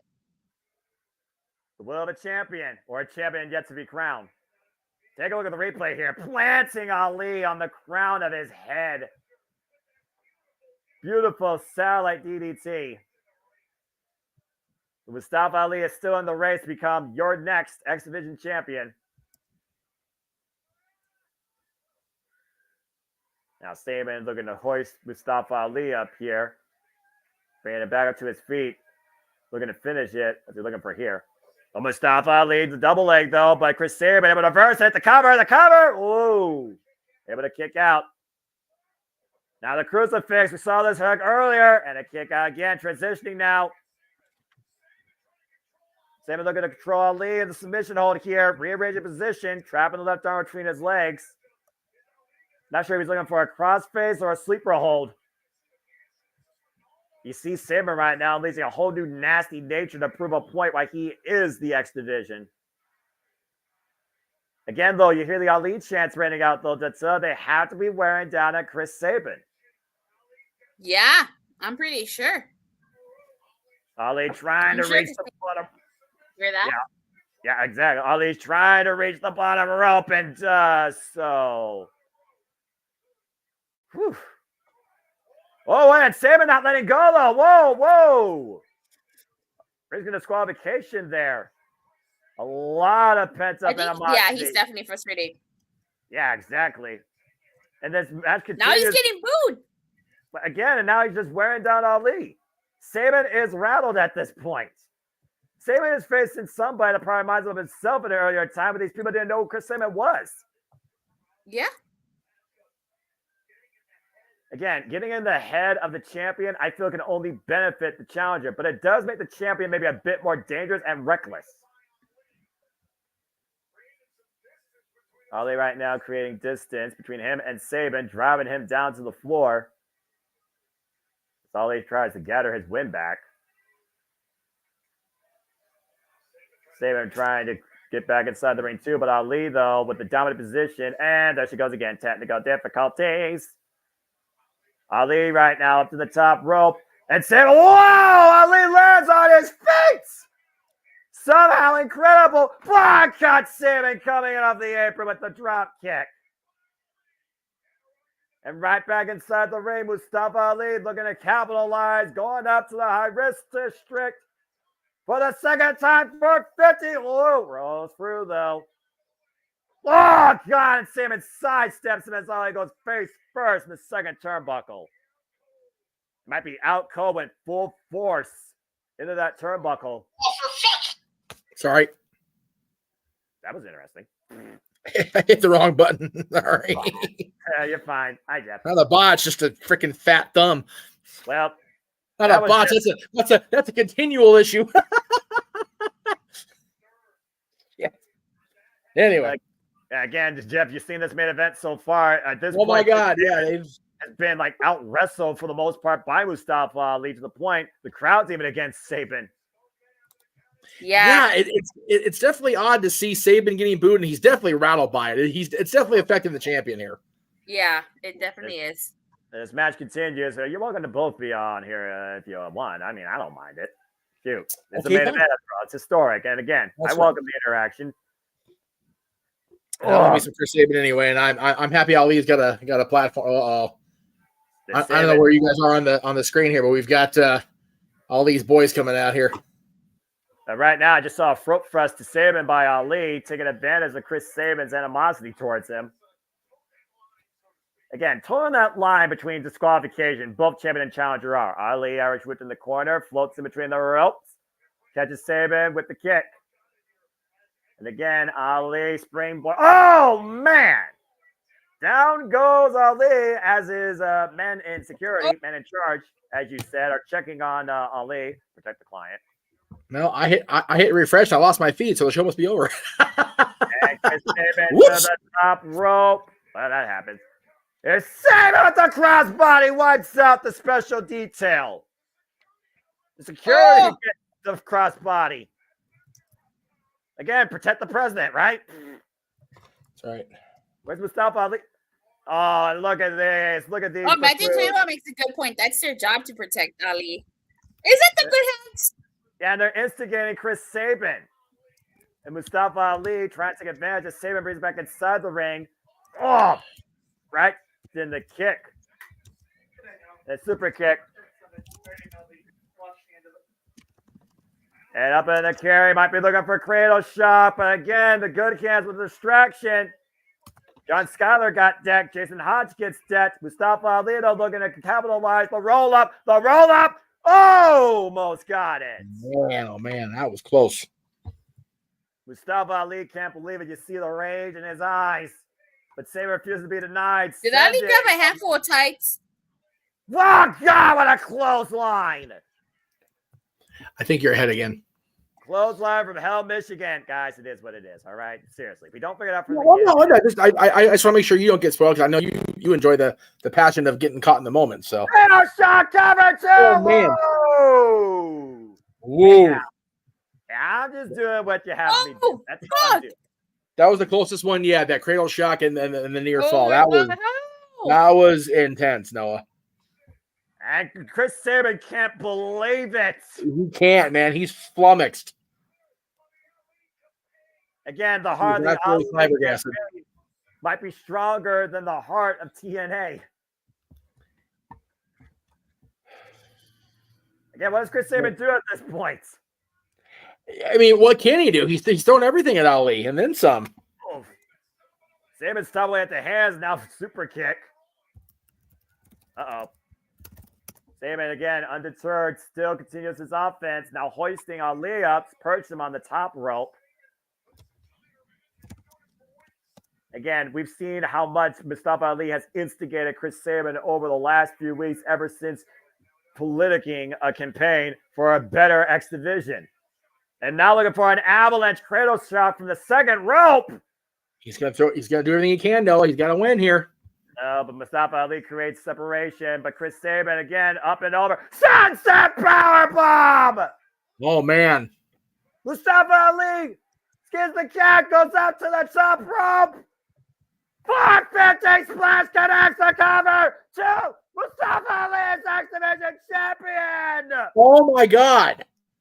Holy, this was a match. In Ali, you trust indeed. Mustafa Ali. Oh my God. Chris Sabin. Wow. The campaign comes to fruition in the hearts of the supporters. You trusted in Ali. Ali did it. Wow. Welcome to TNA Mustafa Ali, the 105th X Division champion after a sunset flip powerbomb in the corner, 450 splash follow-up maneuver, deep hook of the leg. Mustafa Ali wins. I don't think nobody thought that was actually possible on paper. But again, he campaigned for a better X Division, for something greater, not just for himself, but for TNA. And we very well may have found that tonight. Yeah, I don't know. I mean, we talked about it that, Nemeth and Riddle had won their match this weekend, and, it could be a tell, but I'm legitimately shocked Ali won the championship here. Well, I'll give Chris Sabin credit. He definitely showed no surrender, but at the end of the day, Mustafa Ali showed he would not be denied as the Trust in Ali campaign rolls high, now leading the X Division going forward. Who knows what this means, but I know what it means for us so far tonight. TNA No Surrender is finally off the air, so for Tatilla, JJ, and Jeff Meacham, I'm the Seminole Foster. Thank you for tuning in to coverage of TNA. We'll see you at some point tomorrow for the Elimination Chamber. That was a hell of a show. It was a Sean Spears perfect 10. That's one way of putting it, Tatilla. Even with all the in and outs and the technical difficulties, it's all part of the fun of shenanigans. Damn good show. Whew. Well, that was you know what made that a Sean Spears perfect 10? What's that? Joe Hendry wasn't on the show. Shit. I'm gonna no. leave you. I'm gonna I'm done. I'm done for the night. You're not. I'm done. I'm good. I'm fine. Yeah, okay, no. You're as big a part of this as anybody. Don't you dare try to cop out now, Muckerfather. I'm not doing anything. You are too. You're as bad as any of them. All right. Here's what we're gonna do. JJ has already called this audible because we're gonna do the. He runs open mic night. Push, repackage, and what's the third one? And yeah. Right now? No. Tomorrow during open mic night, where it's going to be a multi-layered, multi-participant game.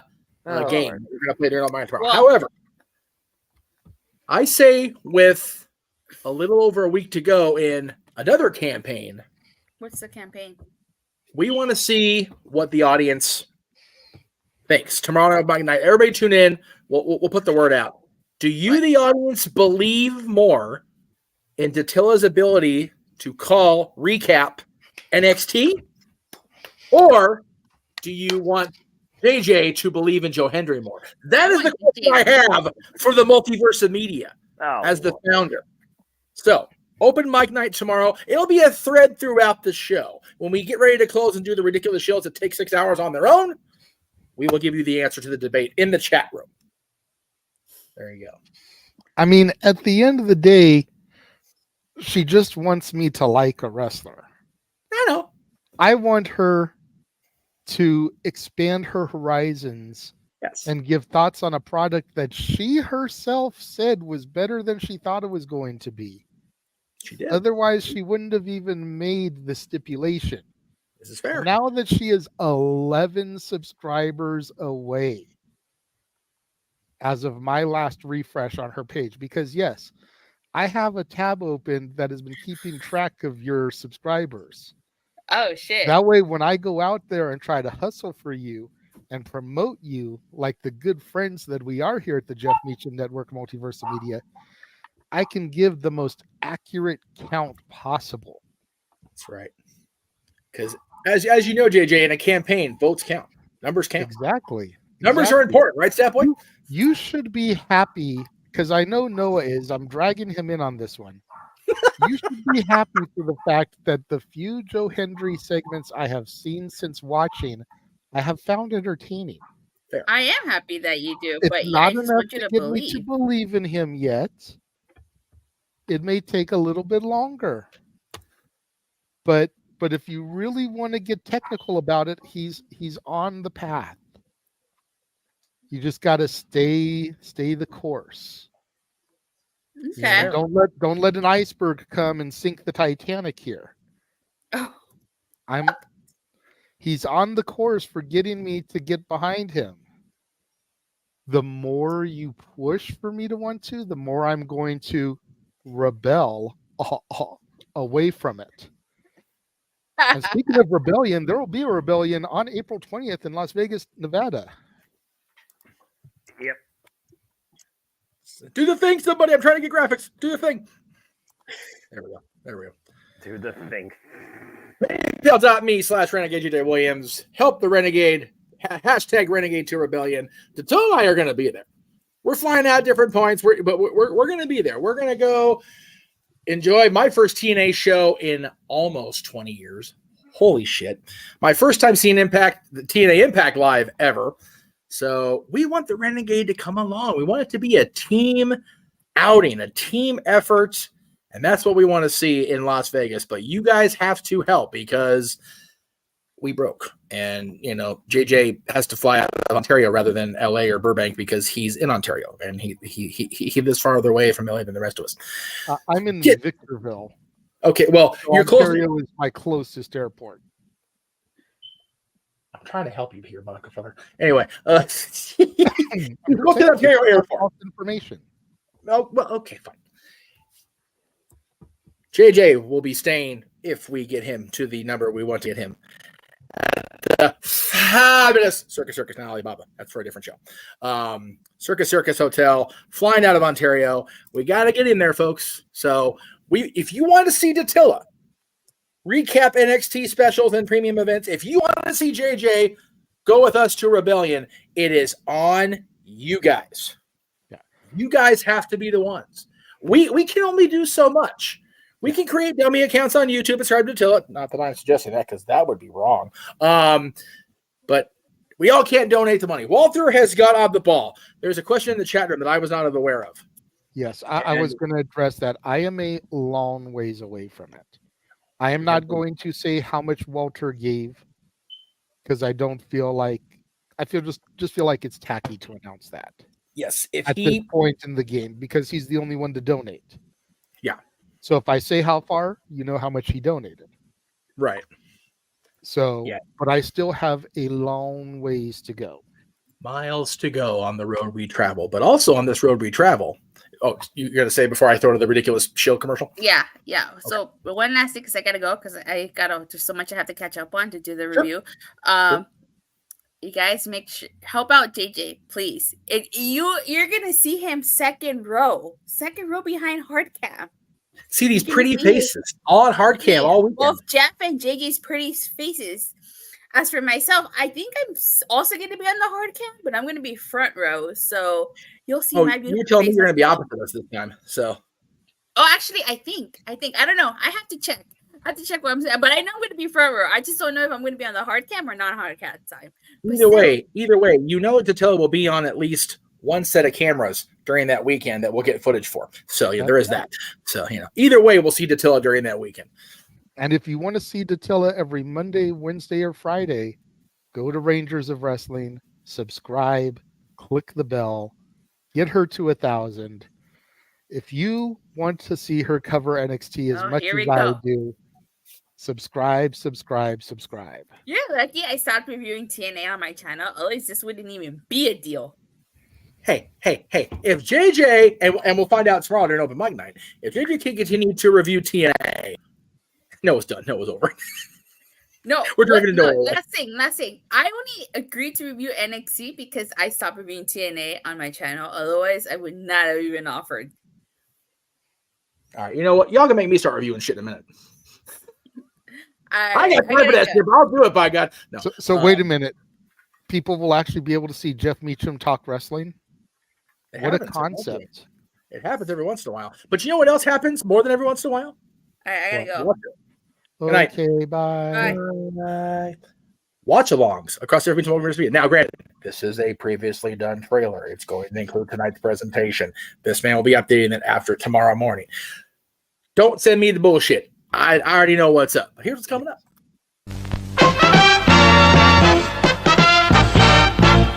And now, preview time. So let's take a look at what's coming your way.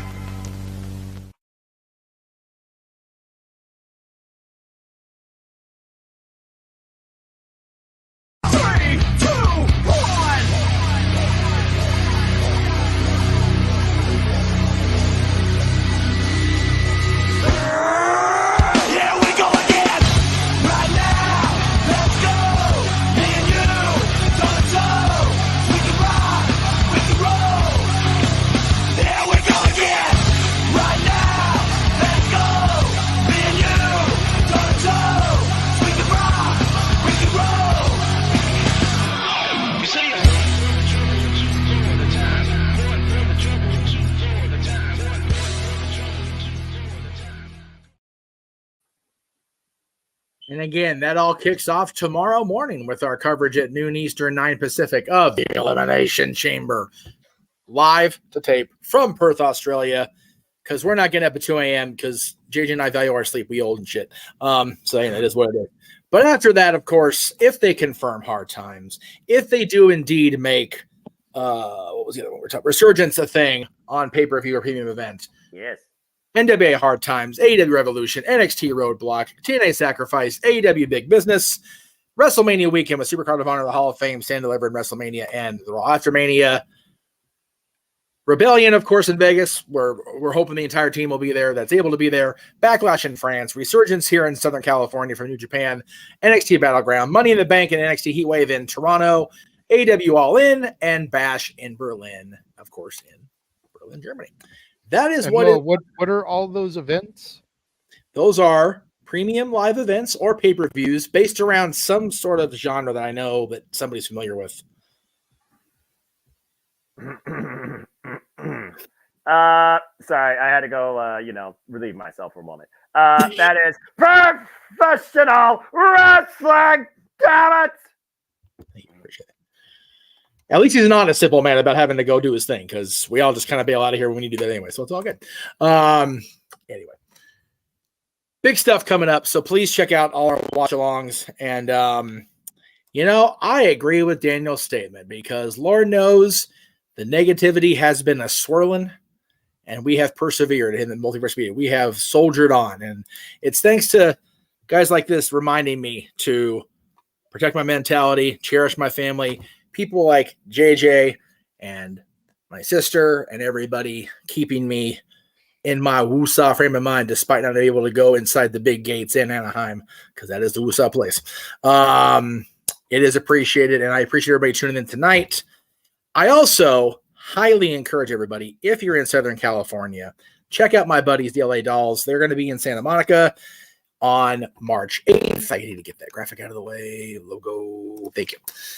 March 8th, Friday night, the week after my birthday, the night of Sacrifice. You can do both. Sacrifice will be over by 8 o'clock Pacific. It'll be a thing.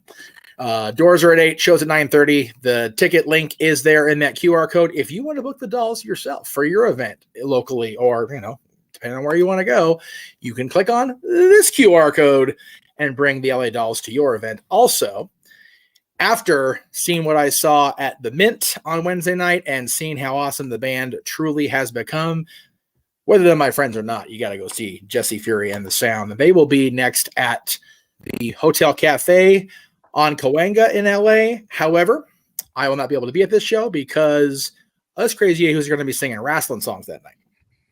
So wrestling karaoke will be there. But if for whatever silly reason, after a year of knowing it's coming, if you have an excuse, you're going to get smacked upside your head. However, if you're going to be in LA, go check out Jesse Fury and the Sound. There's the link for that show. Again, I've known two of these people their entire life. I met a third member of the band a couple weeks ago, and then I met the other two Wednesday night. I was so impressed at how far Jesse Fury has come in his talent. JJ and I saw him on the outdoor stage, a decade ago, outside the Staples Center prior to one of our playoff games for the Kings on the road to the Cup. And they have a sound, man. They're called the Sound, and I understand that. But, man, they have a unique original song sound, which I'm not used to these days with all the covers I've been hearing out live over the months. But definitely go check them out. And, again, please sure you tune in tomorrow night. Open mic night will be a thing. After the Elimination Chamber, we've got our game. We've got a debate, although I really don't think it's bad. I think people should do both. They should encourage JJ to believe fully in Joe Hendry once we get him there.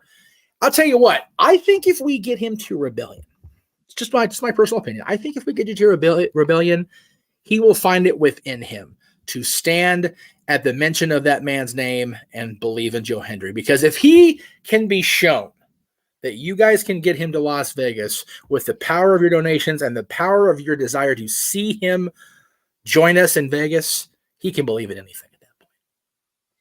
Maybe that's just my old Disney heart coming out. I don't know. It's a hell of a speech. Thank you. I appreciate that. I didn't even rehearse it. I just came out of here right now. Every once in a while, some good shit comes out of this brain. But you know what else comes out of this brain? The desire, the want to see our buddy the Tiller recap NXT specials. That's what we want before Monday night next week. So get the subscriber count up to 1,000, folks. That's it for us. This man will be with us, as will this man, tomorrow morning, 9 a.m. Pacific, noon for you kids on the East Coast, as we cover the Elimination Chamber. It is the final premium stop for WWE on that epic road to Philadelphia and WrestleMania. Any parting words, kids? Be excellent to each other. I agree. No. Hey, been a fun night for TNA Elimination Chamber. Let's see what you do down under. Looking forward to it, guys. I'm going to be up doing my binging, getting ready to watch the Chamber, and cleaning this house up with Wiener Schnitzel trash because that's what I have for dinner. Gamey. If you have not seen the presser from last night yet, I highly recommend people watch that. Okay, I will do that. I also watched SmackDown when it comes on 24 minutes ago. Well, shit. Maybe not. maybe after 12 I'll watch it. But everybody check out everything going on. It's WWE is doing the full court press for this show as we head into Mania and, come back from Australia tomorrow morning afternoon. So It's a fun time. It always is. It's like Christmas season for the wrestling fans. So, and we're being given gift after gift. Tonight was a great example of that. Thank you all for tuning in tonight across the Multiverse of Media. I am Jeff Meacham for Noah Foster, for JJ Williams, for our buddy Dattila, who was in and out. We will see you guys in the morning for the Elimination Chamber. Night. The Jeff Meacham Network's Multiverse of Media. For over 15 years, the recognized symbol of excellence and the standard bearer in coverage of sports and entertainment.